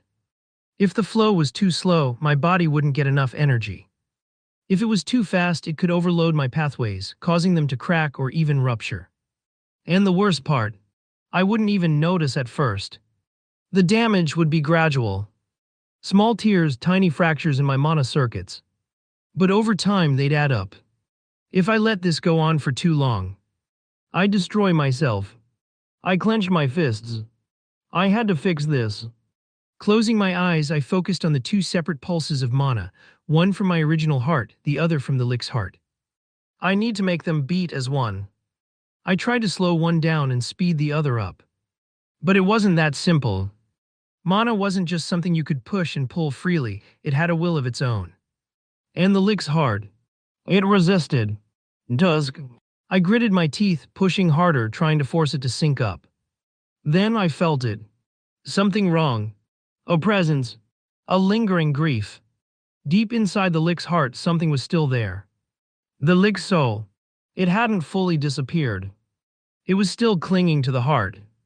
Still fighting me. You've gotta be kidding me.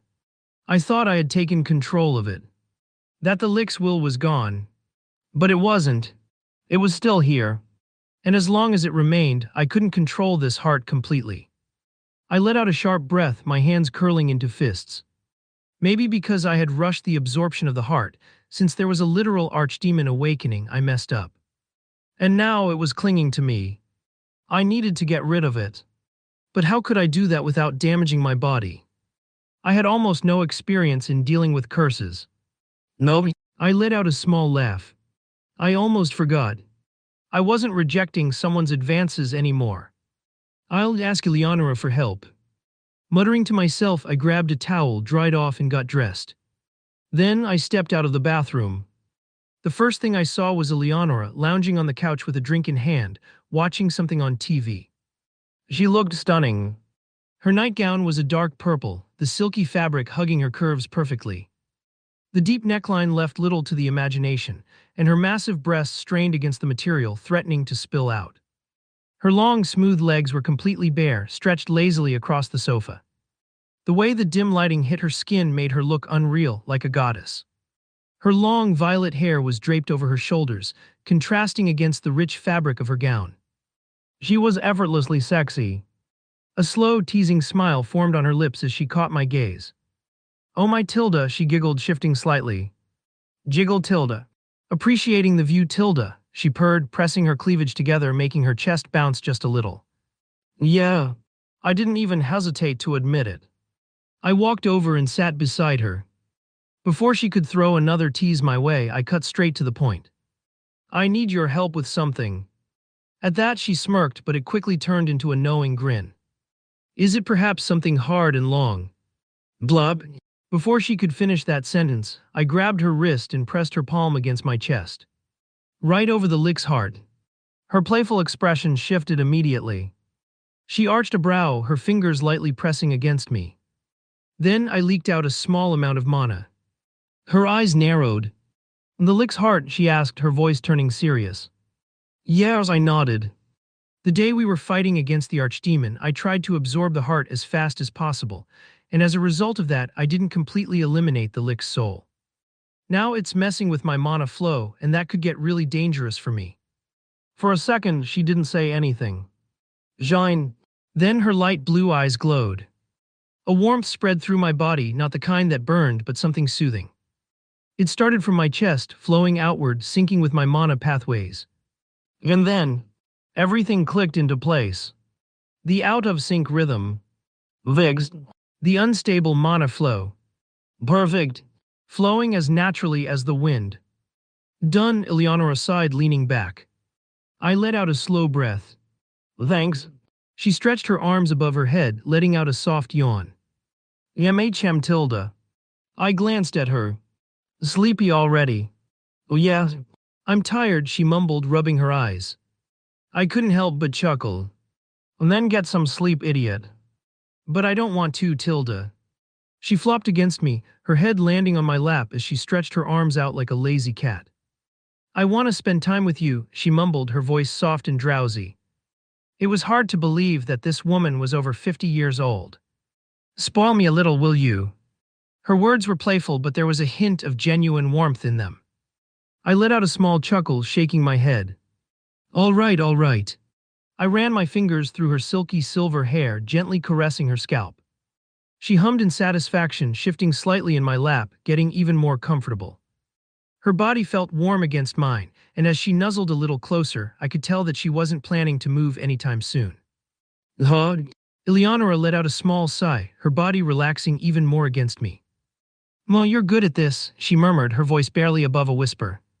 I chuckled. "You're acting like a spoiled cat." "Maybe I am," she replied, tilting her head slightly so I could run my fingers through her hair more easily. "Not my fault your lap is comfy." I kept stroking her hair, feeling the way it slipped through my fingers like silk. Her breathing slowed, her chest rising and falling in a steady rhythm. Her legs shifted slightly, stretching out over the couch, her bare feet brushing against my side. "You smell nice," she said out of nowhere, her voice lazy. I raised an eyebrow. "Didn't you just have your face buried in my stomach during training?" She giggled, her shoulders shaking slightly. "Yeah, but now you're all clean, so it's different." I shook my head. "You're ridiculous." She smirked but didn't argue. Instead, she reached up, blindly grabbing at my free hand. I let her take it. Her fingers lazily traced over my palm, soft and slow. "Your hands are rough," she mused. "But warm."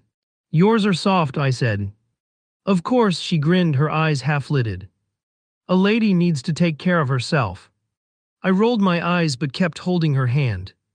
For a while, neither of us spoke. The room was quiet, aside from the faint noise of the TV playing in the background. The soft glow from the screen cast shadows along the walls, giving the moment a strange sort of calmness. Her breathing got even slower. "And are you falling asleep?" I asked, glancing down. She peeked up at me with tired eyes. "Maybe." I sighed. "You really are a spoiled cat." A small, sleepy smile spread across her lips. And before I knew it, she was asleep. Huh? I chuckled lightly. For someone so strong, she sure let her guard down around me. Shaking my head, I slid one arm under her back and the other beneath her knees. Hub. With one smooth motion, I lifted her up into a princess carry. She didn't even stir, just nestled her head against my chest with a soft sigh. "It's heavy," I muttered, but not really. She was surprisingly light for someone who could punch through a mountain. I adjusted my grip and carried her through the dimly lit hallway. When I reached the bedroom, I nudged the door open with my foot and stepped inside. The bed was large, covered in soft sheets and pillows. I lowered her down gently, pulling the blanket over her. But the moment I let go, she reached out, grabbing the front of my shirt. Her fingers curled around the fabric, holding me in place. "Stay," she mumbled, barely awake. I sighed. "You're really clingy when you're tired, huh?" She didn't answer. "It's not like I was going to leave you alone." I exhaled, shaking my head before crawling into bed next to her. The moment I did, she shifted closer, her body pressing against mine. She was warm. Without thinking, I wrapped an arm around her, pulling her even closer. Her breathing evened out again, soft and steady. For a while, I just stared at the ceiling, my mind still restless. But then, her warmth, her slow breathing, the steady rise and fall of her chest. Before I knew it, my eyes drifted shut, and I fell asleep too. Ugh. I woke up to a gentle warmth against my chest. The room was quiet, the kind of quiet that only comes in the early morning when the world hasn't fully woken up yet. My eyes fluttered open, adjusting to the dim light seeping through the curtains. And then the first thing I saw. Eleonora. She was lying next to me, her body still closed, her head resting on the same pillow. But more than that, she was watching me. Her soft blue eyes held a warmth that made my chest feel strangely light. Her lips curled into a small, affectionate smile. "Morning, Tilda," she whispered. I blinked, still groggy. "Well, you're staring." She hummed, not even trying to deny it. "I like looking at you." I let out a slow breath, rubbing the sleep from my eyes. "Creepy." "Romantic," she corrected, her smile widening. Before I could say anything else, she leaned in.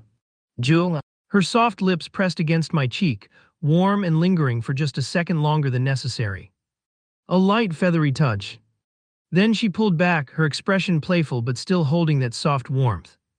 "Good morning, Istria Tilda," she murmured again, her voice a little lower this time. I stared at her for a moment, my brain catching up to reality. And for some reason, I felt my heartbeat quicken. Did I already start to like her? That was fast. I did have a good impression of her, but it was not at the stage of love. But now, looking at her is making my heart beat faster. It's been a long time since I felt this way. Huh? I let out a small breath. "You're acting really affectionate this morning," I muttered, my voice still rough from sleep. Eleonora giggled, her fingers lightly tracing circles on my chest. Tildo, I just feel like it." She stretched lazily, her body pressing against mine for a brief second before she settled back down. "You're comfy." I blinked, trying to process everything while still half asleep. She was so close. Her soft violet hair spilled over the pillow, a few strands brushing against my skin. Her blue eyes, bright even in the dim light, watched me with something tender.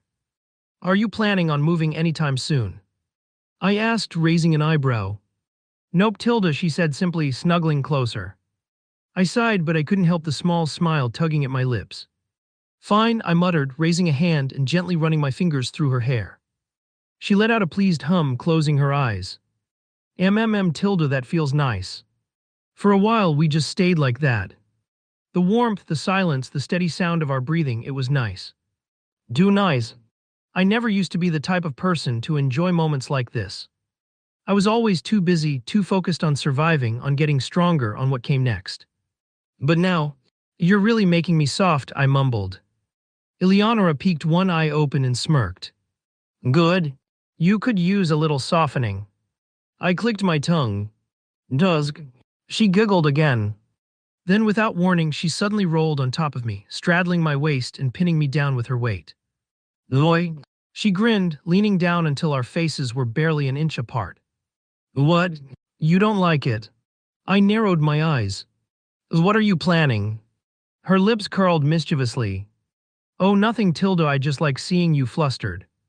I'm not flustered. Sure you aren't, Tilda, she sang teasingly.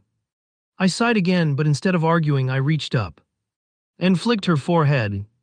Ow, she yelped, pouting as she rubbed the spot I flicked. That's what you get for messing with me, I said flatly. Eleonora huffed. Manny. I smirked. You'll live. She pouted for a second longer before finally rolling off of me, stretching her arms over her head. Tilda, I guess we should get up now. Yeah, I muttered, finally sitting up as well. Even though I didn't want to admit it. That was probably the most peaceful morning I'd had in a long, long time. I swung my legs over the edge of the bed, rubbing the sleep out of my eyes. The room was still dim, the only light coming from the gaps in the curtains. Eleonora stretched beside me, letting out a satisfied hum before flopping back down on the bed. Nug. I don't want to move, she mumbled, burying her face in the pillow. I smirked, standing up. Then stay in bed. I'm getting up. She peeked up at me, her violet hair a mess. You're so heartless, leaving a poor woman all alone in bed like this. I rolled my eyes but reached down anyway, ruffling her hair. You'll survive. She huffed but didn't swat my hand away. Instead, she closed her eyes again, letting me run my fingers through her soft hair. Keep doing that and I really won't get up, she muttered. I smirked. Exactly why I'm stopping. She groaned dramatically as I pulled my hand back, finally pushing herself up into a sitting position. She stretched her arms again, her nightgown slipping just enough to be dangerous. I immediately looked away. Why so flustered, Tilda? She teased, clearly noticing. I sighed. I'm not flustered. I'm just trying to start my day without getting distracted. She giggled. Too late for that, Tilda. Shaking my head, I made my way toward the bathroom. I'm going to brush my teeth. Am I sure? As I stepped into the bathroom, I grabbed my toothbrush and started brushing my teeth, staring at my reflection in the mirror. My hair was a mess, sticking out in all directions from sleep, and my eyes still looked a little tired. Swish, swish, swish. The sound of the toothbrush filled the quiet space as I rinsed my mouth. Just as I finished, I heard footsteps behind me. I glanced in the mirror. Eleonora stood in the doorway, leaning against the frame with a lazy smirk. And what? I asked, raising an eyebrow. She pouted. You left me alone in bed, Tilda. I rolled my eyes. You were literally too lazy to get up. She hummed, stepping into the bathroom. True, but I changed my mind. Then, without warning, she reached around me, grabbing her own toothbrush. You could have waited until I was done, I muttered. She grinned. Where's the fun in that? I sighed, but I moved aside a little as she started brushing her teeth next to me. For a moment we just stood there, side by side, brushing our teeth in silence. It was strangely nice. Something about this felt peaceful, normal. Like waking up next to someone and going about your morning together was something I was supposed to do. Something I'd never had before. Eleonora caught my gaze in the mirror and raised an eyebrow. What? She asked, her words muffled by the toothbrush in her mouth. Nothing, I muttered, looking away. She smirked but didn't push it. After we finished, I grabbed a towel and wiped my face. Eleonora stretched, letting out a soft yawn. So, what shall we do today? She asked, leaning against the sink. I thought for a moment. Wait a wee. I raised an eyebrow, a slow smirk forming on my lips. She blinked. Huh? I chuckled lightly. The 24 hours are already over. Her expression froze. With a snap of her fingers, a sleek black phone materialized in her hand. She glanced at the screen and... It's already 12 o'clock, she nearly shrieked. I couldn't help but laugh at her reaction. Did we really sleep for 14 hours? She cried, her blue eyes wide with disbelief. Yeah, we definitely slept a lot. Probably exhaustion from all that training. She turned to me, her gaze suddenly filled with something else, something playful yet frustrated. I didn't even get the chance to eat you, she whined dramatically. Hug. I choked on my own saliva, coughing as her words fully registered. Eleonora just grinned at me, amused. I sighed, shaking my head before flashing her a lazy smile.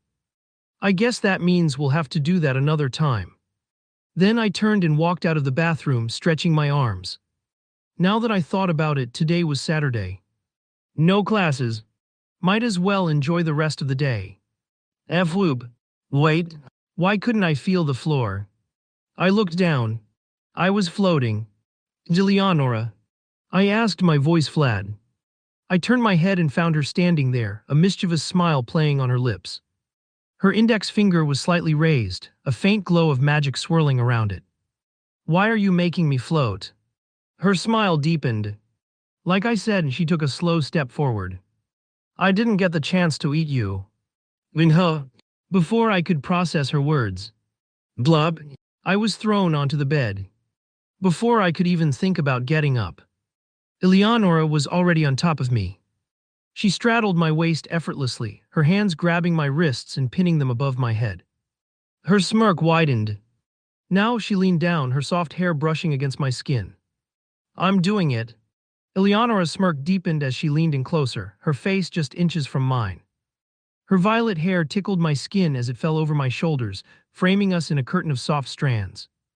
Her light blue eyes glowed with playful mischief, but there was something else there, too, something warm, teasing, and just a little dangerous. I swallowed. You're really going for it, huh? I muttered. Tilda, she hummed, her voice sweet yet smug. You always slip away before I can have my fun, Istria. But not this time, Tilda. I sighed, my wrists still pinned above my head. You do realize this is unfair, right? She tilted her head, pretending to think about it. Tilda, nope. I call it strategy. I narrowed my eyes. That's just a fancy way of saying cheating. She giggled. Maybe, Tilda, but who cares? Before I could respond, she suddenly shifted, pressing herself a little closer, her body warm against mine. My heartbeat skipped just for a second. You really don't hold back, do you? I muttered, trying to keep my expression neutral. Eleonora smirked. Why should I? I sighed again. You're too much sometimes. And yet, she purred, her lips barely an inch from my ear.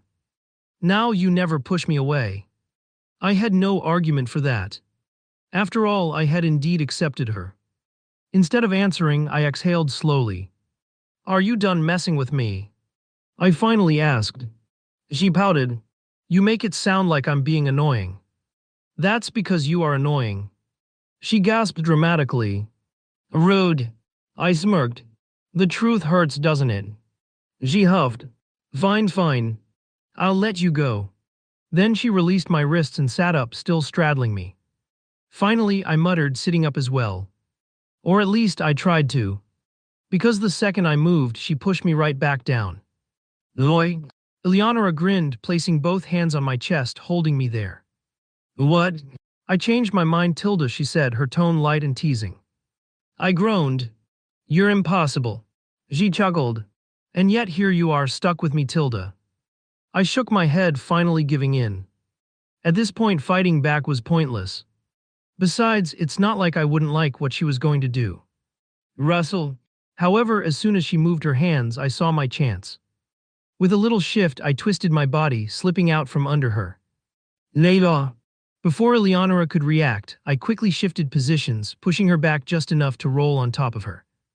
Now I was the one straddling her, my hands on either side of her head as I looked down at her. She blinked up at me in surprise, her lips parting slightly, probably not expecting me to turn the tables so quickly.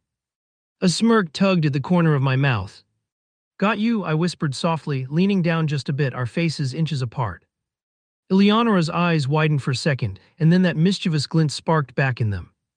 However, before she could speak, I kissed her lips. More than 8 hours later. I exhaled deeply. Glancing to my right, I saw Eleonora sleeping peacefully. Her breath was slow and even, her face relaxed in a way I hadn't seen before. Her eyelids fluttered a little as she shifted, adjusting to find a more comfortable position. I need a cigarette. The words slipped out before I could stop them. I hadn't smoked since I got here, but after everything that had happened today. Yeah, I really wanted one. It was like a part of me missed the habit, the moment of peace it gave me after intense situations like this. What time is it? I turned my head to glance at the clock on the wall. 11:21. She was really in heat, damn. I couldn't help but chuckle softly, my gaze drifting back to Eleonora who was still lost in her dreams. I guess the lust of older women is something else, huh? Still, I couldn't stay here forever.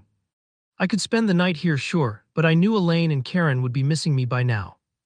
They'd be wondering where I'd gone, and I'd feel bad if I just disappeared for more than a day without a word. With a quiet sigh, I decided to head back home. Clean.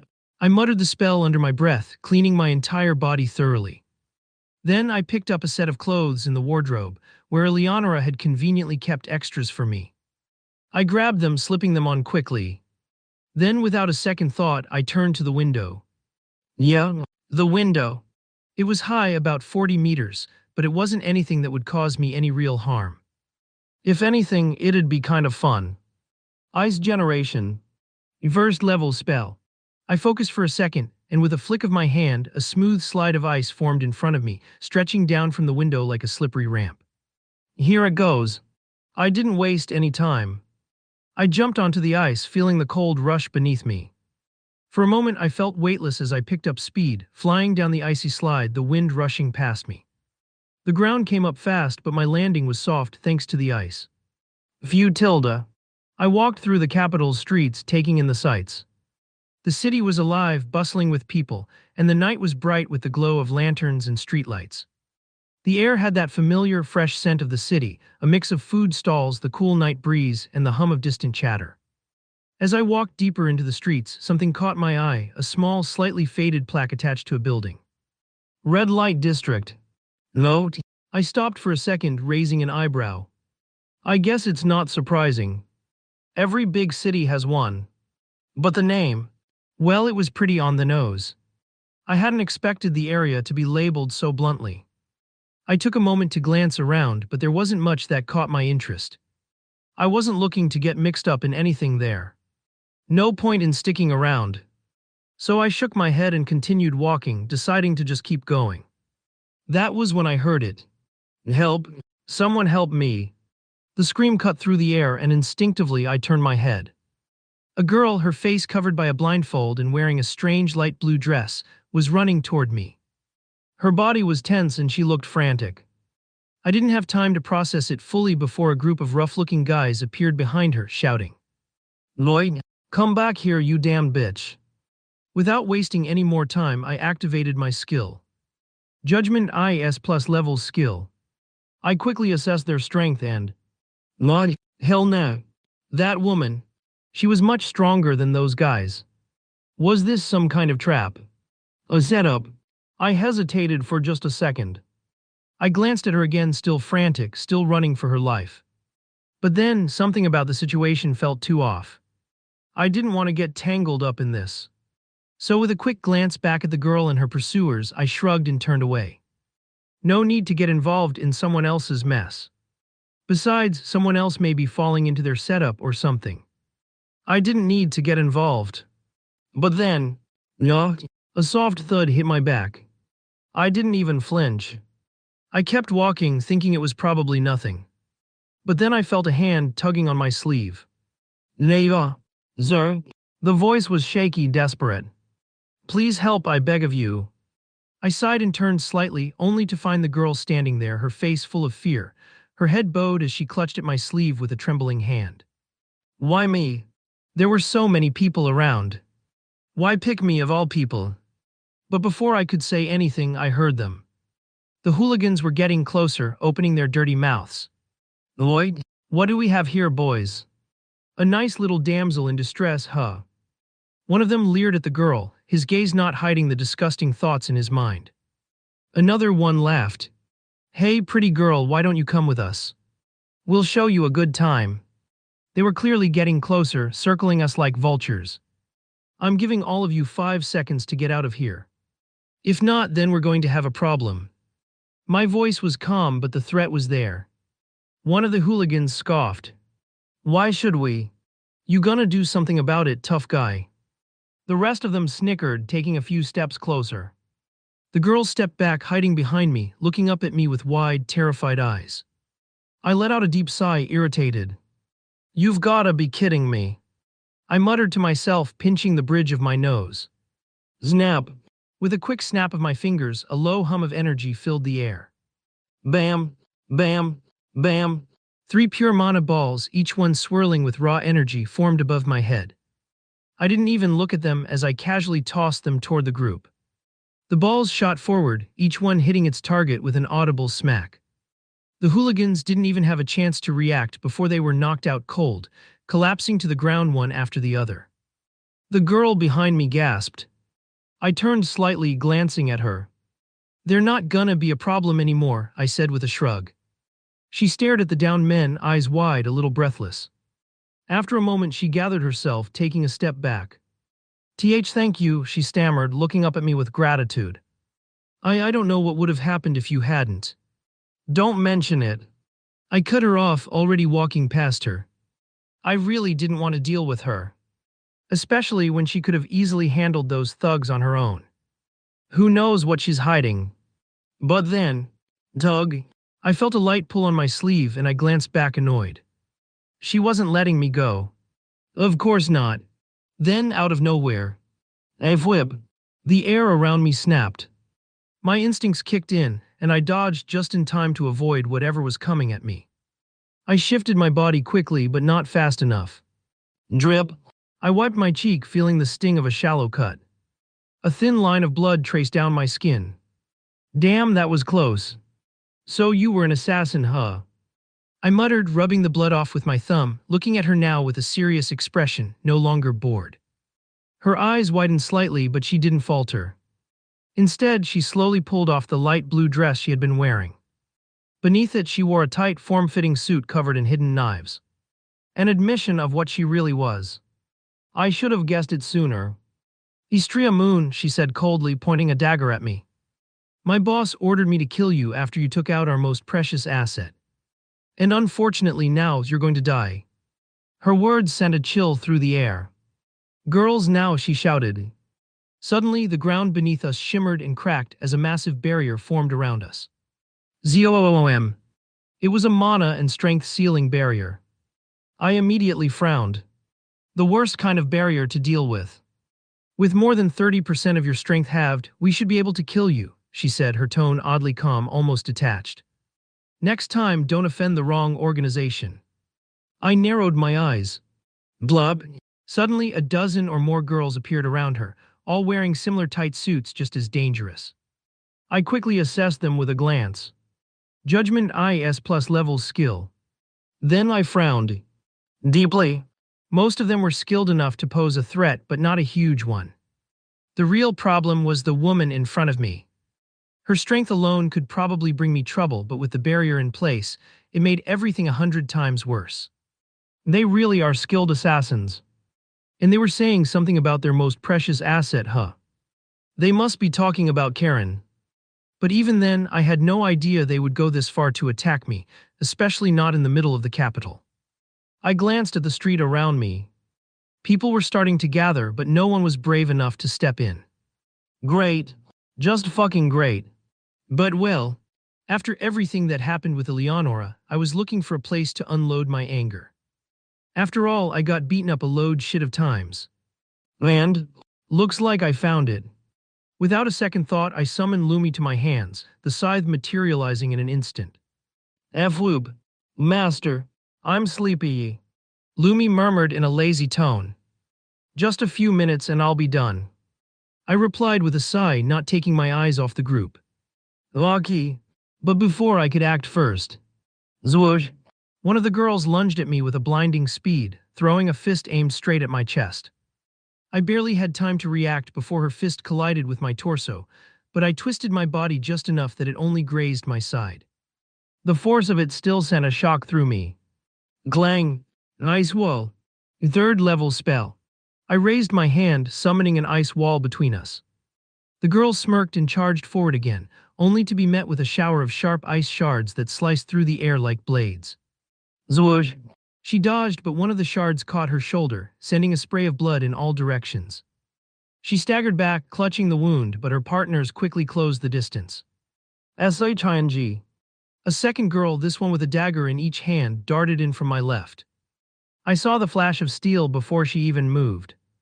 I spun around, bringing my scythe up in a wide arc to block the incoming attack. Glang! The blades of her daggers met my scythe's edge with a violent collision. The force of the strike shook my arms, but I immediately retaliated with a swift kick to her gut. Thud! She was knocked back, crashing into a nearby lamppost with a sickening crack. She slid down to the ground, groaning in pain, but she wasn't out yet. They wouldn't be that easy. GRR. Another woman came at me from behind, aiming a brutal elbow to the back of my head. I felt the wind rush by me as I ducked, narrowly avoiding the hit, but she was quick and relentless. Before I could recover, her knee slammed into my side with bone-crushing force. Grag. Nog. I gasped for air, feeling a sharp sting, but I didn't have time to waste.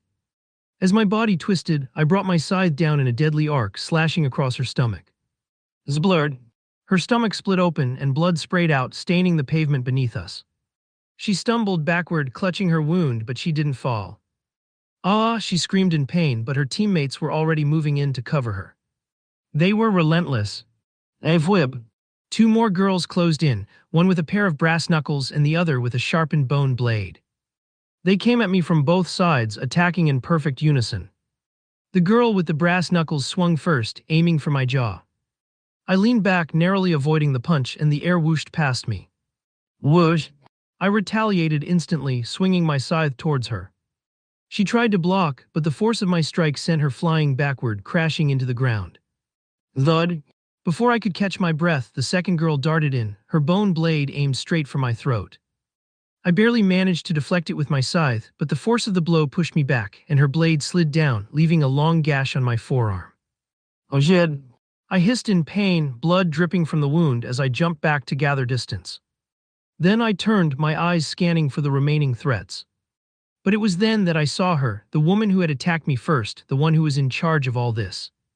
She was standing at the edge of the fight, watching me coldly. She wasn't even trying to get involved. She was waiting. The rest of the women kept coming at me, but they were slowing down. So I took the chance. Slash. One of the girls dropped to the ground, clutching her throat as blood pooled around her. But before I could take a moment to assess the situation, one of the remaining girls rushed forward, aiming for my legs with a spinning kick. Wham! The force of the kick hit me square in the knee, and I stumbled backward, but I quickly regained my footing. My eyes narrowed in on the attacker, and with a growl, I thrust my scythe forward in a violent jab. Thrust! The tip of the scythe pierced through her chest, and she froze for a moment, staring down at the blood pouring from the wound. She didn't even scream. Thud! She crumpled to the ground, her body limp. Ugh! I could feel the weight of exhaustion beginning to settle in my bones. The blood loss, the constant attacks, it was all starting to take its toll. But just as I thought I could maybe end this. Grag! A massive, brutal force slammed into my side, knocking me off balance. I glanced to the side just in time to see another girl charging in with a full-body tackle. She slammed me into the ground, and I felt the wind leave my lungs. Thud! Vug! I was on my back now, struggling to breathe. I pushed her off of me with a grunt, and with a swift swipe of my scythe, I cut her leg off at the knee. Slash! She screamed as she fell backward, clutching at the bloody stump of her leg. But before I could make my move. Stop! The voice was cold and commanding, cutting through the chaos. It stopped me in my tracks. She was stepping forward now. The woman, the one who had been watching from the sidelines. Her eyes locked onto me with a predatory shine. And then I saw it. A dark aura surrounded her, thick, black, and seething with an energy that felt wrong in every way. My eyes widened. She was a fucking humanoid demon. It seems those bastards actually found a way to put the dark energy of demon beasts, or maybe even demons themselves, into humans. This is going to be a problem. And because of that, I'll have to use this move sooner than I wanted. Slowly, I raised my fingers. Snap! Bleed! Zblurred! A fresh wave of blood exploded from the wounded enemies, splattering across the battlefield in thick red arcs.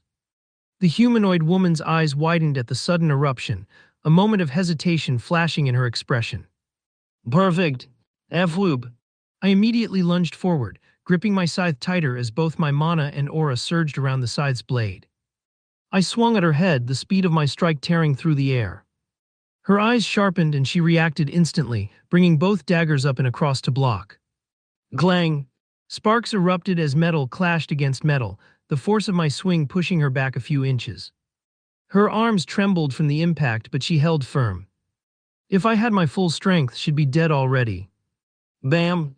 I stomped the ground and spun, twisting my body to slash at her again with an upward arc. Avwib! My scythe met nothing but air. Her body dissolved into a swirling mass of dark smoke, vanishing from sight. Damn it! I scanned the area, my eyes darting across the battlefield. She was gone. Completely disappeared, leaving no trace behind. Where did she go? I wondered, but then I noticed a few bodies on the ground. The others were still lying on the ground, lifeless. That gave me an idea. Avloob. In a flash, I dashed toward one of the fallen bodies and swung my scythe straight down. Zblurred. A geyser of blood erupted as my blade cleaved through flesh and bone. But even as the body twitched in its final moments, she didn't appear. Dusk. So that wasn't going to work. I turned toward the rest of the bodies and my expression darkened. Vug. Their corpses were completely dried out, nothing but skeletal remains, their flesh and blood stripped away entirely. Did she absorb their power? But where the hell is she? Judgment IS plus level skill. Even with my skill active, I couldn't see her. No presence. No mana leaks. It was as if she didn't exist. Damn it. I bit my lips. But wait a second. She can be invisible, but she shouldn't be able to hide the sound she makes. Like her breathing or her steps on the ground. Of course, since she's an assassin, she must have trained in holding her breath and walking stealthily. However, even the most skilled one makes mistakes. Avu. I closed my eyes and slowly spread out my mana. It was the same feeling that I had while using my instincts to fight against Eleonora. However, something was different. I could feel a looming dark energy coming out of one of the walls on my right side. She must be there. Did she get inside the building? No, she's closer. And she's right there. Moonlit Ice Lotus Sword Art. Third move. Moonlight's one flash. FWOM. My body flickered, vanishing from my spot and reappearing on the opposite side of the street. A streak of lavender energy trailed behind me like a comet. Boom! The entire building collapsed behind me in a storm of rubble and dust. I had checked with my mana sense, and there weren't any people in that building besides that humanoid demon woman, so it should be fine. And did I miss, though? I turned back toward the wreckage, narrowing my eyes at the ruins. And then my lips curled. Bleed. Zblurred. Blood spouted violently from my left. There you are. Frost explosion. 6th level spell. A small orb of white energy flickered at my fingertips before I flicked it toward the source of the blood. FREZ. A loud crack filled the air as ice erupted, spreading across the battlefield in thick, jagged layers. And then I saw it. The faintest wisp of breath. Thin, white vapor escaping from invisible lips. She was right there. Found you. Whoosh. I spun my scythe and swung, aiming to cleave her straight in half. Glang. At the last second, her daggers materialized out of thin air, blocking my attack. The force of the impact sent shockwaves through the frozen street, ice shattering beneath our feet. And then she appeared. Her invisibility faded and my eyes widened. Her once human appearance was gone. Her skin had turned an unnatural shade of black, dark veins pulsing across her body. Her eyes glowed crimson, filled with something dark, something inhuman. Damn, she's so fucking ugly. Done with the hide and seek. I couldn't help but ask mockingly. They used a barrier to weaken me, and she still had to rely on sneaky tricks to try and stab me in the back. Those assassins are really cheap, but well. They need to resort to those cheap tricks to be able to kill someone. And so do I. Bleed. Zblurred. Her right arm suddenly burst open, blood spraying out like a snapped pipe. She staggered back, clutching the wound, her face twisted in pain and rage. The only bad thing about this skill is that it consumes a lot of mana. Other than that, It's really damned overpowered. And also, I muttered, cracking my neck. Let's test a few more skills from Lumi. Wound aggravation. If I'm wrong, this should make her healing stop. So I looked at her right arm. The dark energy writhing around her wound, trying to stitch her flesh back together, suddenly flickered, and then stopped altogether. The gash remained wide open, blood seeping out sluggishly as her body failed to heal itself. As if it had given up. Why, what did you do? The humanoid demon asked me in deep surprise, her eyes widening in complete horror.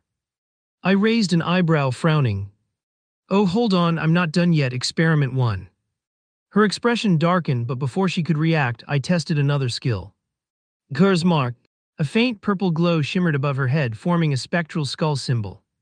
No, this is an interesting one. It suppresses the target's physical attributes while keeping them tagged, making it impossible for them to hide from me. A tracking device and a debuff all in one. Pretty damn useful. Gah, huff. Her breathing turned ragged. She staggered a step back, trembling. You bastard. I waved a dismissive hand. Yeah, keep crying. I felt my mana reserves dipping slightly. The curse mark was more of a slow drain, good for keeping tabs on an enemy but costly over time. I clicked my tongue and deactivated it. Well, that's enough experimenting for today. Time to finish this. She should be more weakened than I already am. Besides, the effect of that annoying barrier should end soon. Heal, damn it. The humanoid demon clutched her arm, her fingers digging into the wound as dark energy flickered uselessly around it. Her breathing was ragged, her once cunning eyes now wide with something close to fear. I rolled my shoulders. You're wasting time. That wound isn't going to heal. And even if it did. Whoosh. I vanished from my spot, reappearing in front of her in a blur of movement. My scythe carved through the air, aiming straight for her torso. Glang! She barely managed to lift her dagger in time, blocking the blade with both hands. Sparks flew between us, and I saw her muscles tremble under the force. Dusk. I clicked my tongue. You're sturdy, I'll give you that. Bam! I drove my knee straight into her stomach. She gasped, her body folding over as the impact sent a ripple through her frame. Blood spewed from her mouth, splattering onto my chest. Before she could even stumble back. Zblurred. Bleed. The deep wound on her arm pulsed violently, a fresh explosion of blood shooting out like a fountain. Her scream tore through the night, raw and agonized. Her legs buckled and she dropped to one knee. Damns, you really can't handle pain, huh? I smirked, twirling my scythe lazily. For someone who thought they could kill me, you're kinda pathetic. Her eyes flickered with desperation. She tightened her grip on her daggers, her dark aura twisting and curling around her body. I am not done yet. She lunged. SHWK. Her blade cut through the air, slicing toward my throat. Ice wall. Third level spell. Greg. A thick wall of ice erupted between us at the last second. Her dagger slammed into it, getting stuck in the frozen surface. Too slow. I swung my scythe upward. Zblad. The curved blade hooked under her left arm and sliced clean through the flesh. The severed limb spiraled into the air, blood gushing from the stump. Her scream rang out again, echoing down the empty street. Arm's my arm. I didn't give her time to process the pain. Boom! I stomped my foot, and the ground beneath her exploded into ice spikes. One of them pierced straight through her thigh, pinning her in place. She shrieked, thrashing against the frozen lance impaling her leg. Her remaining dagger slashed wildly in my direction, but she was too weak, too slow. Bleed. Zblurred. The wound at her thigh burst open, her lifeblood spilling onto the frozen pavement. Her movements became sluggish. Her face paled, her breathing growing unsteady. I sighed, tilting my head. You should have run when you had the chance. She lifted her gaze, her lips trembling. Please. I frowned. Please what? Show mercy. I scoffed. That's funny coming from an assassin. Whoosh. I dashed forward, raising my scythe high. Zwish. Zblurred. The blade cleaved straight through her neck. Her head tumbled to the ground, rolling a few feet before stopping near the remains of her severed arm. Blood spurted from her neck in a violent spray, painting the ice red. Her body wobbled, still twitching slightly, then collapsed with a dull thud. Silence. I exhaled, shaking off the lingering tension in my muscles. Hiya. Then Lumi's voice echoed in my mind. Master, I'm sleepy. I chuckled, flicking the blood off my scythe before resting it on my shoulder, making it dissipate away. Yeah, Lisa. Go back to sleep. I'll take it from here. With one last glance at the headless corpse, I turned on my heel and walked away, leaving the street soaked in crimson. There was nothing more to see here. However, now I know that I should be more careful. That assassin's organization made their first move against me. I should be prepared to deal with more attacks against them. No. I smiled deeply. Maybe. I should go to the black market again. Just to say hello to Yara. It took me a while to reach the academy.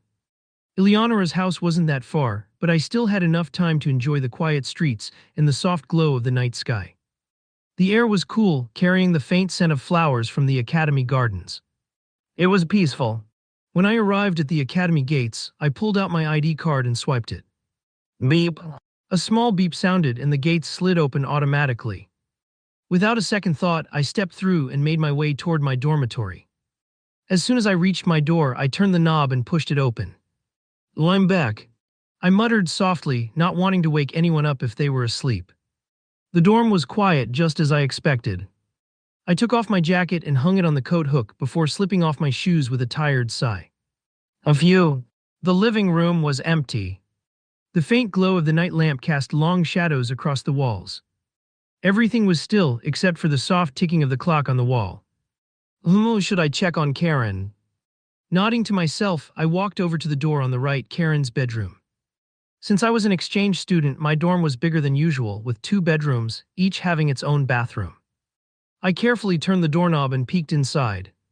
Papa. Karen was fast asleep, curled up with a pillow hugged tightly in her arms. She mumbled softly in her sleep, her face peaceful and relaxed. I held back a chuckle. Shaking my head with a small smile, I quietly shut the door and turned to head back to my own room. That's when I heard a voice. You're back. I stopped mid-step and turned towards my bed. There, sitting up with drowsy eyes, was Elaine. She rubbed her face lazily, trying to shake off sleep. Did I wake you up? I couldn't help but ask. No, she trailed off, fumbling for words. I walked over and pressed a soft kiss to her forehead. Give me a sec. I'm gonna change, I said with a small smile. She nodded sleepily, but I noticed how the tips of her long ears turned bright red. I almost laughed but decided to spare her this time. I quickly changed into more comfortable clothes and slipped into bed beside her. Where were you? She murmured, her back facing me. I lay back against the pillows, staring at the ceiling with my hands behind my head. Training. I paused for a second before adding. Sorry I didn't tell you. She hummed softly, but I could tell she wasn't completely satisfied with that answer. Next time please let me know, she said after a long pause. Whenever you're even a little late, I start thinking something happened to you, and I get really nervous. Russell. She turned over, finally facing me. So please just warn me, all right, she whispered, her eyes glistening with unshed tears. I felt my chest tighten at her words. Smiling gently, I reached out and pulled her close, pressing her head against my chest. My fingers ran through her soft hair as I whispered back. Yeah, I'll start doing that. Even though I couldn't see her face, I knew she was smiling. Her arms wrapped around me tightly, and she nuzzled her head against my chest, holding on as if she never wanted to let go. Now let's go to sleep, shall we? Sure, Elaine mumbled sleepily.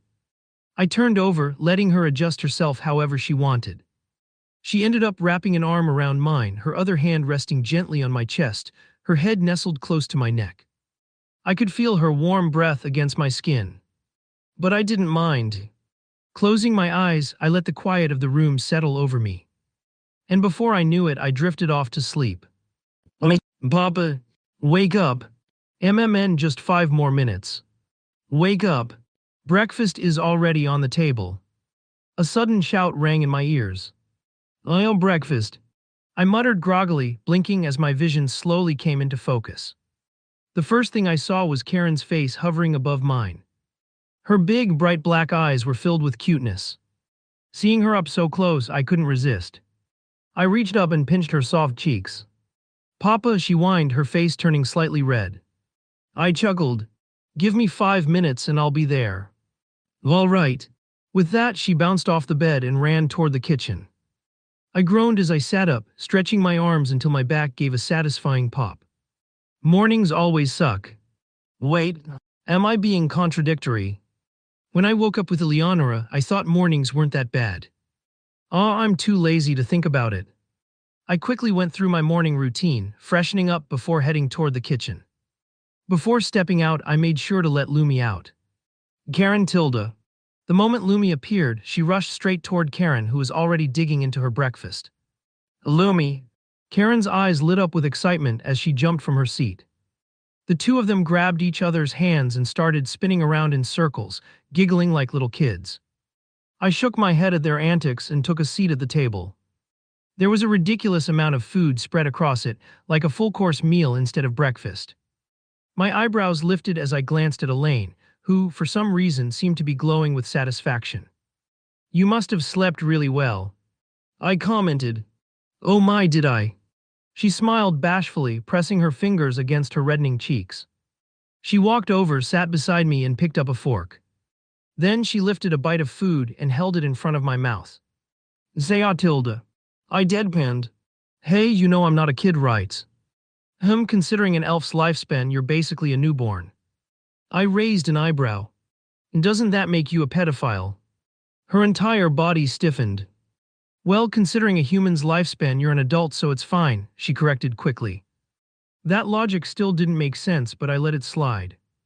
With a sigh, I opened my mouth. Her eyes immediately brightened as she placed the fork in my mouth. I chewed, nodding slightly at the taste. Well, isn't this a bit too much for breakfast? I asked, looking at the feast before me. She had gone all out. Don't worry about it. Just think of it as this sugar mama spoiling you. I froze. What? Where the hell did she learn that term?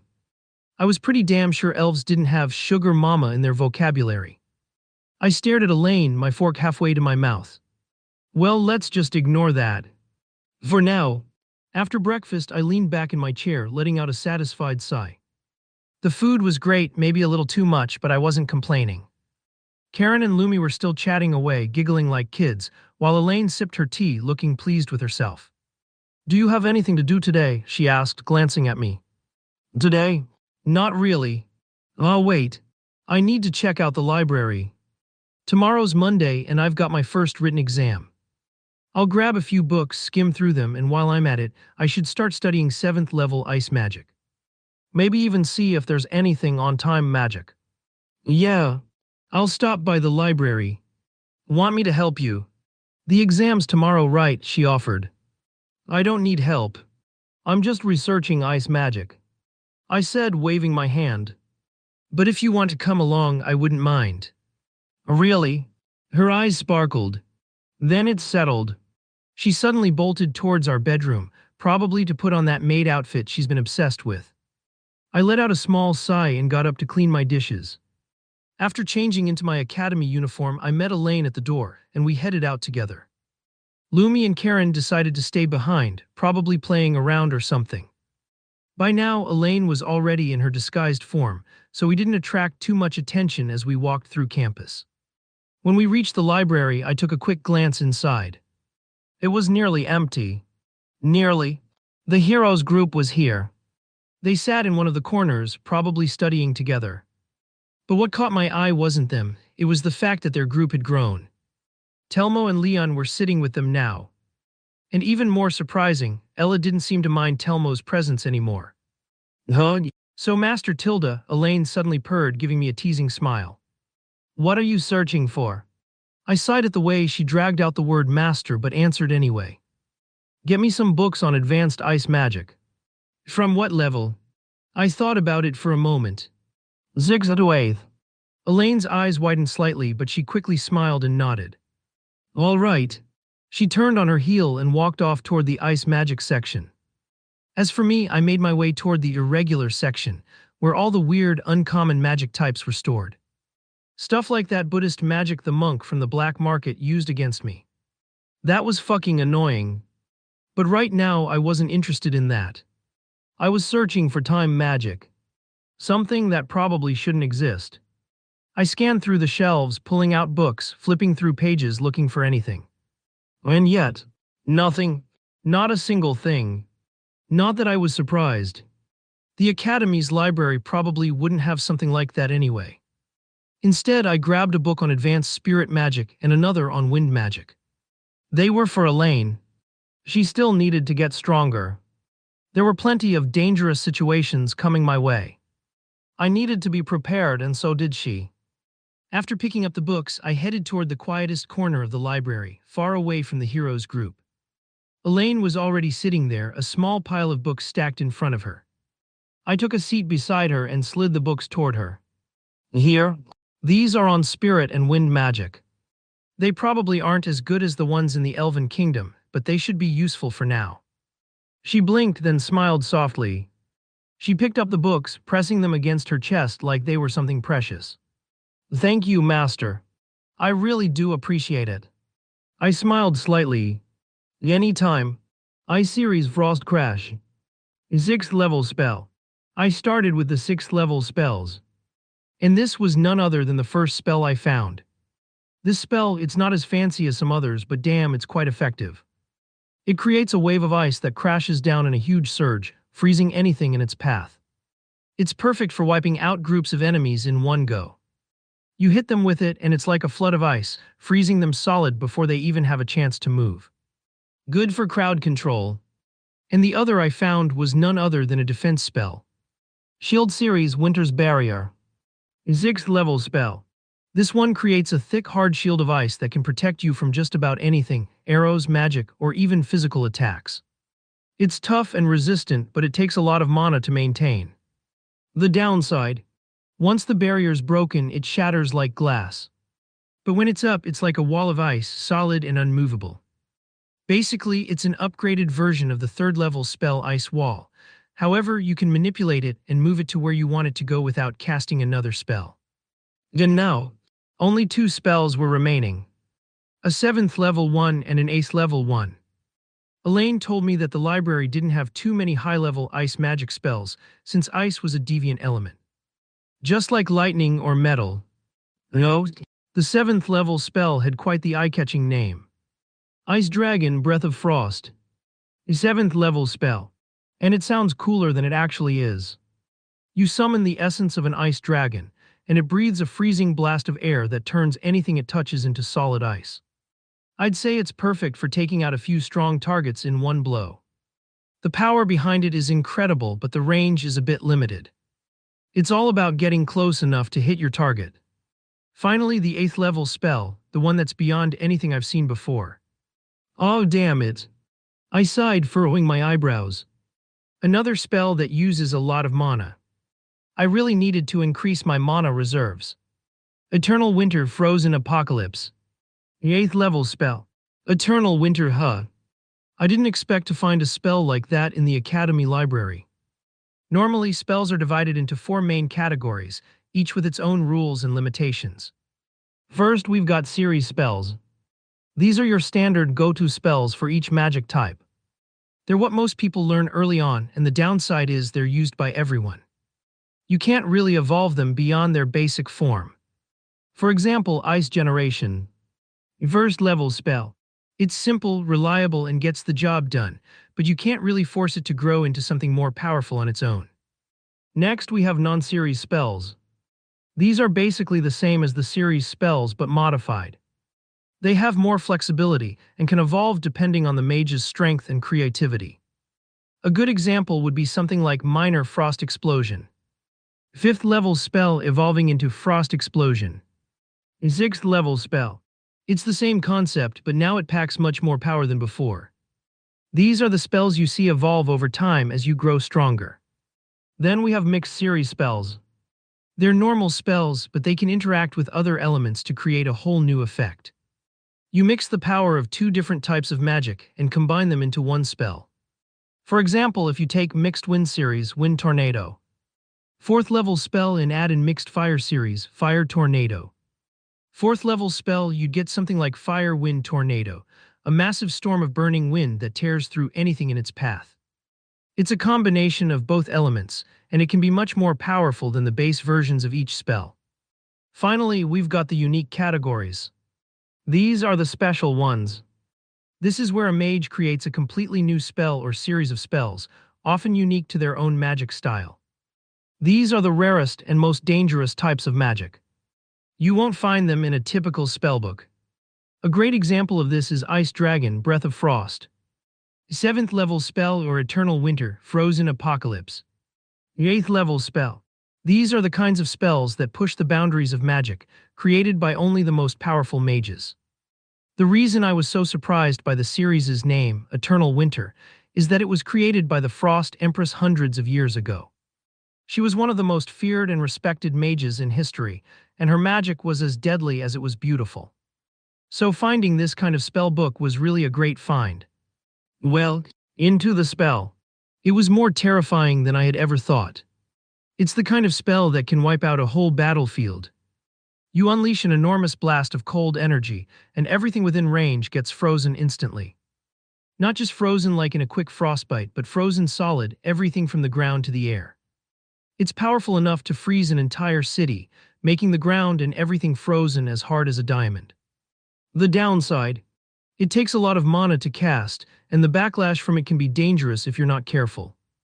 But if you nail it right, you'll have the power to destroy anything. All right. I closed the last book. I had memorized everything. Now I just needed to put it into practice and build my proficiency. Master, you're already done. Elaine looked up from her book, one eyebrow raised. Yeah, I nodded casually. I didn't bother mentioning that I had an almost perfect memory. There was no need. What about you? Finished yet? I asked, even though I already knew the answer. I almost. She was still absorbed in her reading, her fingers lightly tracing the page. I chuckled softly. No rush. Take your time. Ahem. She gave a small nod, her focus snapping right back to the book in front of her. That left me with nothing to do but watch her. Her brows furrowed slightly as she read, her ears twitching every so often. The way she bit her lip when she concentrated, the way her fingers danced across the paper like she was absorbing every word. It was kind of cute.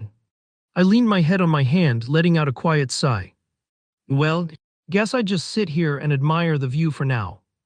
Wistria. Or not.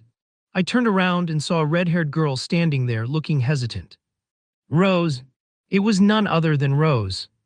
Honestly, considering her vengeful character, I didn't expect her to strike up a conversation with me. Maybe it was because she liked me. Rose, do you need something? I asked, giving her a small smile.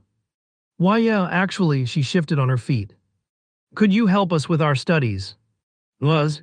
Yeah, our group. We're struggling with the material for the upcoming exam. She rubbed her hands nervously, avoiding my gaze. I looked at her for a second before sighing lightly. Sure. I turned to Elaine. You can keep reading. I'll be back. She simply nodded, flipping a page without looking up. With that, I followed Rose to her table. Yo, Istria. Lucas was the first to greet me, flashing a wide grin. I wasn't sure how they were all so friendly after how badly I'd beaten them in a fight. If I got crushed that badly, I wouldn't be smiling at the guy who did it. Telmo and Leon, though. Yeah, they weren't smiling. Both shot me glares, but I ignored them. Ella didn't seem to mind my presence, while Iris and Maya gave me small waves. So what do you need help with? I asked, looking at Rose. She sat down and pointed at her notebook. We're all stuck on this problem. I glanced at the page. The question was about advanced spell structures, specifically how to optimize mana flow when casting multi-layered fire magic. It was a tricky one for them, at least. For me, I barely even had to think. The answer's 28% mana efficiency with a triple-layered structure. I said it immediately. Silent. They all stared at me, blinking. Lucas's jaw dropped slightly. Rose's hand, which had been holding her pen, froze midair. Ella raised an eyebrow while Iris and Maya looked at each other in disbelief. Wait, what? Lucas finally broke the silence. I sighed and leaned forward. All right, look. You guys are overcomplicating it. Here's how it works. I picked up a spare piece of paper and quickly sketched a simple diagram. Mana flow is like water in a river, right? I started. If you want to make it flow smoothly, you have to guide it properly. If you just let it rush in randomly, it'll scatter and lose efficiency. That's what happens when you cast a spell without structure, it wastes mana. They all nodded slowly, following along. Now spell layers are like bridges. A single layer spell is like one simple bridge. It lets the water cross, but it's not the most efficient way. If you stack multiple bridges, triple layering the spell structure, the flow becomes more controlled, which increases efficiency. I pointed at my sketch, where I had drawn 3 layers guiding the mana river into a concentrated path. But here's the key: if you just stack the layers without connecting them properly, you create blockages like logs getting stuck in a river. That's why you need to optimize the transition between layers. I tapped my pen on the paper and continued. First, you start with the base layer, the core structure of the spell. That's where most of the mana flows in first. Normally, a single layer spell has around 15% efficiency because most of the mana gets lost when it stabilizes. I sketched a rough percentage next to the first layer. Now when you add a second layer, it redirects and recycles some of that lost mana. This pushes the efficiency up to 21% because instead of mana dispersing, it gets funneled back into the spell structure. But there's still some waste. They all leaned in slightly. So the third layer is where things get interesting. Instead of just stacking them directly, you stagger their activation. That means you don't activate all 3 at once. You let the first layer settle, then the second follows right after, and then the third kicks in at the last moment. I drew arrows showing the activation timing, with slight delays between each layer. This staggered timing prevents the mana from clashing or overloading one area. The result? A smooth, controlled flow that minimizes waste, giving you 28% efficiency instead of something lower.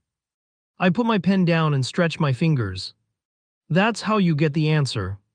You don't just stack layers, you control when and how they activate. I glanced up.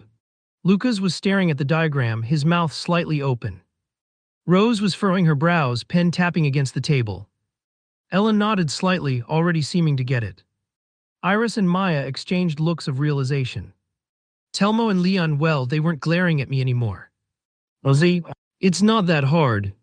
Lucas groaned, rubbing his temples. Man, you make it sound so easy. Because it is easy. I shrugged. At that they all frowned. Yeah, probably not the best thing to say. Honestly, teaching them was probably the worst idea ever. I leaned back in my chair, rubbing my temples. The others had started chatting amongst themselves, but I couldn't stop thinking about how much time I was wasting. Especially with Lucas and Maya. I knew about Lucas's dumb attribute, but Maya. Gosh, they were almost at the same level. They were struggling with the most basic of concepts. I mean, seriously. How could they not understand something so simple? I let out a deep sigh, trying to keep my temper in check. All right. I exhaled deeply. Let's go over it again. Slowly. For the, let's say, 3rd time. I glanced at Lucas and Maya, who were both staring at their notes with confused looks on their faces. I felt my eyebrow twitch. We're going to calculate the mana efficiency for a 5-layer spell, I began, seeing their eyes widen at the mention of 5 layers. Each layer is a different element: fire, water, wind, earth, and lightning. The goal is to find the total mana output while keeping the spell balanced for maximum efficiency. And this is the important part: you need to consider how the elements synergize. No layer can just be slapped on top of the other without proper planning. Understand? They both nodded, but it was obvious they didn't get it. Let me walk you through it step by step, I said, trying to stay patient. First, you calculate the base mana for each spell. Fire costs 120 mana, water costs 90, wind costs 110, earth costs 100, and lightning costs 130. So far, so good. Lucas scratched his head. Well, yeah, I think so. I gave him a thin smile, trying not to sound condescending. Great. Now here's the tricky part, I said, tapping the paper with my finger. When you combine different elements, you need to account for how they interact. In this case, fire and wind synergize well, meaning you'll get a 10% reduction in mana cost. Earth and water, however, will have a 15% increase in cost because they're not exactly compatible. Both of them blinked at me. Wait, what? So how does that work? Maya asked, her eyes wide with confusion. I felt my eyebrow twitch. Okay, let me explain it again. The mana cost for fire and wind together is 120 plus 110, but you reduce the total by 10% because the elements work together. So instead of 230 mana, it's 207 mana. I scribbled it down on the paper as I spoke, making sure they could see it clearly. Now earth and water, those two don't work as well together. So you need to add 15% more to their total. Water's 90 mana and earth is 100 mana. You add them together 190 mana, then you increase it by 15%. That brings the total to 218.5 mana. I watched their faces carefully, hoping that something was starting to click. But wait, Maya said. How do we combine all of this? Hold on, I'm getting to that, I replied. So now we have all the mana costs calculated. Fire plus wind, 207 mana. Earth plus water equals 218.5 mana. Lightning is 130 mana, and there's no synergy with the other elements since it's a deviant type, so it stays the same. They both nodded slowly, looking at the numbers. Now the key to getting the best efficiency is figuring out how to layer the spells, I continued, my voice tighter than usual. You can't just put them in any order. Fire and wind need to be activated first, since they're the most efficient combination. After that, you layer earth and water, and finally lightning. The trick is to stagger the activation of each element. You don't want them all to go off at once because that'll cause instability and waste mana. I could see that they were still lost. Let me put it another way, I said, taking a deep breath. The total mana cost of the spell is the sum of each layer's mana. But with the synergy, you have to adjust the activation time between each element to minimize the total waste. If you get the timing right, you can increase the overall mana efficiency. In this case, the final mana output is 794.5 mana. I could feel my frustration rising as I saw them still staring at me wide-eyed. Avu, take deep breaths, Istria. But here's the thing. The key to maximizing efficiency is optimizing the layer's timing and ensuring that each element is balanced with the others. This is the only way you're going to get the most out of the spell. Lucas opened his mouth to speak, but then closed it again. Maya just blinked at me, clearly overwhelmed. I rubbed my temples, trying to contain myself. Honestly, how did you not get this? This is basic spell construction, you just need to plan the layers properly. I tried to calm down, but my voice was tighter than I wanted it to be. Let's do the math. You start with 207 for fire and wind, then 218.5 for earth and water, plus 130 for lightning, and you end up with 794.5 mana. Now the efficiency comes from how well you time the activation of each layer. If you do it right, the efficiency for this spell will be around 42%. But if you screw up the timing, your efficiency drops to around 28%. Understand? Lucas and Maya exchanged a glance. Okay, but why does the efficiency go down if we don't time it right? Maya asked slowly. I rubbed my face, exasperated. Because if the layers aren't properly staggered, the mana isn't used efficiently. The elements will fight against each other, and you'll waste energy that could have been used to power up the spell. You need to control the flow of mana for each layer, and if you mess that up, your efficiency plummets. They both nodded, but I could see they were still struggling to follow. I let out a long, drawn-out sigh. This is too easy for you guys to be getting stuck on. Come on, I'll give you guys a minute to catch up, okay? I stood up and walked away, feeling my anger slowly settle into frustration. I looked back at the group, who were all watching the scene unfold with varying degrees of amusement or concern. I could hear Lucas muttering, "Man, why is this so hard?" "Yeah, why indeed?" "No, I get it now."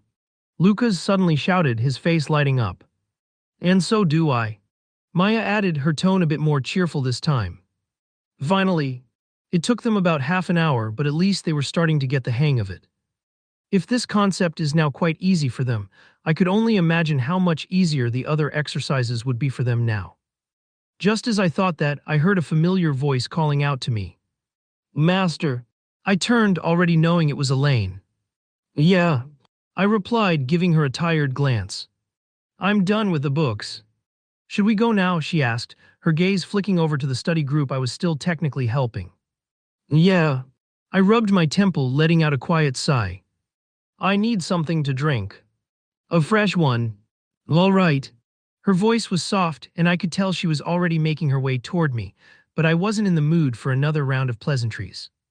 Without saying anything else to the group, I started walking toward Elaine. Bye, Istria. Thanks for the help. Lucas's voice rang out loud as ever. I didn't even bother to look back, knowing he was probably waving like a madman. As we walked out of the library, I glanced over at Elaine and asked quietly, Are you hungry? We'd been in the library for hours now, and I was feeling a little drained. A little, she replied, offering a small smile. Then let's head to the cafeteria, I suggested. The cafeteria here wasn't like the ones at normal schools. This place was huge and packed with options, and everything tasted incredible. It was one of the perks of going to such a prestigious academy. It was just a 2-minute walk from the library, and when we entered, the place was packed. Students, professors, everyone was eating or just chatting. As I was about to grab a tray and start heading towards the food line, Elaine spoke up. Shall I get food for you, master? Her offer came quickly, and it was clear she was determined. No, I can get it myself, I said, shaking my head slightly, trying to wave her off. But she wasn't having it. Helping you is my duty, master, she said firmly, her eyes serious. Sometimes I wondered if she saw herself as my maid or my woman. Maybe both. All right, I relented with a small smile. She seemed happy with that, and I didn't mind. I looked around, easily finding an empty spot at a table in the corner, so I sat down and pulled out my phone. I figured I'd use the break to read a bit of one of the novels I was following.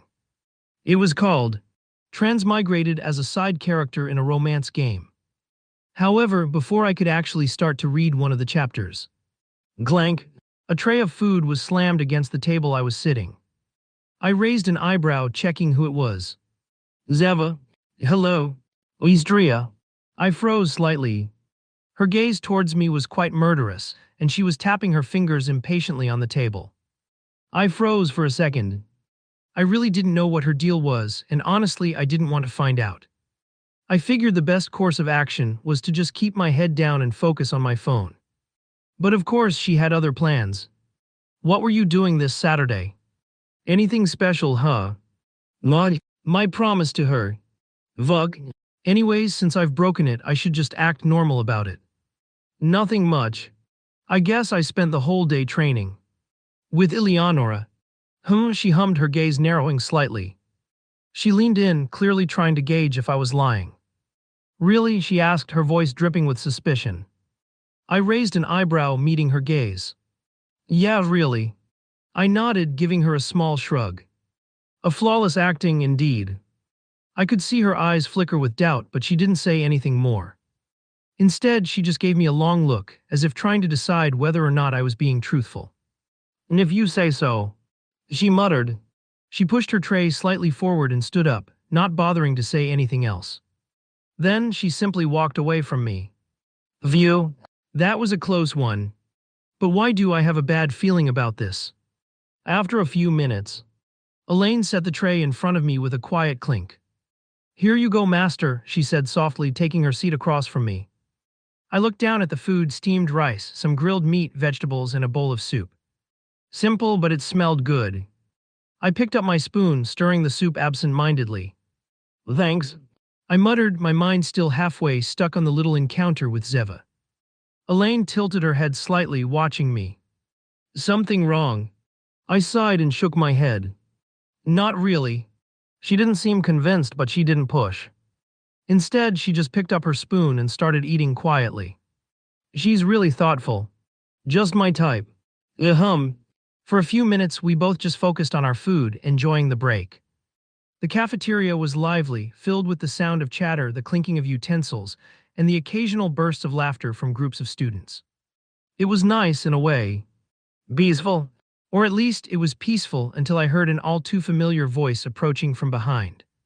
Yo, Istria. Mind if we join you? I already knew who it was before I even looked up. Lucas. I sighed through my nose and took another bite of my food before answering. Didn't I just spend more than an hour teaching you? Why are you still following me? Lucas laughed as if I had told a joke and pulled out a chair. Come on, don't be like that. We figured we'd eat together, you know. As thanks for your wisdom, oh great teacher. Behind him, the rest of the study group trailed in. Rose gave me an apologetic smile, Ella just nodded in greeting, and Maya waved cheerfully.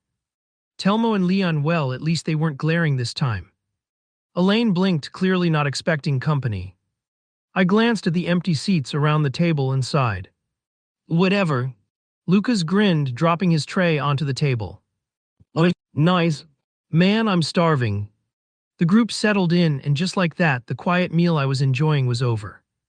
Lucas and Maya were chatting loudly about some duel they had watched earlier, while Rose was trying and failing to keep them focused on their upcoming exam. I focused on my food, ignoring most of the conversation until Lucas turned to me. By the way, Istria, he said, leaning forward slightly, what were you doing during this Saturday? I didn't see you in the academy. I paused, my spoon halfway to my mouth. I already didn't like where this was going. I was training. I answered cautiously. Lucas smirked. So what kind of training was it? Solo practice. Or I dunno, sparring. My eyebrow twitched. Why did it sound like he was fishing for something? I glanced at Rose, who was suddenly paying a little too much attention to her food. No, I see what's happening. Zeva must have talked to her, and now they were trying to cross-check my story. I put my spoon down and gave Lucas a flat look. Training is training, I said. I don't exactly take notes on how many swings I do per hour. Lucas chuckled, leaning back. Man, you're so secretive. Or maybe you just ask too many questions, I countered. Maya giggled. I think he's just curious. Curious about things that don't concern him, I muttered under my breath. Rose finally sighed. All right, enough, Lucas. If he doesn't want to talk about it, let it go. Lucas held up his hands in surrender. Fine, fine. I focused back on my food, taking another bite of the grilled meat. At least it was good. Elaine, as usual, was quietly eating, her expression calm, but I could tell she was listening carefully to everything being said. Her eyes flickered to Rose a few times, like she was reading something unspoken between the lines. Lucas and Maya, on the other hand, had already moved on to another topic, this time about some high-ranked duels coming up next month. Did you hear? Some of the fifth years are planning to spar against the professors. Lucas said, eyes gleaming with excitement. Maya gasped. What? That's insane. Who'd even try that? Some crazy strong upperclassmen. I heard they're aiming to graduate early, so they need to prove they can handle top-tier fights. Ella hummed, finally speaking up. It's not uncommon. If they can win, it proves they're already beyond student level. Lucas grinned. Man, I'd love to watch that. I tuned them out again, finishing the last of my rice. Then, just as I was about to pick up my drink, I felt something. A gaze. I looked up. Zeva was still sitting at her table across the cafeteria, casually eating. But her eyes were locked onto me, sharp and unreadable. I held her stare for a moment. Then slowly she raised an eyebrow. I exhaled quietly and looked away, taking a sip of my drink. It seems that she is still mad. And would be for quite a while. Elaine must have noticed because she suddenly spoke in a gentle tone. Master, do you want to leave? I glanced at her. She didn't say it outright, but I knew what she meant. Did I want to avoid whatever was coming later? I thought about it. Then I shook my head. No, I'll finish eating first. Elaine nodded, her eyes softening slightly. Understood. I continued eating, trying to ignore Zeva's piercing gaze. One bite, then another. Yet Elaine occasionally glancing at me like she was silently checking if I was okay. Lucas and Maya were still going on about the duels.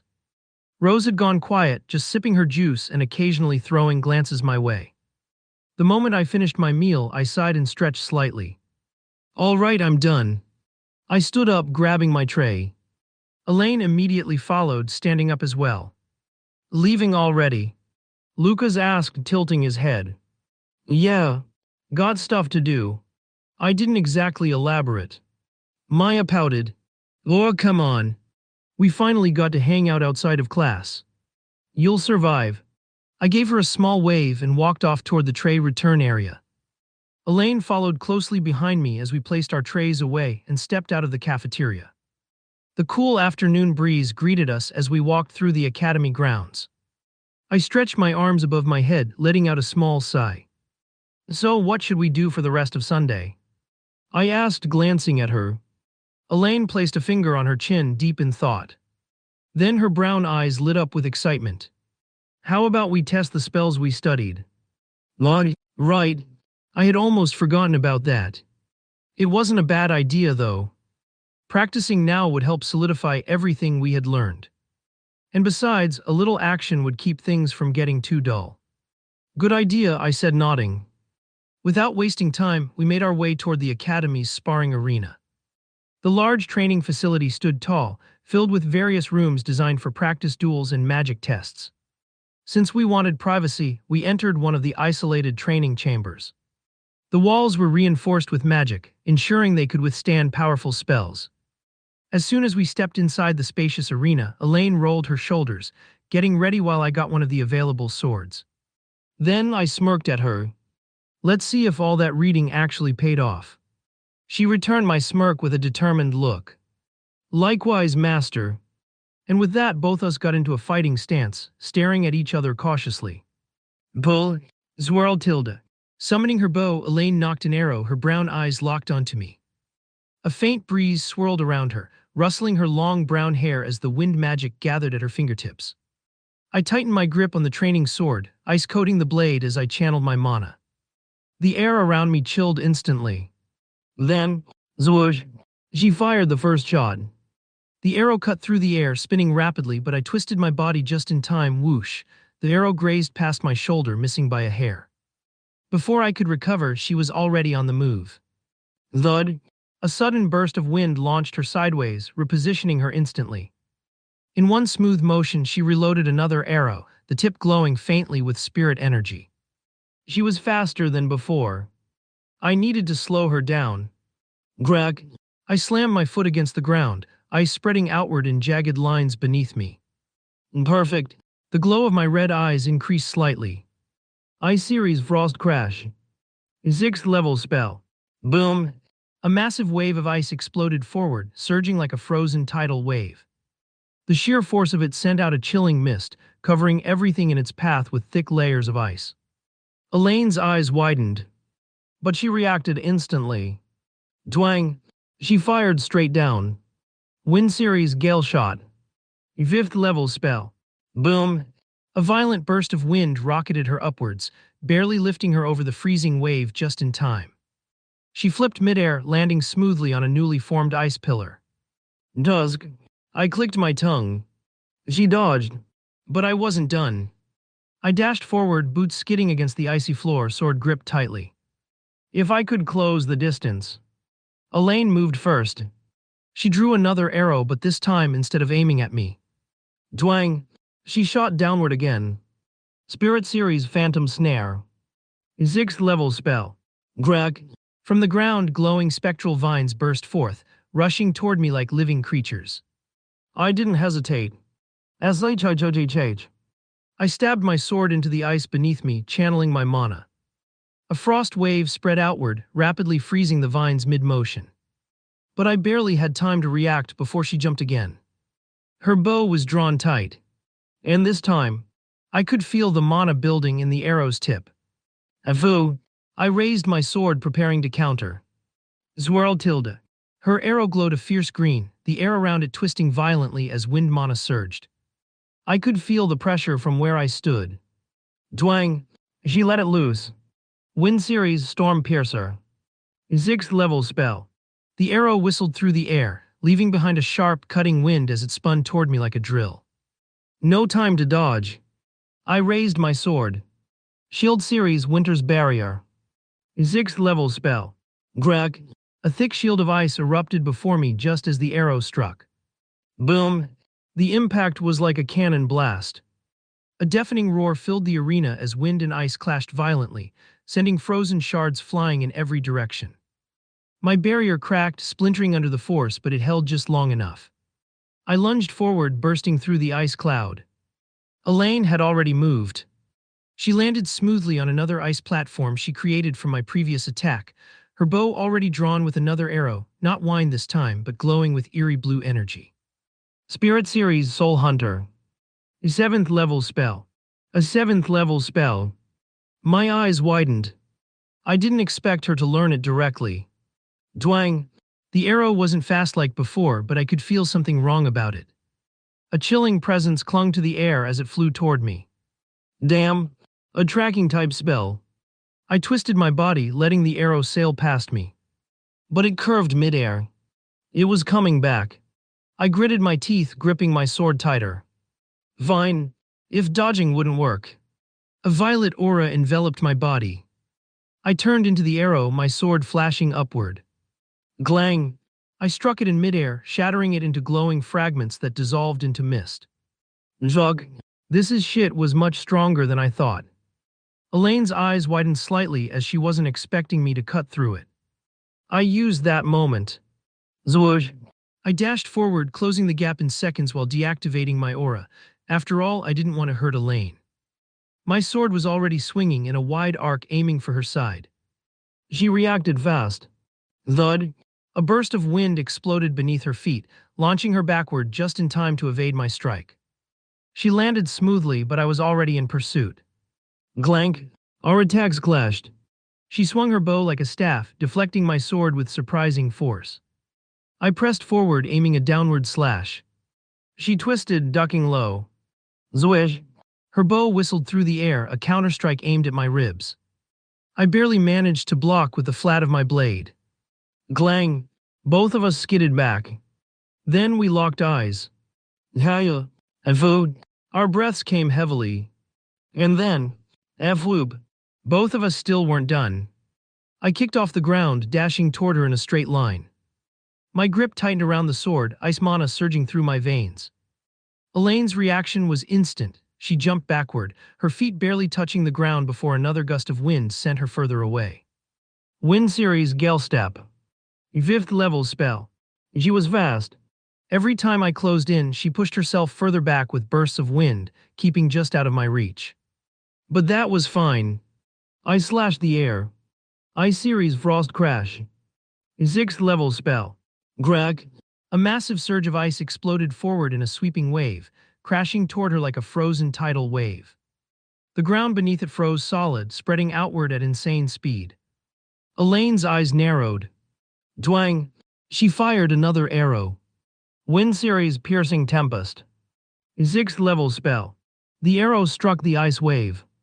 Boom! A violent gust tore through the frozen mass, shattering chunks of ice and sending them flying. But my attack had already done its job. The ground was frozen. Elaine's footing faltered the moment she landed. I was already moving. I lunged forward, my sword slashing low toward her legs. She twisted, barely avoiding the blade by a hair. Whoosh! She tried to jump back again. But her feet slipped on the frozen ground. Her balance was off. I saw her eyes widen in that split-second mistake. I took full advantage of it. I surged forward, using the ice beneath my feet to slide in smoothly. Zwish! I swung my sword upward in a sharp, clean arc. She had no choice but to block. Glang! Her bow barely intercepted my blade, the force pushing her back. She landed in a crouch, breath slightly heavier. For the first time, she wasn't able to keep her distance. Looks like running won't work anymore, I said, twirling my sword lightly. Elaine let out a small chuckle, standing back up. Then I guess I'll just have to stop running. She grabbed another arrow, this one pulsing with spirit magic. I readied my stance. Twang! She loosed the arrow. Spirit Series Phantom Shot. 6th level spell. The arrow vanished midair. My eyes narrowed. Not good. I pivoted, my instincts screaming at me. Zwish! The arrow reappeared at my blind spot, aiming straight for my ribs. I reacted instantly. Shield Series Winter's Barrier. 6th level spell. Greg! A thick layer of ice erupted around me, forming a shield-shaped barrier just in time. The arrow slammed into it, sending a web of cracks across the surface before shattering into nothing. No time to relax. I kicked off the frozen ground, closing the gap between us again. Elaine jumped backward, but her footing was still unstable on the ice. I took full advantage of it. Ice Series Frost Chains. 5th level spell. SHING. Thick chains of ice shot out from the frozen ground, lashing toward her ankles. She flipped backward, barely dodging. But I wasn't done. Ice Series Frost Crash. 6th level spell. Another wave of ice surged forward, the sheer cold filling the air. Elaine twisted midair, her bow glowing with wind magic. Wind Series Gale Shot. 5th level spell. Boom! She fired an arrow straight downward, the force blasting her upward like a gust-propelled jump.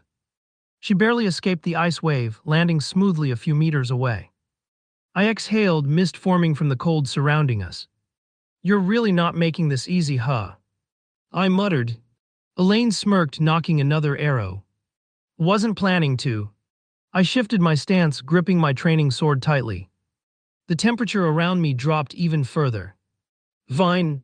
If she wanted to keep her distance, I'd force her into close combat. Ice Series Glacial Dash. 5th level spell. Greg. The ice beneath me exploded, sending me forward in a blur of frozen mist. I was already in front of her before she could even react. I swung my sword. Elaine's eyes widened as she barely raised her bow to block. Glang! The impact sent her sliding backward, her feet scraping against the ice. Elaine gritted her teeth, barely keeping her balance on the ice. I wasn't going to let up. FWIP. I lunged forward again, my sword slicing through the cold air. She twisted her body just in time, dodging to the side, but I was already adjusting my grip. I brought my sword around for a horizontal slash, aiming for her ribs. Glang! She blocked with her bow, the impact making her arms tremble. But she didn't just defend. A burst of wind magic exploded from beneath her boots. Wind Series Wind Step. 4th level spell. Whoosh! She vanished from my sight, reappearing behind me in an instant. I turned. Dwang! An arrow was already flying toward me. Too close to dodge. I raised my arm. Thud! The blunt training arrow slammed into my shoulder, drawing out blood. Nahi! I hissed at the impact, but I didn't stop moving. Instead of stepping back, I pushed forward. I spun, using the momentum to bring my sword down in a heavy vertical strike. Elaine jumped back. Ice Series Frost Chains. 5th level spell. SHING. The moment her foot touched the ground, chains of ice erupted around her ankles. Her eyes widened. Got her. I swung, but at the last second. Spirit Series Mirage Step. 6th level spell. Elaine's body flickered and my sword sliced through nothing but air. She had left an afterimage in her place. Seriously? I muttered, already turning to find her. THWIP. Another arrow was flying toward my head. I ducked just in time, the arrow barely grazing my hair. Enough of this. I slammed my foot into the ice, gathering a surge of mana. Ice Series Frost Crash. 6th level spell. The entire arena shook as a massive wave of ice exploded forward, sweeping across the ground in an unstoppable surge. Elaine had nowhere to run. She raised her bow, wind swirling violently around it. Wind Series Tempest Barrier. 6th level spell. Fucking hell. How many spells had she learned in such a short time? WHOOM. A fierce whirlwind erupted around her, clashing against my ice wave. For a second, both forces pushed against each other, the ice cracking, the wind roaring. Then, boom! The collision blasted us both backward. I dug my feet into the frozen ground, barely managing to stay standing. Elaine, however, had been forced into the air by the explosion. Her eyes widened as she realized. She had no foothold. I wasn't about to waste this chance. I dashed forward. Elaine twisted midair, already preparing another spell, but she wasn't fast enough. I swung my sword. Thwag! Elaine barely managed to raise her bow in time to block my strike, the impact sending a sharp vibration through her arms. She gritted her teeth, struggling to stay balanced midair. She tried to summon wind beneath her feet. Wind Series Wind Step. Fourth level spell. But I wasn't going to let her recover. I twisted my grip, bringing my sword down again in a brutal diagonal slash. Glang! She deflected it, but her body was pushed back off balance, vulnerable. I stepped forward. I-Series Frost Spikes. Third level spell. Greg. Jagged ice spears erupted from the ground below, shooting toward her. She spun midair, using a burst of wind magic to shift her position. But I was already in front of her. I slashed. She barely managed to block with her bow again, but... Greg. Her fingers slipped. Her weapon flew from her hands, clattering against the icy floor. Her eyes widened in shock. Too late. I was already moving. I slammed my foot into the ice and lunged forward, closing the distance instantly. Elaine raised her arms in a last-ditch effort to defend herself, but I was faster. I grabbed her wrist and twisted it behind her back, pulling her against me. She gasped, her body tensing. I lifted my sword, pressing the blunt edge lightly against her throat. A clear checkmate. Her chest rose and fell rapidly as she stared up at me, her lips slightly parted, her face flushed from the intense battle. For a moment, neither of us spoke. The air was heavy. Our breaths mingled. Then, before she could react, before even I could second-guess it, I leaned in, and kissed her. Her entire body stiffened. Her breath caught in her throat. But she didn't pull away. Instead, she melted into it, her fingers gripping the fabric of my shirt as if holding onto something fragile. The cold air around us no longer mattered. The battle didn't matter. It was just us. After what felt like an eternity, but was probably just a few seconds, I pulled back slightly, my forehead resting against hers. Her disguised brown eyes stared into mine, dazed, unsure. Guess I win. Elaine blinked. Once, twice, then her face exploded into a deep shade of red. What? She tried to say something, but her voice cracked. Her hands, still gripping my shirt, twitched slightly. For someone who was always quite calm and composed, this was the first time I had ever seen her so nervous. She looked very cute. I chuckled, stepping back and letting go of her wrist. That was unfair, she muttered, looking away. I shrugged, flipping the training sword in my grip before resting it on my shoulder. All's fair in love and war. She puffed out her cheeks in frustration, her ears still burning. For a second, it looked like she wanted to say something more, but instead, she let out a sigh and rubbed her temples before leaking out a small smile. Come on, I said, offering her a hand. Let's head out now. She hesitated for a moment before taking it. Her fingers were warm against mine. And as we walked out of the training arena, I could feel her occasionally stealing glances at me, lips pressed together as if she was still processing what had just happened. Walking hand in hand, we made our way back to the dormitory. The halls were quiet, the afternoon light casting long shadows on the walls. Elaine still wasn't saying much, her fingers fidgeting slightly at her sides. Every now and then she'd glance at me, then quickly look away when I noticed. Why was she so embarrassed? I wasn't entirely sure. After all, we've kissed multiple times, however, never did she act like this. When we reached the dorm and stepped inside, the sound of laughter filled the air. Take this. A pillow soared across the room. Boof. It smacked right into Karen's face, making her stumble back. Ga Lumi, you little. Karen grabbed a pillow of her own and launched it at Lumi, who ducked just in time. The pillow crashed into the couch instead, sending a small puff of feathers into the air. Lumi cackled, her green slimy hair bouncing as she jumped onto the couch to grab another pillow. You missed. Try again. Karen grinned, her black eyes gleaming slightly. Oh, I will. They were completely lost in their little war, not even noticing Elaine and me standing in the doorway. Do we stop them? Elaine asked, crossing her arms. I leaned against the doorframe, watching as Lumi used the couch as cover while Karen tried to ambush her from the side. Now let's see who wins. Elaine sighed but didn't argue. Wham! Lumi managed to hit Karen in the stomach, making her gasp dramatically and fall to her knees. No, I've been defeated, she whispered, hand over her heart. Lumi stood over her, raising a pillow high like a sword. Any last words? Karen looked up, her eyes shining mischievously. Yeah. She suddenly lunged, tackling Lumi to the floor. Both of them crashed onto the carpet, laughing as they wrestled for control over the pillows. I shook my head, chuckling. Idiots. That's when they finally noticed us. Karen spoke as soon as she spotted us. Oh, you guys are back. Lumi, still pinned under Karen, blinked before grinning. Had a good date. Elaine froze beside me. I could feel her staring at me, waiting for me to respond. I shrugged. Depends. Does beating someone up count as a date? Karen whistled. Noof. Elaine, he's calling you weak. Hearing her words, a vein popped in Elaine's forehead slightly as she glared at Karen.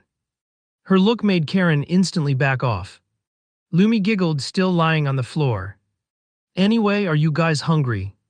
I was just thinking about ordering some food. I spoke, bringing my phone out. Papa, I want pizza. Karen beamed cheerfully, looking at me with shining eyes. I looked towards the others. Lumi sat up, clapping her hands. Him. Elaine only nodded slightly. Pizza it is. It was finally exam day. The atmosphere in the academy was different, quieter, heavier. Everyone was either rushing to their assigned rooms or standing around, muttering last-minute revisions under their breath. I had a total of 4 exams based on the classes I had chosen. Magic Theory, Spellcraft Fundamentals, Complex Circuits in Mathematics, Combat Magic Tactics. According to the schedule I received, my first exam was Complex Circuits in Mathematics, held in Class Z21. Great. The only problem. This academy was too damn big. Seriously. Whoever designed it must have had a personal grudge against students trying to be on time. I navigated through endless hallways, up 2 flights of stairs, down another corridor, and past at least 3 different classrooms that all looked the same. By the time I finally reached Z21, I was already regretting my life choices. I stepped inside and immediately spotted a few familiar faces. Nella, Rose, and Telmo, though he was probably just here because of Ella. Ella glanced up when she saw me and gave a small nod before returning to her notes. Rose, on the other hand, was tapping her fingers against her desk, looking somewhat nervous. The moment her eyes met mine, she quickly looked away, pretending to be focused on her book. Telmo. He just glared at me. I ignored him. Instead, I walked over to an empty seat, stretching my arms as I sat down. After a few minutes, the instructor walked in, carrying a stack of exam papers. All right, settle down, he said calmly. You have exactly 2 hours to complete the exam. No talking, no magic assistance, and no leaving early unless you finish. Once you receive your paper, begin. The room fell into complete silence. One by one, the papers were handed out. When mine landed on my desk, I gave it a quick scan. Complex Circuits in Mathematics exam. Question 1. A multi-layered monocircuit is designed to amplify spellcasting efficiency by 35%. The base circuit consists of 3 interwoven mono nodes, each transferring energy at a rate of R1 equals 8 E3 joules sec, R2 equals 6 E3 joules sec, and R3 equals 5 E3 joules sec. However, due to interference loss of 12% per node, the final efficiency drops. Calculate the optimized configuration for minimal loss and determine the adjusted amplification percentage. Yeah, this was the kind of stuff that made half the students in the academy cry at night. I picked up my pen and started writing. First, I calculated the total raw mana output, then I accounted for the loss per node. Each node loses 12%, so the total loss per node is exactly 2.28 E3. With 3 nodes, that's a total energy loss of 228 E3 times 3 equals 684 E3. Which means the final usable mana output is 19 E3 minus 6.84 E3 equals 12.16 E3 JS. Now to calculate the adjusted amplification percentage with minimal loss, I restructured the mana circuit into a dual-phase configuration, splitting the highest energy node and distributing the load. That reduced the total loss by about 4% per node, bringing the total efficiency up to 28.4% instead of 23%. Final amplification percentage. 35% minus 6% equals 28.4%. I scribbled down the answer and moved on to the next question. Question 2. A spell matrix with an inverse exponential decay absorbs external mana interference at a rate proportional to the inverse square of distance from the core. Given an absorption rate of AR equals 1200 slash R2 plus 4R plus 3, and a decay constant of lambda equals 0.85, determine the total mana absorbed over a region spanning from R equals 1 to R equals 10 and optimize for peak spell efficiency. I sighed. These questions were getting ridiculous. Still, it wasn't hard. I set up the integral and then factored the denominator before wreaking it into partial fractions. Then I simply solved for a and b and found O equals 600 and b equals minus 600. So I only needed to rewrite the integral. And after solving, I got a total mana absorption of 415.2 units. I quickly wrote my answer down, optimizing for peak efficiency by modifying the spell's exponential decay rate to lambda equals 0.73, which increased overall absorption by 8%. I looked up. A few students were still stuck on the first question. A random student was chewing the end of his pen, looking like he was trying to decipher some kind of ancient language. Rose had her head buried in her hands, muttering something under her breath.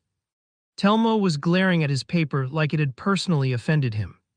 As for Ella, she actually seemed quite calm. Well, anyway, I should just finish the exam as soon as possible. There were only 8 questions left. That exam was so fucking hard. Yeah, why did I choose this class? It's frighteningly difficult and complex. As soon as the bell rang and all the students got out of the class, they immediately started to complain about the difficulty of the exam. As for the reason why I was still here, I fell asleep. I solved the entire exam in about 15 minutes, and instead of handing over the paper to the instructor, I decided to take a short nap. And of course, the only reason I woke up was that annoying bell. The next exam should be Combat Magic Tactics. Let's just get it over with. ORINGG. After some gruesome 6 hours, I was finally done with the rest of the exams. The exam's questions were fairly simple. For example, in Combat Magic Tactics, one of the questions was, you are facing 3 enemies in an open field. They are armed and seem well trained. You have limited mana reserves. How do you use your magic to neutralize them efficiently without exhausting your resources? Consider positioning, terrain, and spell efficiency in your response.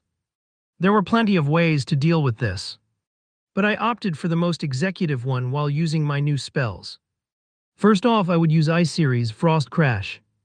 6th level spell to create a massive ice wave, sweeping them all off their feet. It would freeze them solid before they could even react, and it wouldn't take much mana. If there were any survivors, I could follow up with a shield series, Winter's Barrier. 6th level spell to protect myself and lock them down long enough to deal the finishing blow. The Winter's Barrier spell would be perfect for blocking incoming attacks while I strategized my next move. I wrote down my strategy in the clearest terms possible, explaining my reasoning for each spell I would use and how I would conserve mana during the engagement. It was that simple. Not to mention about the spellcraft fundamentals and magic theory, they were damn easy. An example of a question was, you are given a basic spell structure with insufficient mana flow.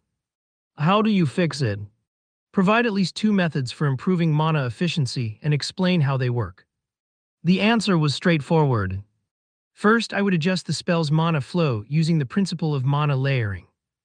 By using multiple mana channels, I could split the mana load and spread it more evenly, allowing for better efficiency and reducing mana waste. I also wrote about casting sequence optimization.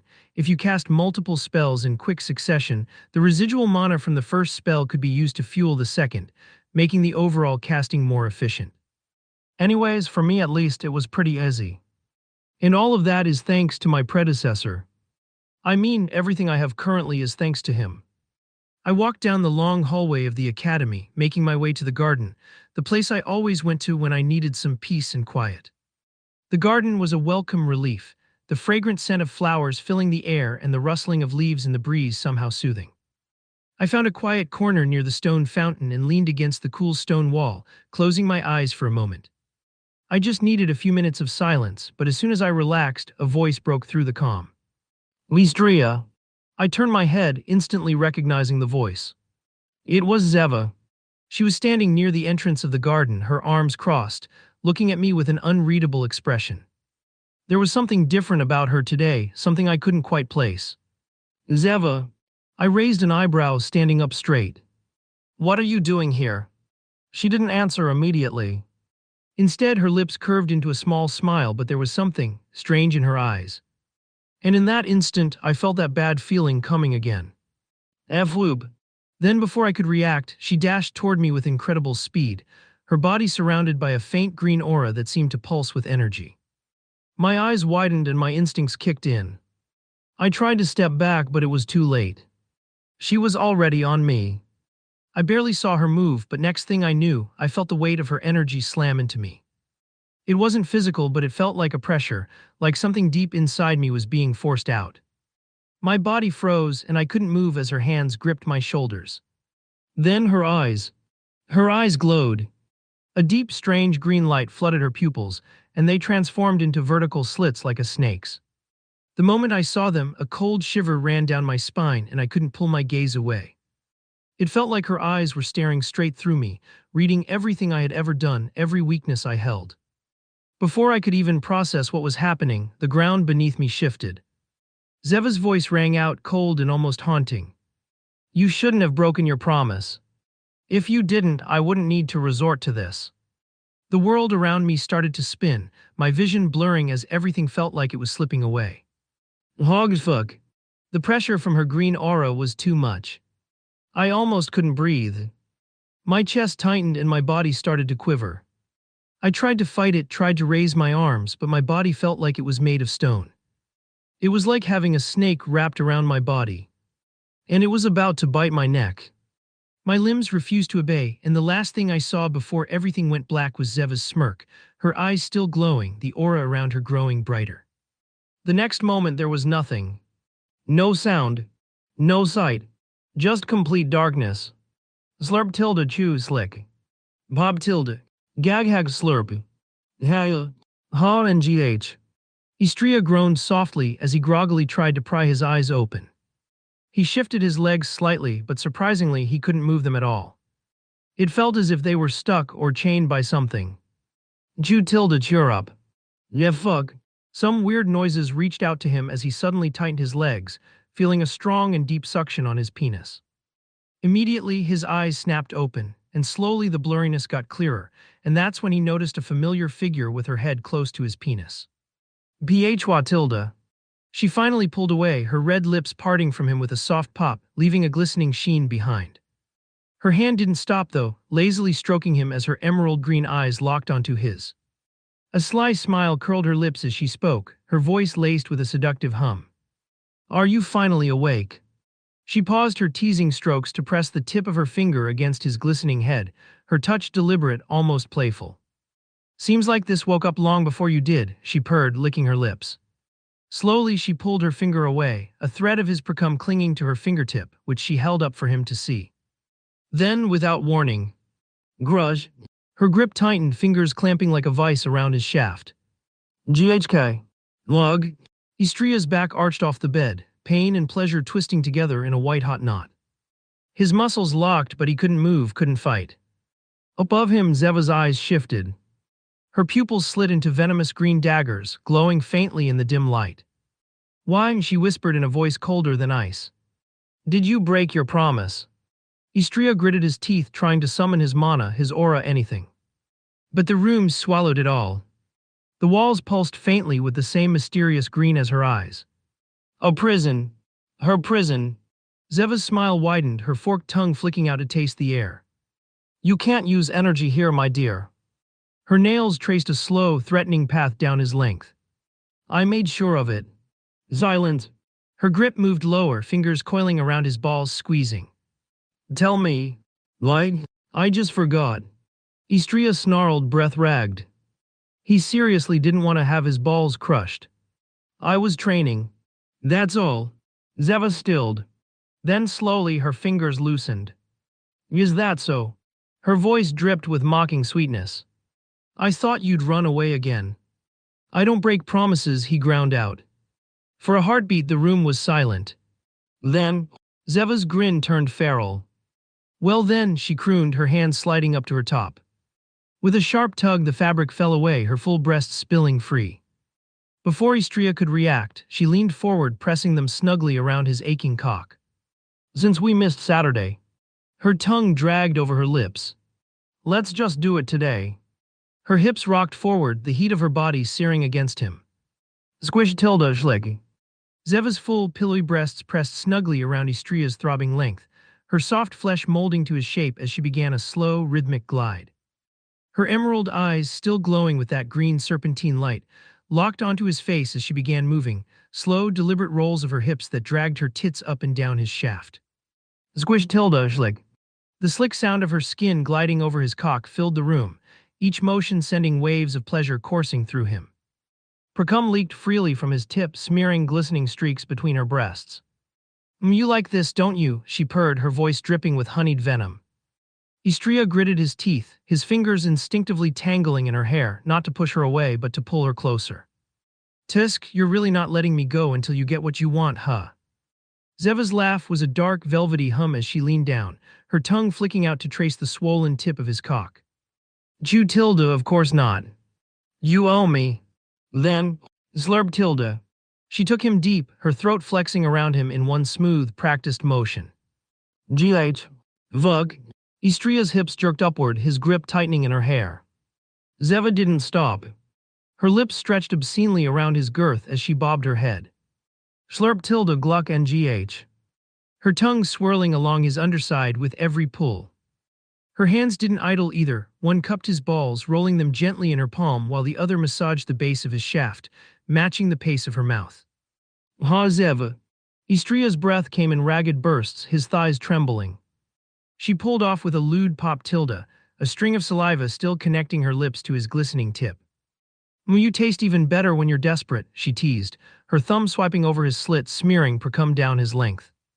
Then, without warning, she pressed her breasts together again, trapping him in that sinful warmth. Squelge tilde squishy. Her tits were slick now, whether from her spit or his arousal, it didn't matter. The friction was maddening, each upward stroke of her hands making his cock twitch between her cleavage. NGH, you're enjoying this too much. Istria groaned slightly, his fingers flexing against her scalp. Zeva smirked, her tongue darting out to catch a stray drop of precum. And you're not. Before he could retort, she ducked back down, taking him to the hilt again. Glug tilde.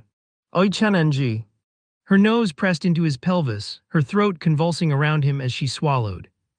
Istria cursed under his breath, his hips bucking involuntarily. Oh shit. Zeva, I'm not gonna last if you keep. She ignored him, her pace only speeding up. Slurb tilde. NGH ha.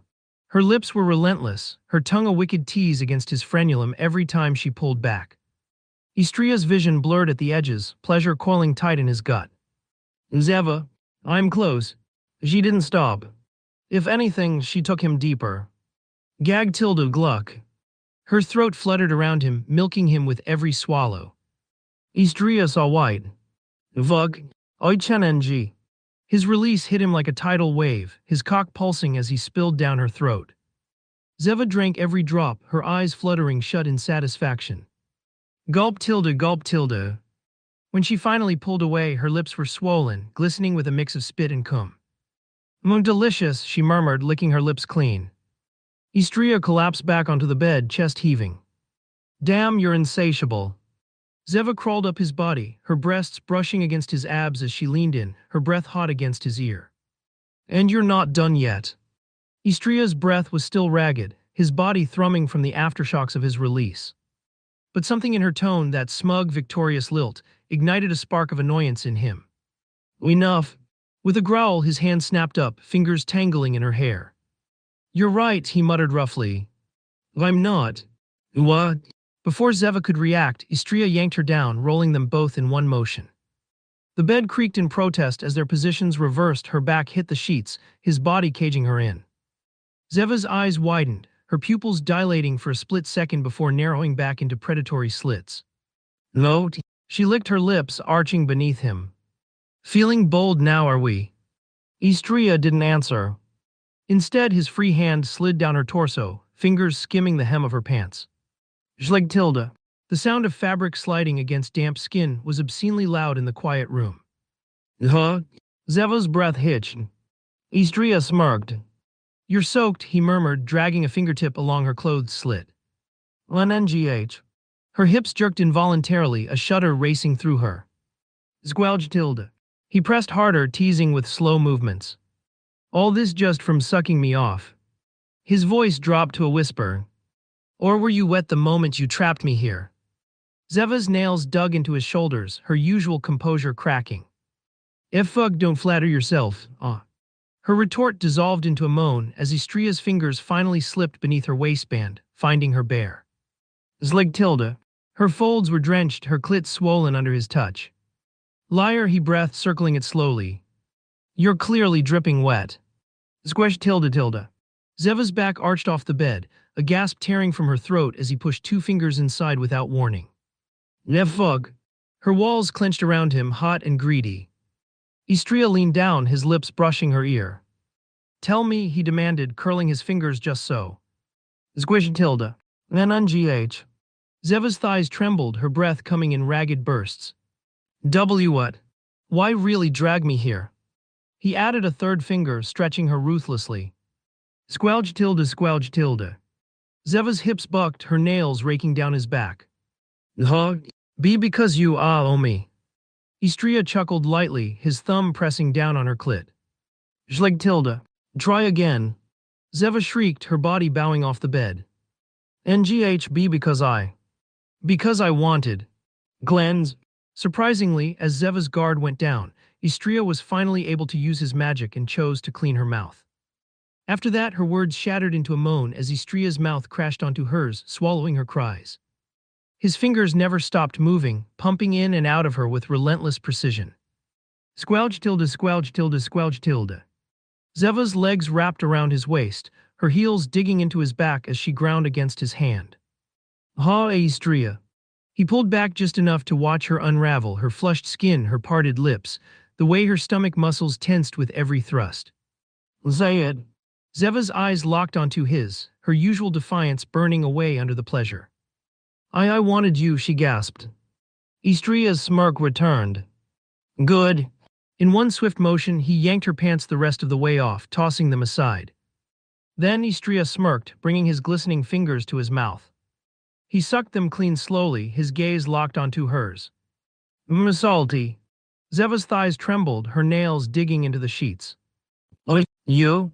Before she could finish, Istria leaned down, capturing her lips in a searing kiss. MMPH. His tongue plunged into her mouth, tangling with hers in a slow, deliberate dance. Schlarb. Zeva's resistance melted instantly. Her hands flew to his hair, fingers twisting in the strands as she kissed him back with equal fervor. Vinenha. Istria pulled away just as she began to chase his lips, leaving her panting. Bastard, she growled, her chest rising and falling rapidly. He ignored her, sitting back on his heels. His hands went to the hem of his shirt, dragging it up slowly to reveal the toned planes of his abdomen, with countless scars around it. Zeva's gaze raked over him hungrily, her tongue darting out again. Dusk. Showing off, you damn bastard. Istria tossed the shirt aside. Just giving you something to look at. His fingers hooked into the waistband of his pants, peeling them down inch by torturous inch. Jtilda. Zeva's breath caught as his cock sprang free, already half hard again, glistening with remnants of their earlier encounter. How pathetic, she muttered, though her thighs squeezed together reflexively. Istria chuckled, crawling back over her. His length brushed against her inner thigh, leaving a sticky trail. Zgwalj. Zeva shuddered. You're shaking, he murmured, dragging the tip of his cock through her soaked folds. Schlig. Squish. Lengh. Her hips jerked, but Istria held her down, his grip firm on her waist. Tell me what you want, he demanded, circling her entrance but not pushing in. Zeva's nails scraped down his arms. Fuck you. Istria grinned. That's the idea. He applied the barest pressure, the head of his cock catching on her rim. GHK. Zeva's back arched, her walls fluttering around nothing. Why you? Zayed. He rolled his hips slightly, teasing her. Squish. Zeva's breath came in ragged gasps. Like, NGH. Istria leaned down, his lips brushing her ear. Or do I need to fuck it out of you? Her resolve snapped. Yeah, fine. I want it, she snarled, her voice cracking. I want your cock inside me. Now, Estria's lips curled up. Good girl. In one brutal thrust, he finally slammed his penis inside of her wet folds, with a small tear of blood flowing out. NGH. Zeva's back arched violently as Istria buried himself to the hilt in one brutal thrust, her inner walls stretching around his girth. A thin trickle of blood mixed with her arousal, staining the sheets beneath them, proof of how long she'd waited for this. Squelched Tilda Gluck. Her nails raked down his chest, leaving red trails as she gasped. Yeah, fuck. Why you? Istria smirked, gripping her hips hard enough to bruise. Me? He pulled out slowly, savoring the way her slick clung to him. You're the one who trapped me here. Don't complain now. Schlig Tilda. He slammed back in, the wet slap of skin echoing through the room. AONGH. Zeva's head tossed back, her emerald green hair fanning across the sheets. Her thighs trembled, but Istria didn't let her adjust. He set a ruthless pace, each thrust punching the air from her lungs. Blab, blab, blab, hog. Why you bastard? She choked out, her voice breaking as he angled his hips, grinding against her deepest spot. You're clenching so tight, Istria taunted, his fingers digging into her waist. Like you can't get enough. Zeva's glowing serpentine eyes flickered, her pride warring with pleasure. Vile. NGH, I'll kill you. Dry. He pistoned into her harder, the bed frame creaking under their weight. Blab, blab, blab. Zeva's moans climbed higher, her body betraying her as her walls fluttered around him. Hog. Istria. Already close. He chuckled darkly, slowing just enough to tease. Squelched Tilda. Her hips jerked, desperate for friction. D, don't stop. Istria ignored her, pulling out completely. GHK. Zeva's hands flew to his shoulders, her claws pricking his skin. WY. He grabbed her wrists, pinning them above her head. Because I decide when you come. Then he thrust back in, deeper than before. Gluck. Fuck. Zeva's back arched off the bed, her toes curling as her body convulsed. Squelch tilde squish tilde pa. Istria didn't let up, pounding into her with precision, his cock dragging against her swollen walls. NGH. Why you're... Say it. He nipped at her collarbone. Say you're mine. Zeva's breath hitched, her resistance crumbling. I'm... Louder. Blab, blab, blab. I'm yours. Her scream shattered the air as her orgasm ripped through her, her body locking around him. Squirt Tilda. A flood of liquid gushed between them, soaking the sheets beneath her hips. Her eyes rolled back, her mouth hanging open in a lewd ahego as pleasure overloaded her senses. Istria finally grinned. Good girl. But then, G got you. Zeva's hand snapped up, gripping his wrist with surprising strength. Her glowing eyes burned into his, her lips curling into a feral smile despite her trembling limbs. Dusk. Istria tried to pull back, but... Greg. With a swift twist, she flipped their positions, straddling him in a flash. Thud. Now on top, Zeva loomed over him, her sweat-slicked body gleaming in the dim light. Her vertical pupils dilated, her chest heaving as she ground her hips against his still-throbbing cock. Schlig Tilda. You really thought, she panted, her voice husky. That I'd let you win. Istria's glowing crimson eyes met hers, a smirk playing on his lips. Knew you'd fight back. Zeva's grin turned venomous. Then let's play. Without warning, she slammed down, taking his cock deep inside her. Gluck, blab, blab, blab. Zeva's hips pistoned up and down, her slick walls milking Istria's cock with every brutal slam of her body. Squelch Tilda. Bud. Her inner muscles clenched around him, desperate to wring out his release, but he remained frustratingly composed, his crimson eyes locked onto hers, his smirk never fading. NGH ha. Why won't you? Her voice was a broken moan, her emerald hair sticking to her sweat-slicked skin as she rode him with reckless abandon. You're getting sloppy. His hands slid up her trembling thighs, fingers digging into her soft flesh before suddenly. Squish Tilda. He groped her jiggling breasts, his thumbs flicking over her stiffened nipples. Bastard. Her back arched, her hips stuttering as another wave of pleasure crashed through her. Squelch Tilda. Gluck. Her walls fluttered, her thighs shaking, but Istria didn't let up. Already close again. He leaned forward, his tongue tracing the curve of her breast before. Schlorb Tilda. He sucked her nipple into his mouth, teeth grazing the sensitive peak. F-fuck-ngh. Her nails raked down his shoulders, drawing blood as her body convulsed. Squirt tilde. Another orgasm tore through her, her juices gushing around his cock, but still, he didn't come. Hug, hug, why you? Her glowing serpentine eyes burned with frustration, her pride refusing to let her admit defeat. Exhaling, she then leaned forward, her breasts pressing against his chest as she captured his lips in a feverish kiss. MMMPH tilde. Istria's hand slid up her trembling back, fingers tangling in her hair as he deepened the kiss, his tongue dominating hers. But just as she melted into him, zlab, he suddenly spanked her ass, the sharp sting making her jolt. Ain't all you? Her protest dissolved into a whimper as his other hand groped her breast, pinching her nipple between his fingers. Squish tilde. Already so sensitive, he taunted, his breath hot against her ear. And here I thought you wanted to empty me. Zeva growled, her serpentine eyes glowing intently. I'll wring every last drop from you. With a sudden shift, she adjusted her position, her thighs squeezing around his waist as she lifted herself. Schlieg tilde. Then slammed back down, taking him to the hilt. Blab. Istria's smirk faltered for the first time, a low groan escaping his lips as her inner muscles clenched like a vice. Ngh. Clever girl. Zeva's grin widened. Oh, you have no idea.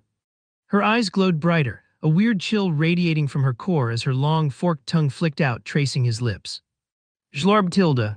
Then, squeeze tilde. A sudden icy tightness enveloped Istria's cock, her serpentine walls coiling around his shaft like a frozen serpent. His breath hitched, his hips jerking upward involuntarily as the sensation overwhelmed him. Ne fuck.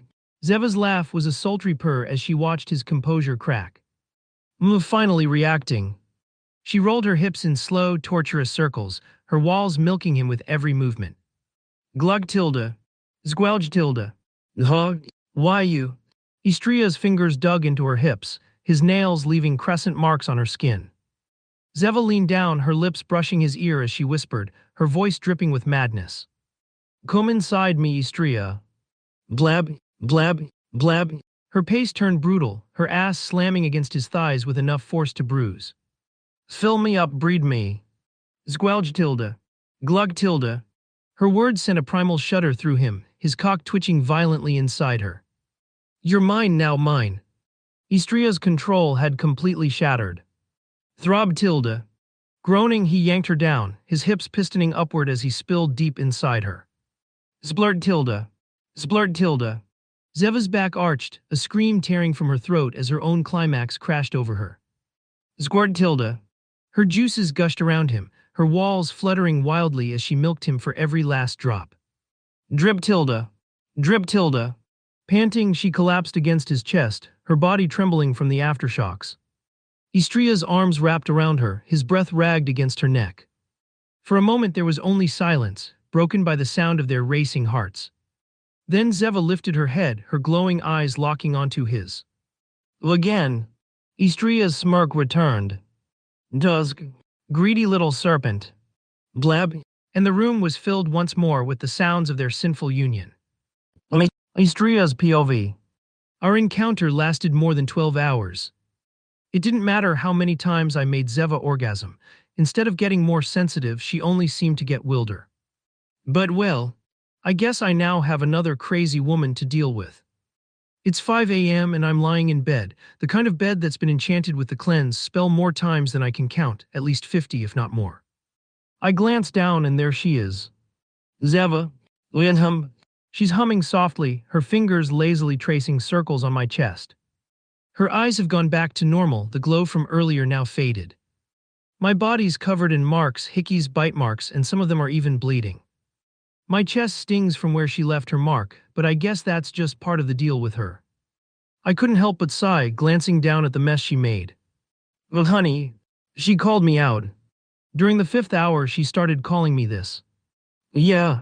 I raised an eyebrow. Are we official now? She asked, looking at me with those reddened cheeks, her eyes softening as she waited for an answer. For someone who was like a wild serpent just a few minutes ago, she looked terrifyingly cute. However, this question always bothered me. This was something I wasn't sure how to handle. But dodging it wasn't going to work anymore.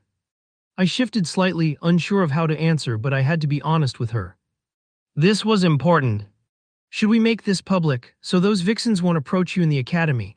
She mumbled as her fingers dug into my arm, a tight grip that felt possessive but somehow needy. I sighed softly. Zeva. I called out her name. Yes, honey. She looked at me with those wide eyes again, her lips slightly parted. You know, I started swallowing hard. You're not the only person I have feelings for. I chose my words carefully, hoping that I wouldn't come off too blunt. But this was the truth, and there was no point in pretending otherwise. Saying something like, "You're not the only one I'm hooking up with," would have sounded too casual, and that wasn't what I meant at all. This approach was necessarily better. Zeva froze for a moment, her body stiffening as she lowered her gaze. "I know that," she said quietly, her fists clenching against the sheets. But then her voice cracked. "But I somehow still want you all to myself." She looked up at me, her eyes glowing again, this time with a deeper intensity. Her voice rose, sharper now. "Is that wrong?" she snapped, her eyes turning back into those vertical slits like a snake's, glowing and dangerous. I just sighed and reached out, gently caressing her head, trying to calm her down. "I know. It's all my fault. But you do have a choice." This was probably the worst method to use in this kind of situation, but I decided to be honest with her. "I'm not going to ruin the other relationships just to be with you." Her body stiffened even more, and she bit her lower lip, holding her breath. I continued, trying to stay steady. "You can either accept the women around me, or you can leave me entirely." She froze. For a moment there was nothing but silence, her whole body trembling slightly. Then she let out a long, deep sigh. She took several slow breaths, trying to calm herself down. "As long as I don't have to meet them face to face, it should be fine."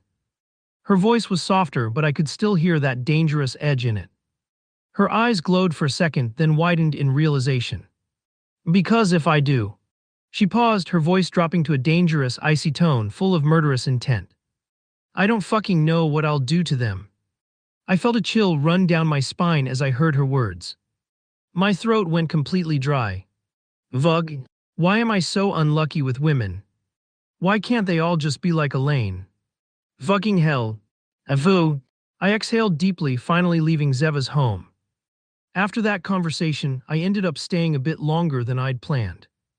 But strangely enough, she seemed much calmer this time, way calmer than before. Now I was heading back to my dorm. Only 3 more days until the end of the semester. And with that, I'd be done with this damn academy. I could already feel the relief. Gosh, how I miss Silverleaf. The city, the people, and especially those little guys. I couldn't wait to see them again. I walked down the bustling streets, people chatting, shopping, or just enjoying their time. Small stalls lined the road, selling everything from trinkets to street food. Couples walked hand in hand, lost in their own world. And couples, I couldn't help but think of Vivian. I hope she's doing all right. And there's also Maria and Mia. My relationship with them isn't as close as it is with Vivian, but Mia especially. She's always been so forward with me. They must have gotten stronger. I mumbled to myself. Who's gotten stronger? A voice suddenly interrupted my thoughts. And Rose. I turned around, surprised to hear her voice. But as soon as I saw her, I frowned. Her eyes were heavy, dark circles under them. She looked like someone who hadn't slept in weeks. You all right? I couldn't help but ask in concern. Oh, yes. She answered, but there was a clear irritation in her tone. You sure? You don't look. I'm fine, Istria. She cut me off sharply, her annoyance clear. What's up with her today? Despite her sleepy eyes, there was something different about her. Her hair was styled and her clothes, well, she wasn't wearing the usual academy uniform. She was actually dressed like she was out to do something. Is today a revolt day for her? We stood there for a moment in silence, and honestly, the whole thing felt weird. Do you need something? I asked, trying to break the tension. Yeah. What? Oh, kiss me. I blinked in surprise. Huh? My eyes widened. What did you say? I was actually surprised by her bold words. Every interaction I had with her made her shy, and now she was asking me to kiss her directly, which was very unusual of her. I said. She took a step forward, her soft mountains slamming against my chest, as she hooked her arms around my neck, pulling me closer. Kiss me. She looked up at me, her lips perked up as she tiptoed, closing her eyes. I stared at her in silence for a moment. Zai, I could have kissed her, really. I wanted to. But, blub, I flicked her forehead instead. And what are you doing, Rose? Did you have a drink or something? I smiled, looking at her with calm eyes. Rose winced, her hand shooting up to rub the spot where I flicked her. She shot me a glare, her eyes filled with frustration. I'm not talking to you anymore. With that, she spun around and stormed off, leaving me standing there. I stared after her, the smile that had crept onto my face fading. Oh, not this shit again. My eyebrows furrowed. Mana stress. That's what it was called. It's a kind of stress related to overusing mana, pushing it beyond its natural limit. When someone gets mana stress, their mental state starts to fracture. They become the exact opposite of themselves, like they're switching personalities. And just looking at Rose, I could tell that's exactly what was going on with her. But it's not a big deal. It's not dangerous. She just needs to rest. Maybe take a break from using her mana for a while. That's probably a problem for her since she's a full-fledged mage, but still, if she wants to get better, she needs to do it. Anyway, this wind is quite nice. Maybe I should go to the black market and meet up with Yara. I can take the opportunity to tell her goodbye and talk about the assassin organization that attacked me. With that in mind, I turned down one of the narrow, shady alleys just off the main street. Funny thing is, every corner in this part of town seemed to have some kind of secret path leading into the black market. I don't know why. As I moved through the dim alley, I spread out my mana, carefully checking everything around me. I kept an eye on the people sitting or lying along the walls, beggars, drunks, shady types. Anyone could be a threat. Step, and just as I expected, one of them tried to jump me. How? I let out a long, annoyed sigh. Whip. I instantly turned around and grabbed the wrist of the guy who was going to attack me. Drag. I twisted it sharply. The sharp sound of bones snapping echoed off the walls. The guy screamed in pain, loud and broken. Before he could even try to cry out again. Whoop. Grash.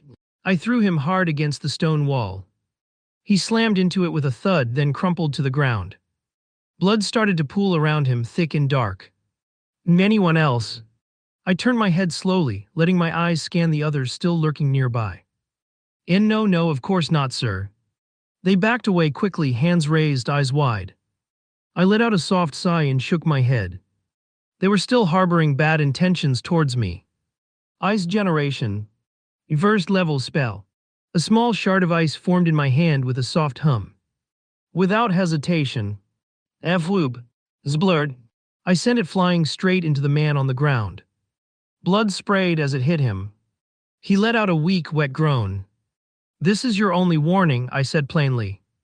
Age. That did it. They all scattered like rats, running in every direction. With the path clear again, I kept walking deeper into the passage. The air got colder, the lights dimmer. Then, right at the end of the narrow tunnel, I saw a big man standing in front of a stone doorway. Something about his face looked familiar.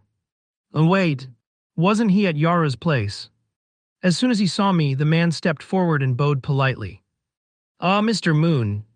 It's a pleasure to see you. I stopped and narrowed my eyes. You know me. He smiled gently, standing up straight. Why, of course. You're our mistress's little husband, aren't you? My brother made sure to let me know about you. My eyebrow twitched up. Little husband. Seriously. I stared at the guy for a second. Little husband. I repeated, my eyebrow twitching. The man grinned, completely unbothered. He had a thick build, taller than me by at least a head, with broad shoulders that made him look like a damn boulder. That's what my brother said, he nodded. You're the lover of our mistress, after all. I sighed, rubbing the bridge of my nose. Just open the door. The guy chuckled but obeyed, stepping aside and pushing open the heavy stone door. Greek. The smell of smoke, alcohol, and something faintly metallic hit me immediately. The black market was always like this: dim lights, people hunched over tables making shady deals, and merchants whispering about special products they had in stock. I stepped inside, walking past a few stalls selling everything from enchanted daggers to stolen spellbooks. Some eyes followed me, but no one dared to get too close. Smart. I made my way toward the deeper part of the market, where Yara usually stayed. Sure enough, I spotted her sitting in her usual spot, a plush seat in a private booth, one leg crossed over the other, swirling a glass of red wine in her hand. She looked up as I approached, a sly smile curling on her lips. Well, well, if it isn't my dear Istria, she purred. Finally coming to visit your wife. I exhaled. Since when are you my wife? Since you let me leave a mark on you, she teased, taking a slow sip of her drink. I ignored that. Instead, I pulled out a chair and sat down across from her, leaning forward with my arms crossed on the table. We need to talk. Yara's smile didn't move. Calm like always. About what? An assassin group came after me not long ago. I want to know which group it was and their location. Her expression twitched. The playful look in her eyes disappeared. Her brow tightened. A small vein popped on her forehead. Drag. The glass in her hand shattered without warning, sharp shards falling to the floor. They seriously tried to kill you, she snapped. Her voice was cold, scary cold. And then, the air around us started shaking. The space around us began to crack. Like literally crack. CRK, CRK. Lines appeared in the space itself like cracks on glass, and beyond them, tiny stars shone through like we were looking into another dimension. Yara. Hey, calm down. I quickly reached out and grabbed her shoulders. As soon as she felt my touch, her wild, glowing eyes began to calm. The rage in them slowly faded. She let out a deep sigh, closing her eyes for a moment. I'll take care of them, she muttered. I'll wipe them out myself. I interrupted almost immediately. No, I refused her proposal. There was no way I was leaving the job of destroying that organization to somebody else after they attacked it. She opened her eyes, confused. There's no way I'm letting anyone else handle this, I said. They came for me. I'm going to finish this myself. Yara stared at me for a moment. Then she smiled. Not a teasing one this time. She walked over slowly, heels clicking against the stone floor with every step. Click, click, click. She stopped in front of me, then suddenly sat on my lap, her hands resting on my shoulders as she leaned in. I leaned back on the couch, one eyebrow raised. Well, she purred, tilting my chin up with one finger, her lips just inches away from mine. What's your plan then, my dear? She gave a slow, sly grin, pressing her body just a little closer. I couldn't help but chuckle softly, wrapping my arm around her waist, pulling her in just a little more. First, I need information. I slowly lowered my hands. I need names, hideouts, anything. I'm going to tear this whole thing apart one piece at a time. Upon hearing my words, she gave a playful sigh, like she was both annoyed and impressed. That's so like you, she whispered. Reckless, stubborn, sexy. I raised an eyebrow. This way she was speaking was quite familiar to me. I think it was when I met her that she gave me multiple adjectives, telling me how awesome, perfect, and divine I was. It was something between those lines. And so, what shall we do now? She curled her lips. At that moment, my hands were now blatantly squeezing her peach-like ass. MHM tilde, I wonder. Ah, tilde. You're being awfully bold today, Istria tilde, she purred, her lips brushing against my ear, sending shivers down my spine. I smirked, giving her another firm squeeze. Squish. Before sliding my hands up to her waist, gripping the silky material of her dress. You started it. Her breath hitched as I tugged her closer, our bodies flush against each other. The heat between us was undeniable, the tension thick enough to cut with a knife. Yara's fingers tangled in my hair, tugging lightly as she leaned in, her lips hovering just above mine. Then finish it, she whispered softly into my ear. I didn't hesitate. MMPH. Our lips crashed together, hot and demanding. She tasted like wine and something sweet, her tongue sliding against mine in a slow, teasing dance. My hands roamed lower again, gripping her thighs before lifting her effortlessly, her legs wrapping around my waist as I stood. Ah, tilde. She gasped into the kiss, her nails digging into my shoulders as I carried her toward the back of the booth, where a plush lounge awaited. I laid her down, her body sinking into the cushions, her dress riding up just enough to reveal the smooth skin of her thighs. My fingers traced along the inside, teasing before. Zlab. I gave her thigh a light smack, earning a sharp, breathless laugh from her. NGH. You? I smirked, leaning down to capture her lips again, my hand sliding higher, fingers brushing against the damp fabric between her legs. Huh? You're really not wasting time, are you? She panted, arching into my touch. Why would I? I murmured against her lips, my fingers pressing down. Squish Tilda, eliciting a shuddering gasp from her. Her hips bucked, seeking more friction, her breath coming in short, needy pants. Istria, she whined, her voice trembling. I chuckled, my fingers hooking into the edge of her panties. Re-up. Ebe Tilda. The flimsy fabric tore easily, leaving her bare under my touch. W8. But I didn't. My mouth descended, replacing my fingers and... Gayon Tilda. Her back arched off the couch, her hands flying to my hair, gripping tightly as my tongue laved over her sensitive folds. "Es so good," she moaned, her thighs trembling around my head. I smirked against her, my fingers digging into her hips to hold her still as I teased her mercilessly, savoring every twitch, every gasp. Until her breath hitched, her body tensing. Zayim. And then... Hug. Longing. Nzaya. She came with a shuddering cry, her legs clamping around me as she rode out the waves of pleasure. Her body went limp against the cushions, chest rising fast as she caught her breath. But before I could pull away, her fingers, still tangled in my hair, yanked me up. Hell. Not so fast, she breathed, her voice still shaky but grinning. Before I could react, her hands shoved at my shoulders, thump, pinning me back against the couch. She swung a leg over my hips, straddling me, her dress bunched up around her waist. My turn. SHK. Her nails dragged down my chest, making me hiss. Then her fingers hooked into the waistband of my pants, yanking them down just enough to free my cock. Snap. The elastic stung against my hips and I groaned. The hell? Yara smirked, her fingers wrapping around my cock, her grip just tight enough to make my hips jerk. Huh? She laughed, low and wicked, her thumb swiping over the tip smear, spreading the wetness already there. Someone's eager. SLK Tilda. I gritted my teeth as her hands started moving, slow at first, then faster, her wrist twisting just right on the upstroke. My hands flew to her thighs, fingers digging in. Fuck Yara. She leaned down, her lips brushing my ear. Say it again. Her free hand grabbed my wrist, clamp, and shoved it between her legs. Feel how wet you made me. Squish Tilda. My fingers slid against her, and she let out a shaky moan, her hips grinding down. But she didn't stop stroking me, her pace relentless. SLK. Drip. Precum dripped down my length, her thumb catching it, smearing it in circles over the head. Gonna come already, she teased, squeezing tighter. My back arched, my toes curling. Shit, slow down. She didn't. Blab, blab, blab. Instead, her hand sped up, flesh hitting flesh, her breath hot against my neck. Come on, she panted. Let me feel it. I choked out a curse, hips bucking as heat coiled low in my gut. Then, fuck. I came hard, stripes of white painting her fingers and my stomach. Drip, drip. Squeeze. Yara slowed, milking the last pulses out of me before lifting her hand, licking a stripe off her fingers. Anu, Zoid. I slumped back, chest heaving as she grinned down at me.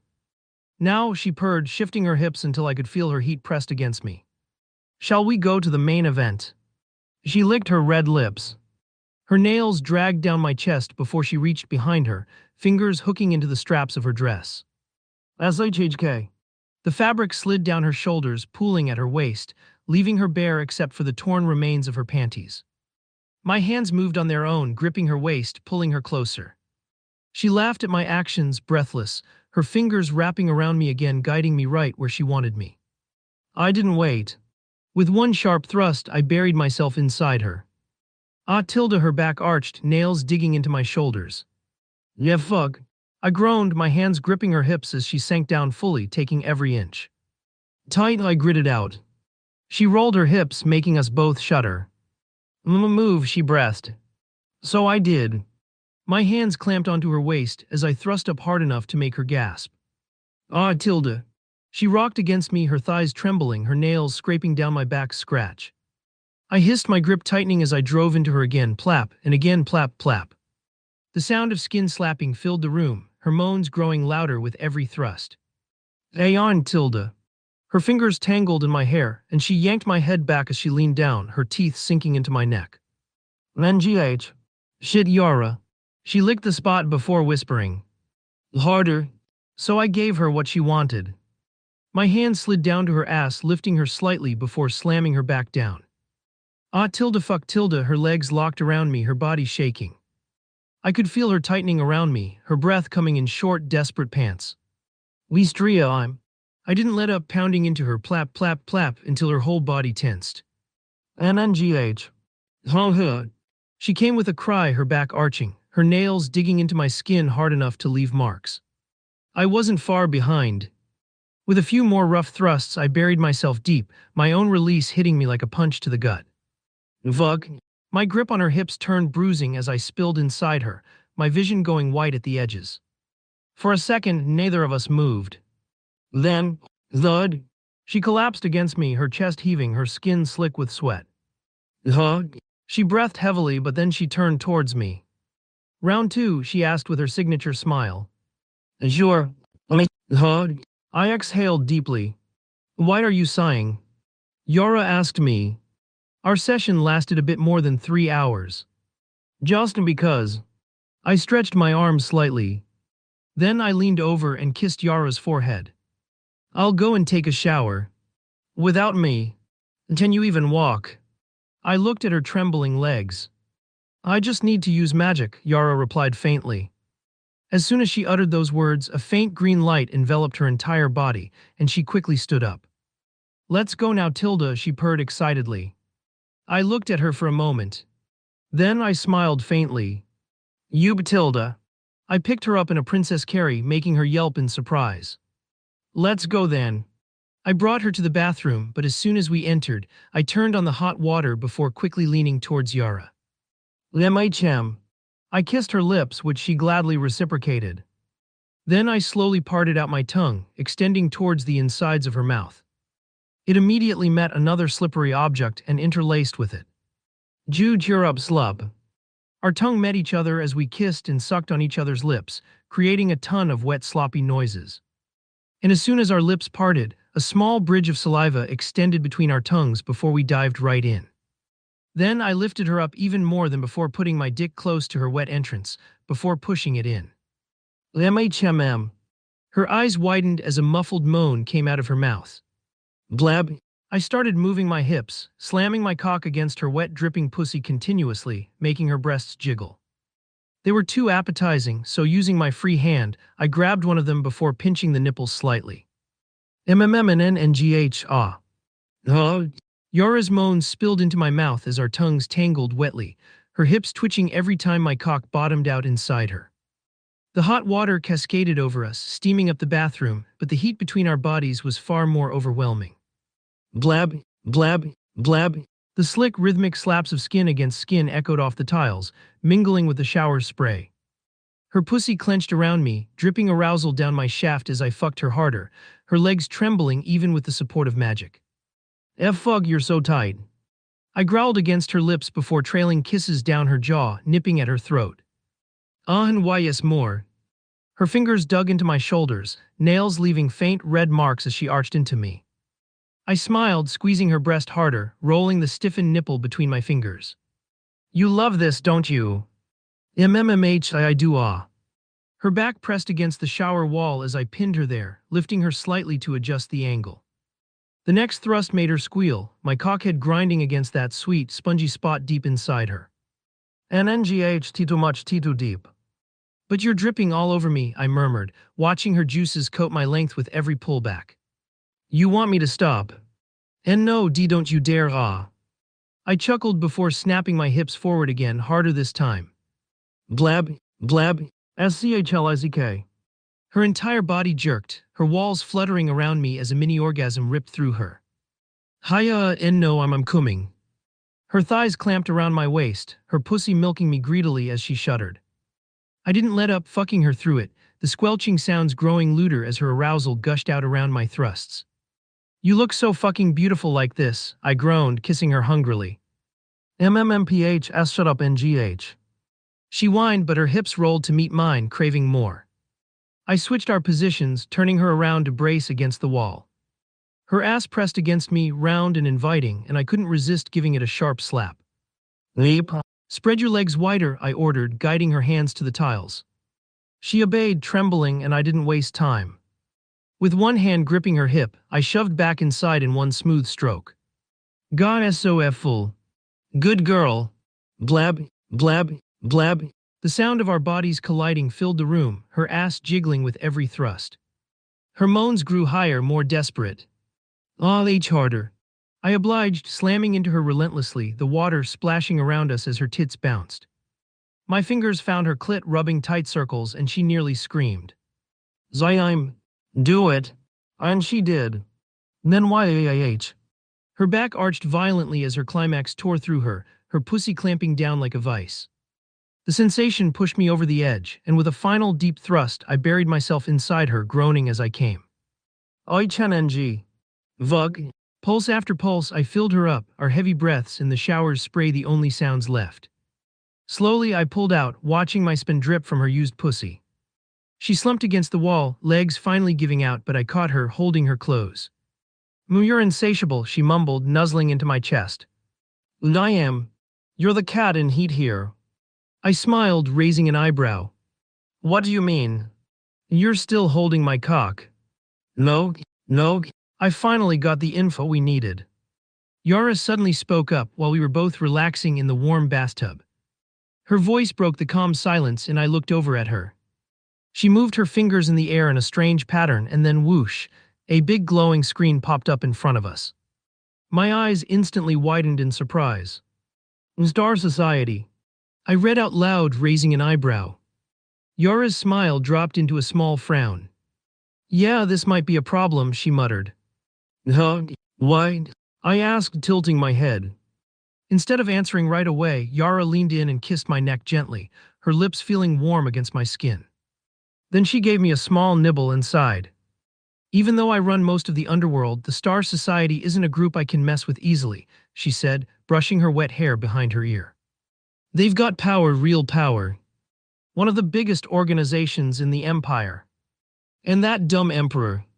He's not planning on wiping them out anytime soon. She sounded annoyed now, her eyebrows pulled together. They're into all kinds of twisted and disgusting stuff. Their main goal is to create new types of humans. They mix demon blood with regular people, try weird experiments, and see what happens. If it works, they plan to use those creations to take control of the world. I leaned back slightly, letting her words sink in. That sounds truly messed up, I muttered. Because it is, Yara said. And to make things worse, they're working with the Dark Order. You know them, right? I nodded slowly. That name wasn't one I could forget.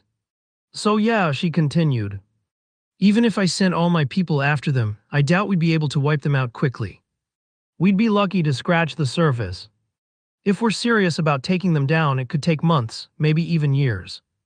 I let out a quiet sigh, watching the screen in front of us slowly shift through names and places. This was way bigger than I thought. And there's one more thing I've been wondering, Yara said, turning to look at me. Yeah, I replied. Her eyes narrowed a little, but not in an angry way. Just curious.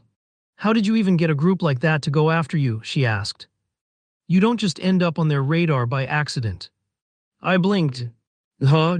I let out a deep sigh and scratched the back of my head, feeling a bit awkward. So, I kinda stole their most precious experiment. Yara blinked, not quite processing it yet. Then her eyes snapped wide open. You what? I flinched a little, feeling my ears ache from her scream. I mean, she was sent to kill me, all right. I fought her, I won, and well, somehow I ended up adopting her. What? Yara stared at me, clearly confused. How does someone adopt a person who literally tried to murder them? She asked, giving me that look like I'd grown a second head. It just happened, okay? I said, throwing my hands up a little. The truth is that it all happened because Lumi felt a connection with Karen. She saw something in her, something that connected both of them. Lumi asked me to take her in and I just couldn't say no. Not after seeing the girl cry like that. Honestly, if Lumi hadn't said anything, I might have just let her go. Yeah, if it was the old me. I would probably kill her if it was the me from now. Yara looked at me for a moment longer, then let out a soft laugh and shook her head. Ah, you really are a box full of surprises, she said with a warm smile before wrapping her arms around me and pulling me close. She leaned in, gently nibbling on my neck again, making me shiver a little. I tilted my head back without thinking, giving her more space. Yeah, I muttered.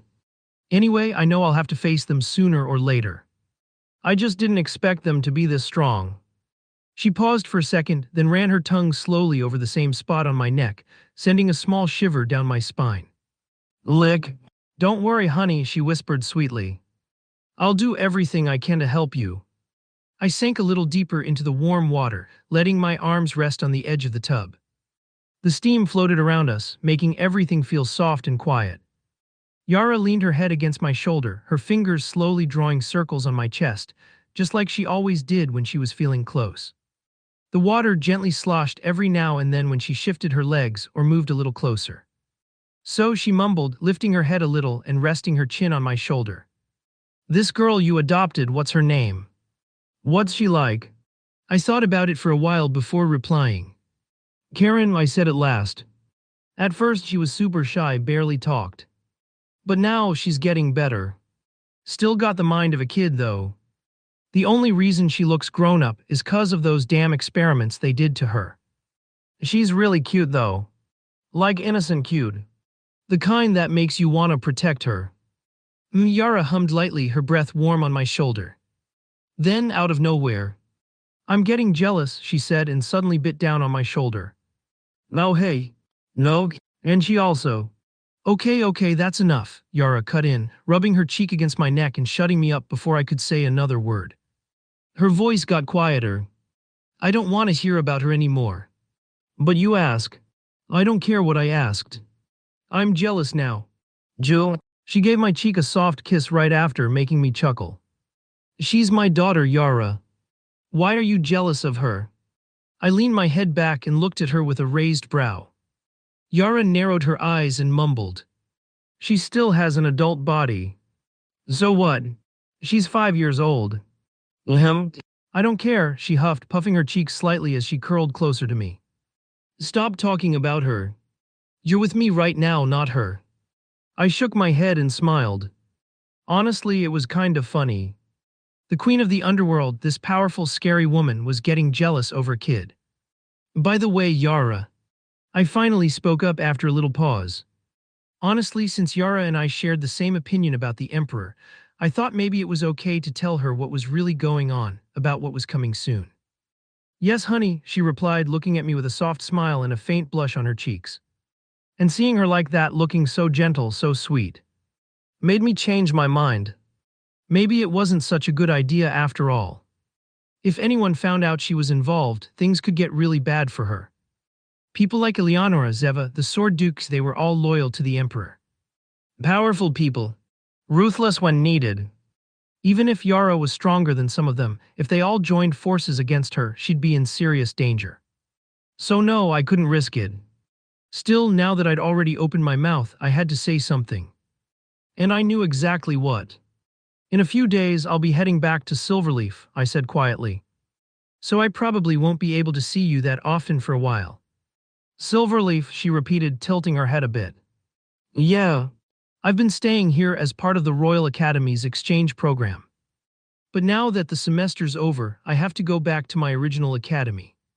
It's kind of far. Her smile faded just a little. How far? She asked, her voice quieter now. It's way out near the border, close to the Elven Kingdom. Ah, she let out this soft little noise, and then her body suddenly trembled slightly. Yara, are you all right? I asked, leaning closer to check her face. Am I all right? She repeated, almost like she was asking herself that question. Then she looked up at me. Why are you leaving me? No, I'm not leaving you, I said, confused by her strange words. I'm just going back to where I came from. That's all. Where you came from, she whispered and then laughed quietly. Ye how all Floob. Splash. All of a sudden, she moved fast, twisting my body and pinning me up against the edge of the tub. Water splashed everywhere. Her wet hair clung to her skin, covering most of her face, but through the strands, I could see her eyes staring straight into mine. Dark and serious. You belong to me, Istria. Her fingers dug gently into my chest, her breathing slow but heavy, her eyes burning with something possessiveness. Veer, both. I had a feeling something like this might happen. After all, this was probably the first time Yara had ever truly fallen for someone. So I wasn't surprised. Not really. But still, Zoe, no. I leaned in and kissed her softly. Her lips were warm and a little shaky, like she was trying not to cry. I held the kiss gently, letting it last a few seconds. Then slowly, I reached up and brushed her wet hair away from her face. That's when I saw it clearly, her expression. She looked so heartbroken, biting her lower lip like she was trying to keep it together. Her eyes were a little glossy, and there was this look of quiet pain on her face. She didn't say it, but I knew. She wanted to come with me. But she couldn't. She had responsibilities here. The entire underworld looked to her. She couldn't just leave it all behind. Still, I had a way to fix that. Because truth be told, I was going to miss her too. A lot. Create a space rift between your house and mine. I said softly, looking right into her eyes. Her eyebrows lifted and her eyes widened with surprise. That's possible, but I don't have void energy. And even if I did. Don't worry about that, I interrupted gently. I raised my hand a little. A small, flickering wisp of void energy floated just above my palm, swirling in the air like a little shadowy flame. Her eyes lit up the moment she saw it, like someone had just told her the world wasn't ending after all. Without saying another word, she grabbed the back of my neck and pulled me in, kissing me deeply. Her lips crashed into mine with a passion that burned straight through the steam and warmth of the bath. It wasn't soft or careful this time. It was full of need and fire and relief. Her fingers dug into my wet skin, and her whole body pressed close like she never wanted to let go. I kissed her back just as deeply, wrapping one arm around her waist, the other hand still holding the wisp of void energy glowing faintly between us. Her breath hitched against my lips, and I could feel the pounding of her heart through her chest. After a few long seconds, our lips slowly parted.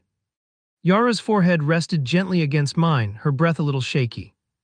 Her eyes were still closed, and her arms stayed wrapped around me like she was afraid I'd vanish if she let go. I love you, honey. She whispered to me softly in the most loving tone possible. I love you too. She smiled at my words. Ogs damn it, Yara. I grumbled, trying to push her hands away.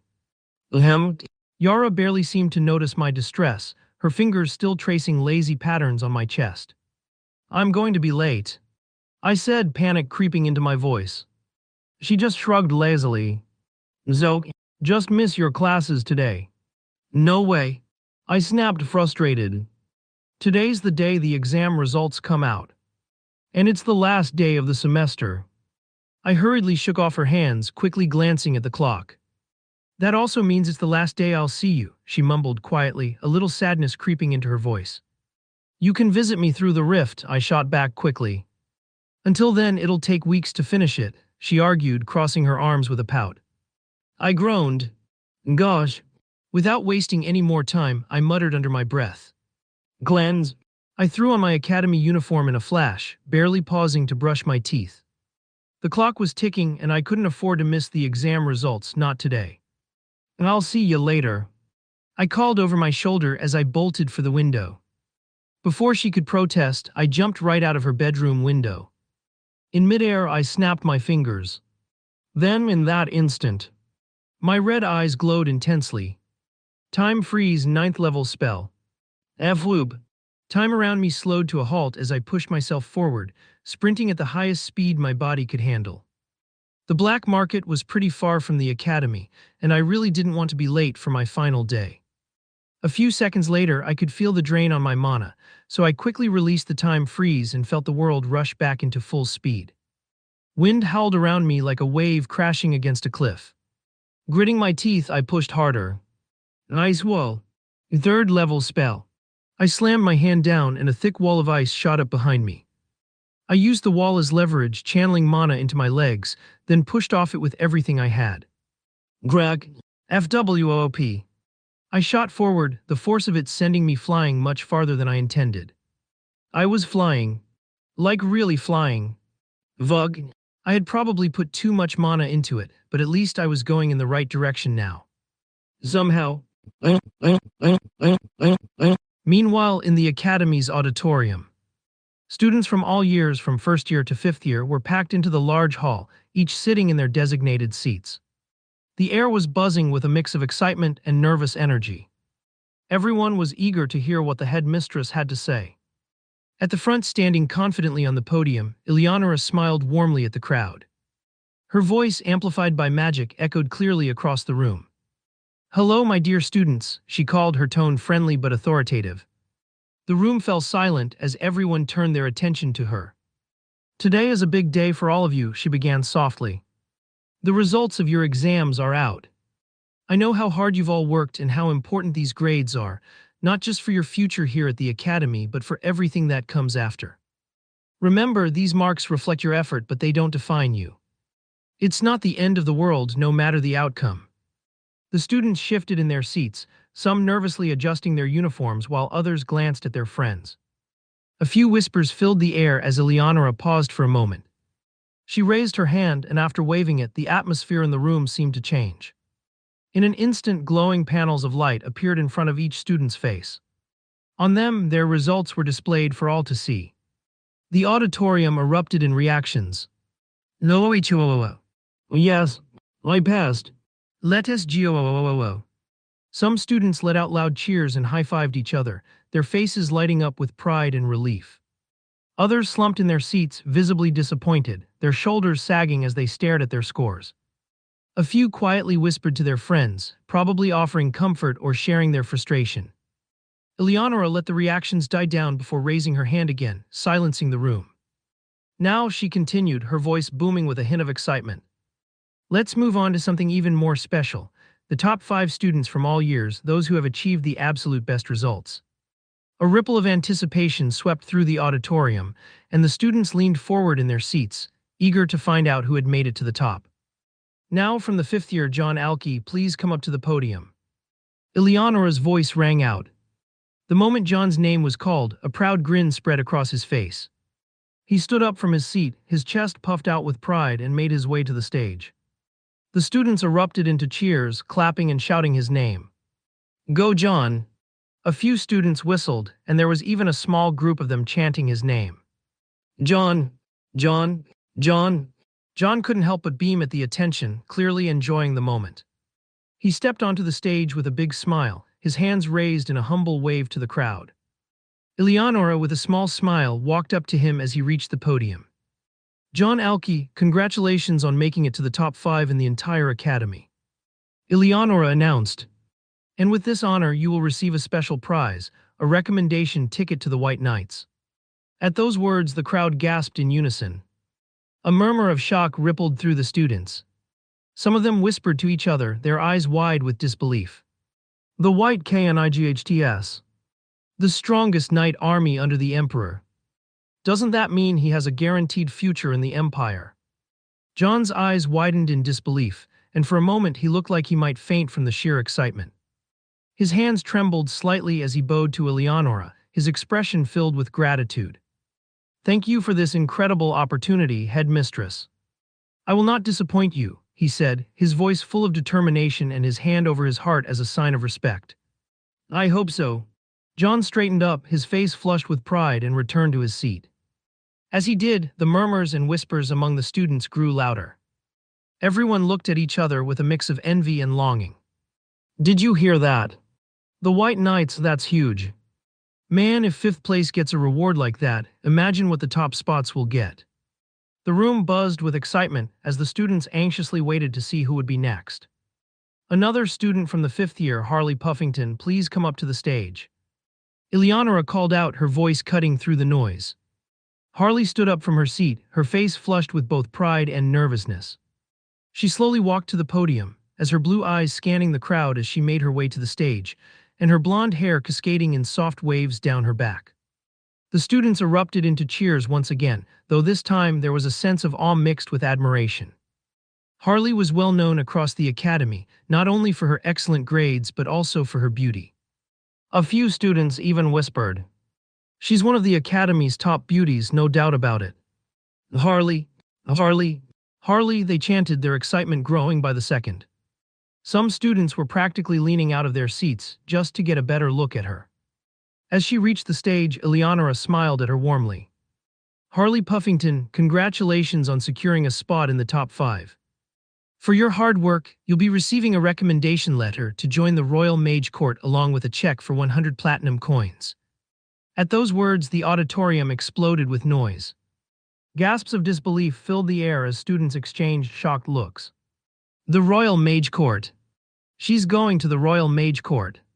That's one of the most prestigious positions in the Empire. 100 platinum coins.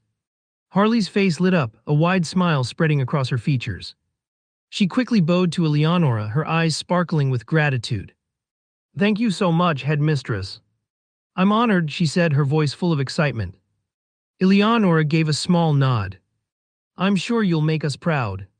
Harley stepped back and returned to her seat, but the crowd's excitement didn't die down.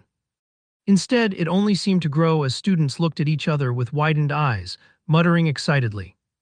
"She got 100 platinum coins. That's more than enough to live like royalty," one student whispered. "Royal Mage Court, I'd do anything to be in her shoes," another student murmured, eyes filled with envy. Before the chatter could get too loud, Eleonora raised her hand, silencing the crowd. "Now," she began, her voice cutting through the noise with ease. "Next up is one of our brightest students. A third-year student who has already earned the title of the Academy's most promising mage. Please welcome Rose Firefly." The moment Rose's name was announced, the entire room seemed to hold its breath. A hush fell over the crowd, and then the cheers erupted louder than ever before. "Rose! Rose! Rose!" students shouted, some of them even standing up to clap. Rose Firefly, known not only for her incredible talent but also her striking beauty, gracefully walked to the stage. Her fiery red hair flowed behind her like a living flame, and her bright red eyes glistened with confidence. She wore a calm expression as she approached the podium. The students couldn't stop staring, some were entranced by her beauty, while others were simply in awe of her accomplishments. She had always been one of the top students in the academy, and her charm only added to her reputation. As Rose reached the podium, Eleonora smiled faintly, tapping her shoulder. "Rose Firefly, you've proven yourself to be an exceptional mage, both in skill and character. It is with great honor that I announce you as one of the top 5 students of the academy." The crowd grew silent in anticipation.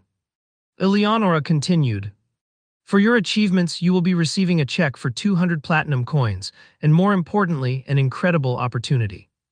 You will have the chance to become the Fire Queen's only disciple." The announcement sent shockwaves through the crowd. Gasps, shouts of disbelief, and whispers filled the air. "The Fire Queen's disciple," one student exclaimed. "Isn't that one of the most prestigious honors a mage can receive?" "She's going to become the Fire Queen's disciple," another voice asked in awe. "That's unbelievable. She's going to be one of the most powerful mages in the Empire." Rose's eyes widened for a split second, but then she quickly regained her composure. "Thank you so much, headmistress. I will do my best to honor this opportunity." Eleonora smiled back. "I have no doubt you will." As Rose turned and walked back to her seat, the applause grew even louder. The students were completely amazed by the incredible rewards she had received. 200 platinum coins. And she gets to be the Fire Queen's disciple. The excitement in the room was palpable. Everyone was on edge, eagerly waiting to see who would be next. What other incredible rewards would the top students receive? Now, Violet von Luxuria, our dear student council president and the second-place winner, please step forward." Eleonora announced, a smile playing on her lips. As soon as Eleonora's words echoed through the auditorium, a heavy silence fell over the room. The students who had been chattering excitedly just moments before suddenly stopped, like they were all frozen in place. Not a single sound. Just pure silence. Then, from the sea of students, a figure slowly stood up. Her long violet hair shimmered in the light as if it were made of polished amethyst crystals. It flowed down her shoulders and back in soft waves. She walked with a grace and calmness that made everyone's eyes follow her without a single blink. Zdeb zdeb. Her face held a peaceful expression with a small smile placed on her lips. As she reached the podium, the entire room erupted. A wave of shocked gasps filled the space. Well, it's really her. She's finally stepping up to get her reward. But still, I didn't expect her to only get second place. Right. She always gets first place. Violet von Luxuria had just entered the spotlight, and every student in the room was in awe of her. She wasn't just any student. She was the one who had been the student council president for 4 consecutive years, the one who always held the top spot, and the one who everyone looked up to. She's perfect. How does she do it? She's the best, no doubt. No one could ever top her. As Violet stepped onto the podium and faced Eleonora, she bowed gracefully, her hands delicately holding the hem of her skirt. Her movements were refined, like a noblewoman from a royal court. Eleonora smiled at her. Violet von Luxuria, you have been our student council president for 4 consecutive years. You have excelled in every field, held the first-place position in the academy, and maintained that title with unmatched dedication. The room was still, every student hanging on to Eleonora's every word. Your achievements are extraordinary, Violet. And as a reward for all of that, I offer you the opportunity to choose anything from the academy's treasury. At those words, a collective gasp echoed through the room. The Academy's treasure was legendary, filled with weapons so powerful that they were said to have the ability to slay gods. Ancient artifacts, magical items of unimaginable power, and rare knowledge all lay within its vaults. The thought of someone being able to choose anything they wanted from there was beyond anything anyone could have imagined. Anything. She gets to pick anything from the treasury. That's insane. Violet didn't show the slightest sign of excitement or surprise. She simply smiled and bowed her head slightly. Thank you for this honor, headmistress. With that, she slowly turned and made her way back to her seat, the applause from the students ringing in her ears. Even as she sat down, her serene smile never left her face, and the students continued to stare at her with a mix of admiration and envy. Once she was seated, the focus of the room shifted back to Eleonora, who now had a slight grin on her face. The anticipation in the air was electric. The students were on edge, waiting to see who could possibly surpass Violet, the most talented student in the academy. And finally, Eleonora spoke slowly. Our first place. The room held its breath. The only student who has managed to score full marks in every exam they've taken. The student who has earned the highest honor, surpassing even the best of the best. The students were leaning forward in their seats, eyes wide with curiosity and excitement. Who could it be? And Eleonora added with a hint of a smile. This student is also an exchange student from a faraway land. At that moment, the students' eyes widened as they figured out who it was. There was only one student that could fit that criteria. Eleonora's eyes sparkled as she looked toward the back of the auditorium. I'd like to welcome to the podium the one and only Moonlight Swordsman. Bam! The giant double doors of the auditorium suddenly slammed open. There, a silver-haired man with glowing red eyes could be seen. A figure stood in the doorway, a silver-haired man with glowing red eyes. His face had a certain beauty to it, though there was no mistaking that he was a man, especially with the small diagonal scar under his left eye and the sharpness of his unusual glowing eyes. His clothes were a little disheveled, some buttons were missing, showing off the nape of his neck. A small collar with a crescent moon symbol was visible around his neck. But he didn't seem to care much about the state of his attire. Then, he slowly walked forward towards the podium. Despite his steps having almost no sound, everyone felt some kind of pressure coming from him. It wasn't anything overt, but it was enough to make the air feel thicker. As he climbed onto the podium, he slowly lowered his gaze to meet Eleonora's. She tilted her head slightly, her lips curling into a faint smile as if she had been expecting him. Istria Moon. Despite only being in this academy for a single semester, you've shown that you are the best at everything. From acing the written texts to get the highest marks in the other exams. Not to mention that you held the highest roll against the Archdemon, fending him off single-handedly until the Sword Duke arrived. The crowd couldn't help but react to that. The Archdemon was the biggest attack that the academy went through, and it also was the one that had the biggest damages. Eleonora continued. Unfortunately, since you're an exchange student, I cannot offer you the same reward I gave to Violet. There was a pause, the room quiet as Eleonora's smile turned a little more teasing. Instead, I'll let you choose what you want. I'll do everything in my power to do get from along, as it is not something unnecessarily expensive like. Her eyes curled up a bit. A dragon's heart. As soon as those words left her mouth, Istria's eyes turned cold. Eleonora's tone softened as though she was genuinely curious. So what is it that you need from me? All eyes were on him now. Even Zeva, who had been ignoring everything around her, now watched him with a quiet interest from the corner of her eye. I want. Everyone held its breath as Istria opened his mouth. A pass to enter the ancient magic library. Vingha. Eleonora's eyes widened completely. A confused murmur rippled through the students. No one knew what he meant. Even Violet, who had been at the top of the academy for so long, looked puzzled. Not even she knew, nor did Zeva or the other instructors. Why? Can you not grant it?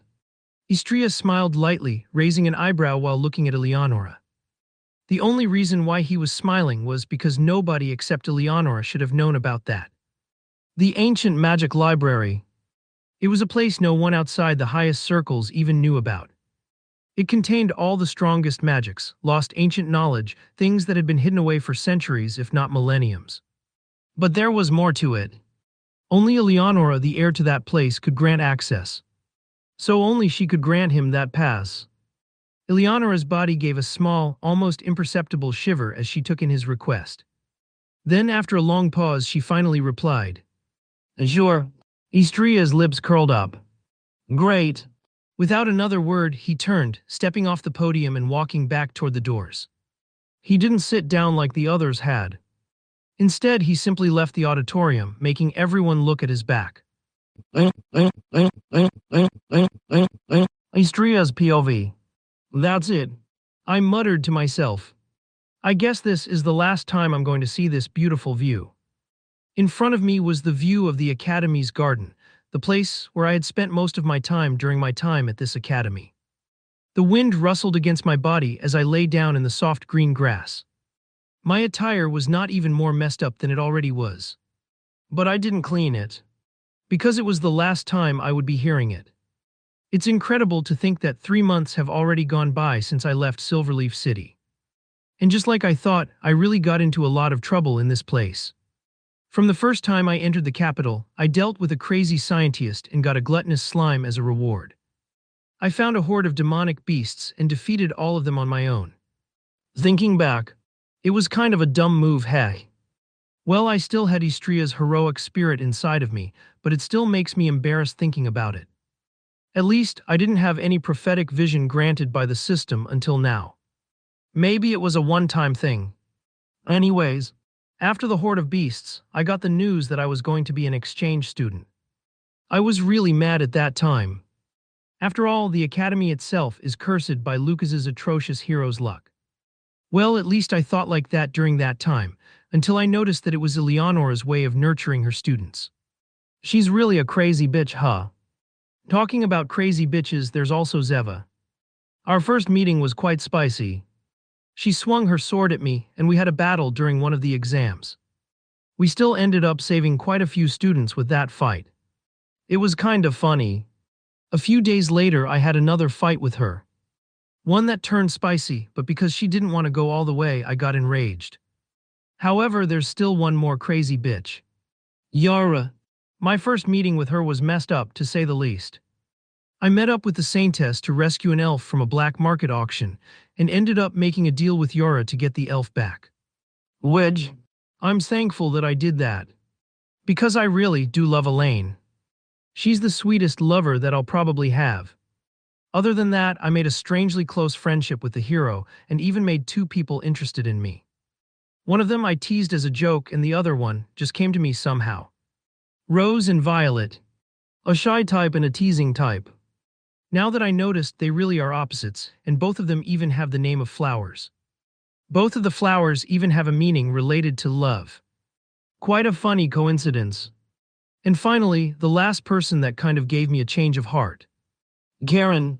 My only daughter, even if she's adopted. She's really cute, and even though I didn't feel it before, now I care deeply about her, just like a father would do for her daughter. So yeah, a lot of things happened. Quite an eventful semester, huh? I laughed, but slowly my laughter died out. But now, I guess the time to play around is going to stop for a few months, if not years. I mumbled coldly. My eyes turned to the sky. In a single year. No, in 6 months. I'll kill that fucking emperor. And bring down that fucking succubus with him. Player profile. Name Istria Moon 20. Identity the Moon's darling new. Number 1 student new, the hero's true rival new, strongest student of the weakest academy, the moonlight swordsman, the one who loves the goddess of the moon, the strongest student, the one loved by dangerous beings. Affinities ice time. Aura S++ up arrow up. Mana A+ up arrow up. Strength A up arrow up. Vitality A up arrow up. Agility S+ up arrow up. Spirit SS up arrow up. Skills and talents. 1. Moonlit Ice Lotus Sword Art Variance S. Active self-created skill. 2. Judgment IS+, active self-created skill. 3. Perfect Memory Unranked, passive talent. 4. Extreme Combat Instinct SS up arrow up, passive talent. 5. Proficient Sword and Gun Mastery S up arrow up, passive skill. 6. Calm Mind A up arrow up, passive talent. 7. Blood Eyes Unranked, your eyes ominously glow red. 8. Blood Contract. You can use Lumi's abilities. 9. You can use the S. Bluz. The profile panel finally works. And it looks like it's even more cursed than before. Just now, I'm busy preparing to leave the royal capital. I already said my goodbyes to everyone, even Lucas and his group. I mean, I'll probably run into them again someday anyway. I also took the opportunity to have a small talk with Ethan. His talent was quite unusual, and he might be worth recruiting for the organization that I'll need to build soon. At the moment, I was checking over my things and fixing my clothes, with Elaine helping me, of course. Master, please rest a bit. I can handle the rest, Elaine said softly as she carefully folded a shirt and placed it into my bag. Thanks, I replied with a tired smile. I let out a small sigh and sat on the edge of the bed. It was soft and warm, and I didn't hesitate to lie down and relax just for a moment. While I was lying there, I opened up my status window. My stats had gone way up. It honestly made me pretty happy to see the results. And I also received 3 new titles, 2 of which I can easily decipher the reason why I received them. But the first one, the Moon's Darling. I have no fucking idea how I got this title. Sure, my swordsmanship has always been moon-related, and my red eyes sometimes glow with a moon symbol too. There's even this black moon tattoo on the palm of my hand. Never mind. Those are enough of a reason, no. But still, darling. Why that word? Lord. Now I really need to figure out what kind of connection this body has with the moon goddess. Also about the ancient magic library.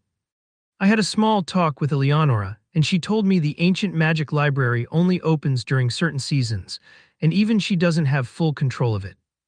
So we decided to postpone my entrance to the library until it finally opens. That aside, there's still one last person I haven't said goodbye to.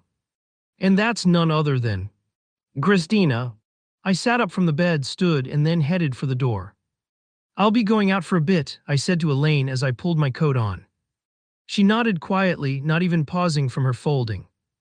Lumi and Karen were fast asleep, curled up on the couch like a pair of kittens, so I didn't make any noise. I gently opened the door and stepped outside the dormitory. Then I quickly headed straight for the cathedral. It was the only place she could be right now. Even though Christina was technically called an exchange student, I don't think she ever went to a single class. She was always busy doing work for the church, doing her duties as the saintess. Well, calling her an exchange student is honestly kind of a joke. They're just using her like some kind of holy tool. It always made me a little mad, seeing her being used like that. But then again, if things hadn't happened that way, I probably would have never met her. So maybe I should be grateful in a weird way. Still, I know I won't be seeing her again for a while. Silverleaf getting picked again for another exchange like this. Yeah, that's nearly impossible. Anyway, no point thinking too much about it now. After walking for a few minutes, I reached the big cathedral. It was quiet, just like the first time I came here. I slowly pushed open the heavy door and stepped inside. And right away, "Yo, glad to see you again." A warm, friendly voice greeted me.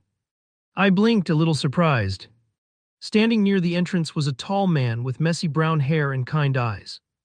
He wore the white and gold uniform of a holy knight, and he held his hand out with a grin. "Ah, John, it's also nice to see you." I smiled back. "You finally back from that mission?" I asked in surprise. He groaned and scratched the back of his head. "Yes, finally. He was rough. Had to live like a caveman for almost a whole month. And don't even get me started on those damn Dark Order creeps. They just kept popping up everywhere." His hands balled into fists, and a warm golden light flared around him for a second. I could tell he'd gotten stronger. "The second I catch one of them, I swear," he muttered, letting out a breath. Then his eyes moved over to me and widened. "Wait a second." He leaned forward. "What kind of drugs did you take?" "Excuse me." I raised an eyebrow. "No, seriously. What the hell happened to you? You got crazy strong out of nowhere. I think you might even be stronger than me now." He smacked my shoulder playfully. I caught his hand before it landed fully. "Hell, getting cocky, huh?" He grinned. "Naturally," I said with a small shrug. "Gods, you and that calm face. It's so annoying," he laughed. "Also, when did you get so obsessed with the moon?" He suddenly asked, catching me off guard. "What do you mean?" I raised an eyebrow. "You seriously don't know? You've got a whole moon tattoo going down your neck." "Ooh, my neck." I blinked, confused. Then without a word, I grabbed his sword and angled the shiny blade like a mirror. Nog. Right there, just under my hairline, was a black and blue tattoo, showing all the phases of the moon in a perfect line down the back of my neck. What the hell is this? I already had moon symbols in my eyes, on my palm, and now this. Fucking hell.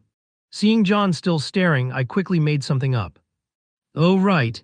That thing. I totally forgot. It's just to celebrate getting my first title, that's all," I said with a small smile. "No?"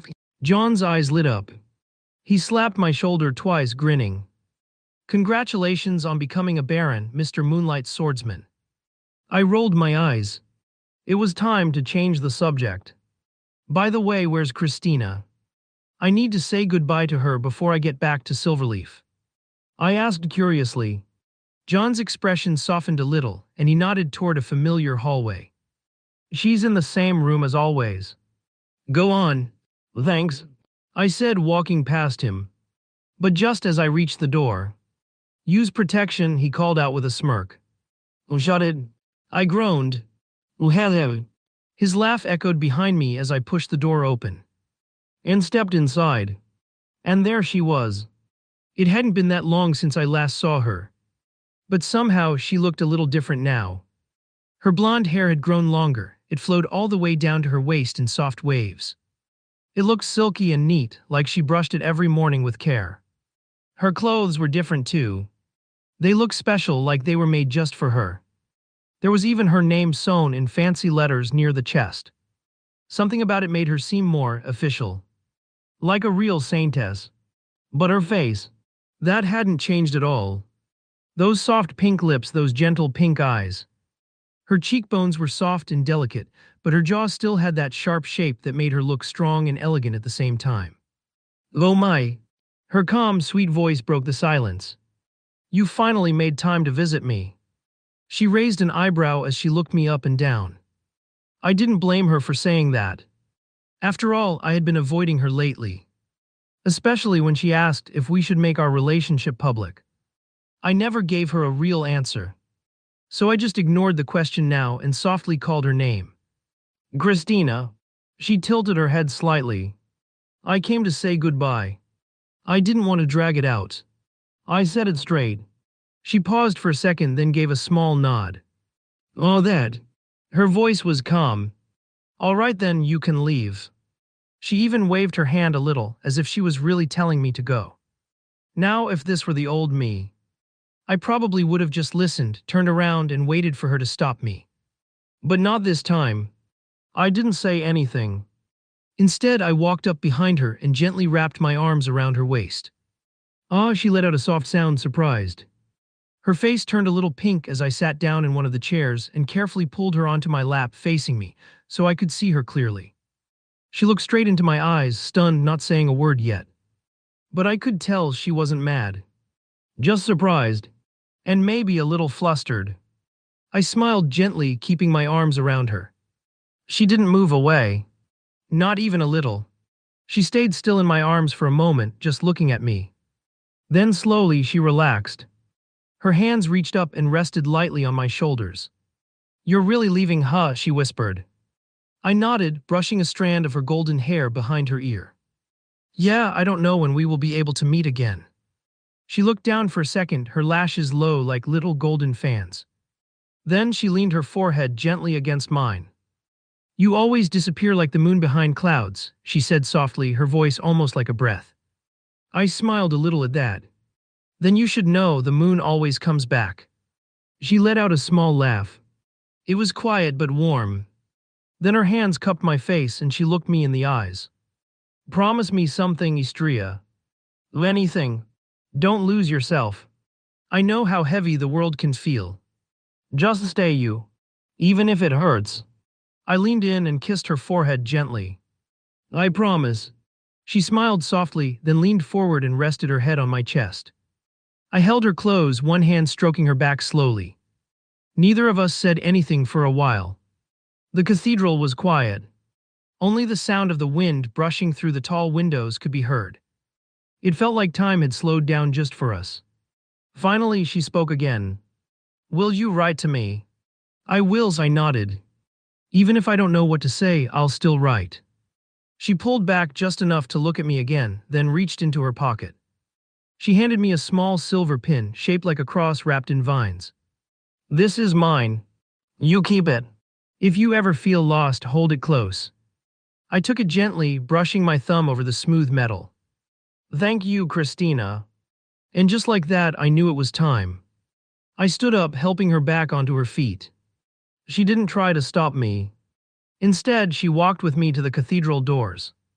Before stepping out, I turned to look at her one last time. The wind picked up, making her hair dance in the sunlight streaming through the stained glass. "Take care of yourself, Saintess. You too, Moonlight Swordsman." Our eyes met and then I walked out. I didn't look back. If I did, I wouldn't be able to live. "A few." I let out a long breath, stretching my arms above my head. "Master, do you need anything?" Elaine asked gently, her voice soft like always.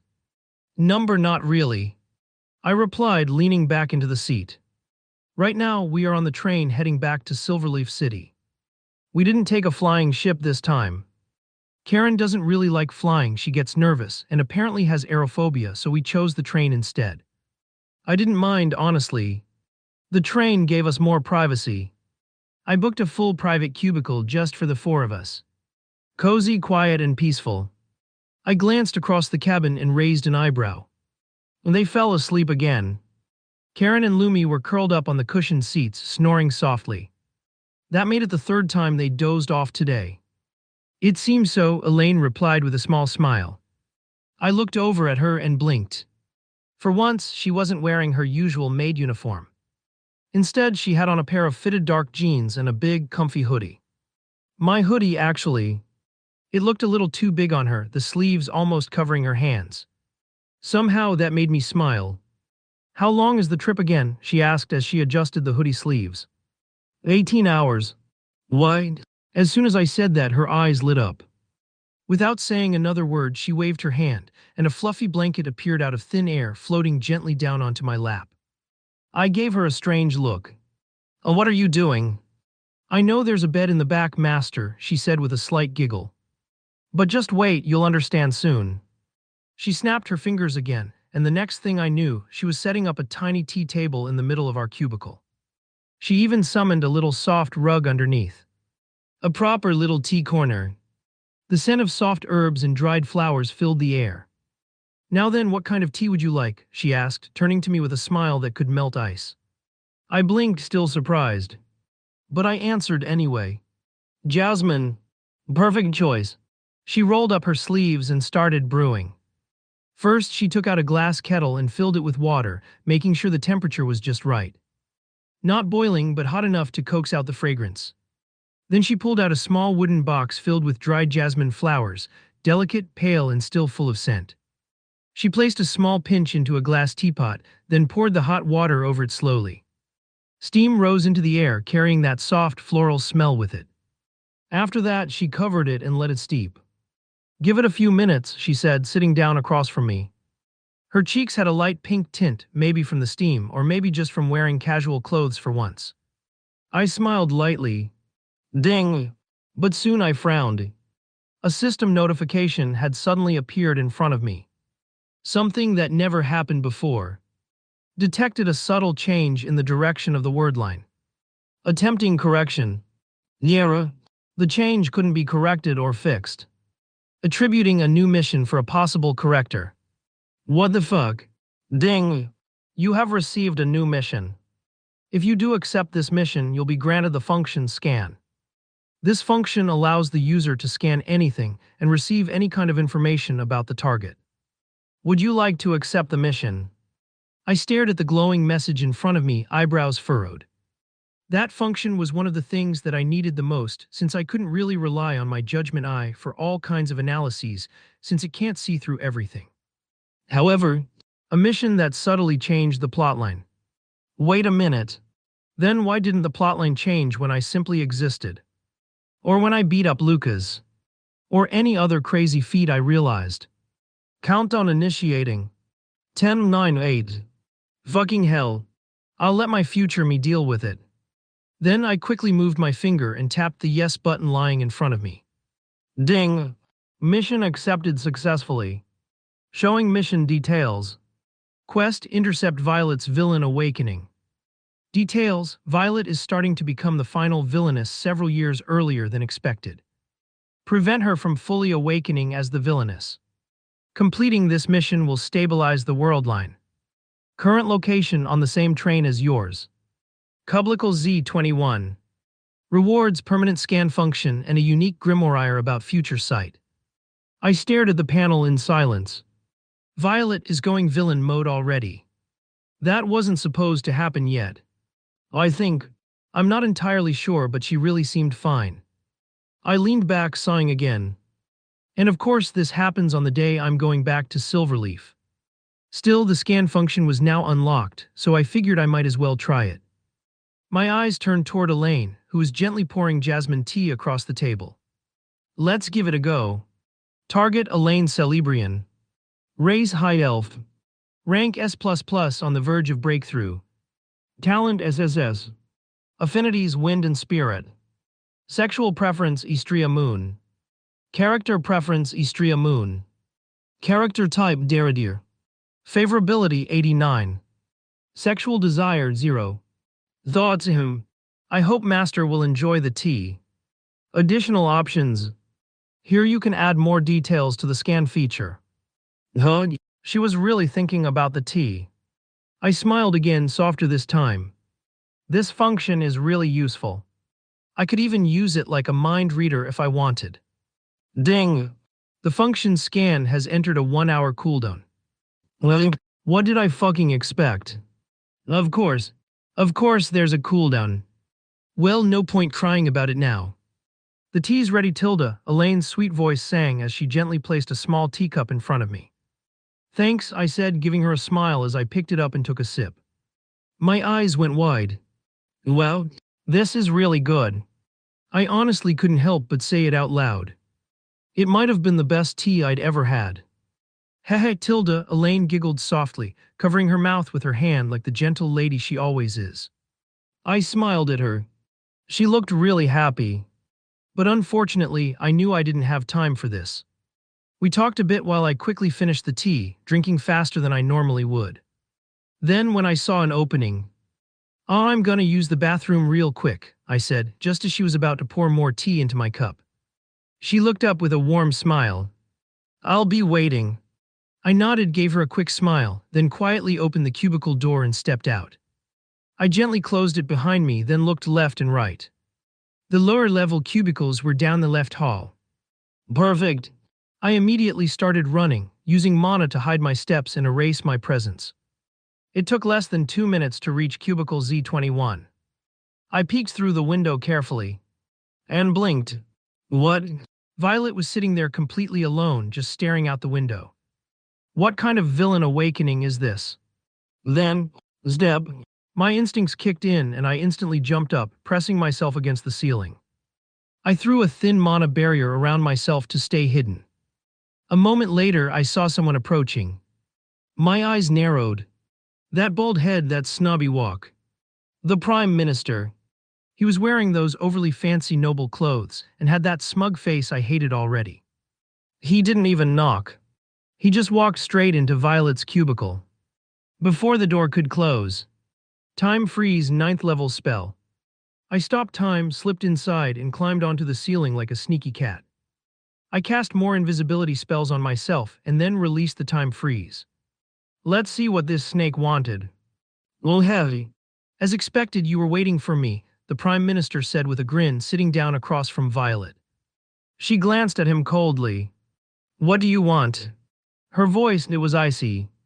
Colder than I'd ever heard before. It surprised me. Nothing major, just another favor, he said with a greedy smile, rubbing his hands together.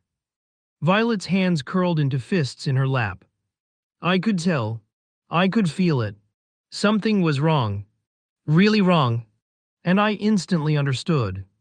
Vug, why did I freaking use the scan before meeting them? I bit my lip tightly as I looked at them. Remember, the Prime Minister sneered. If you don't do this favor for me, your dear mother might find herself face to face with the god of hell. Adohata. Violet's entire body trembled. Bam! A heavy wave of mana burst from her body. Her eyes darted wildly, full of rage. The Prime Minister waved his hand lazily. And just like that, the mana disappeared like smoke. That annoying no magic attribute of yours, Violet hissed. Huh? No magic attribute. That's a bit annoying to deal with. I kept the information in mind as I let them continue talking. The favor was something simple. She needed to act as a spy and gather information from Christina about the locations of the bishops and other important figures. They were likely planning to attack them. Soon enough, their conversation came to a close. Then the Prime Minister got up to leave. I'll tell His Majesty all about your loyalty. I'm sure he'll be very generous with your mother's life, he said with a grin before walking out. Leaving Violet sitting there. Alone. Well, not really alone. Damn it, she whispered, clutching her hair with both hands. Her whole body shook. She bit her lower lip tightly until blood flowed out of it. And by now, I had now understood. The reason why Violet had become the final villainess. She probably didn't get help and couldn't deal with the threats and these favors. She probably broke down because of it. Becoming essentially evil. But not this time. Not now. Because this time, I'll be adding the Prime Minister to my little kill list.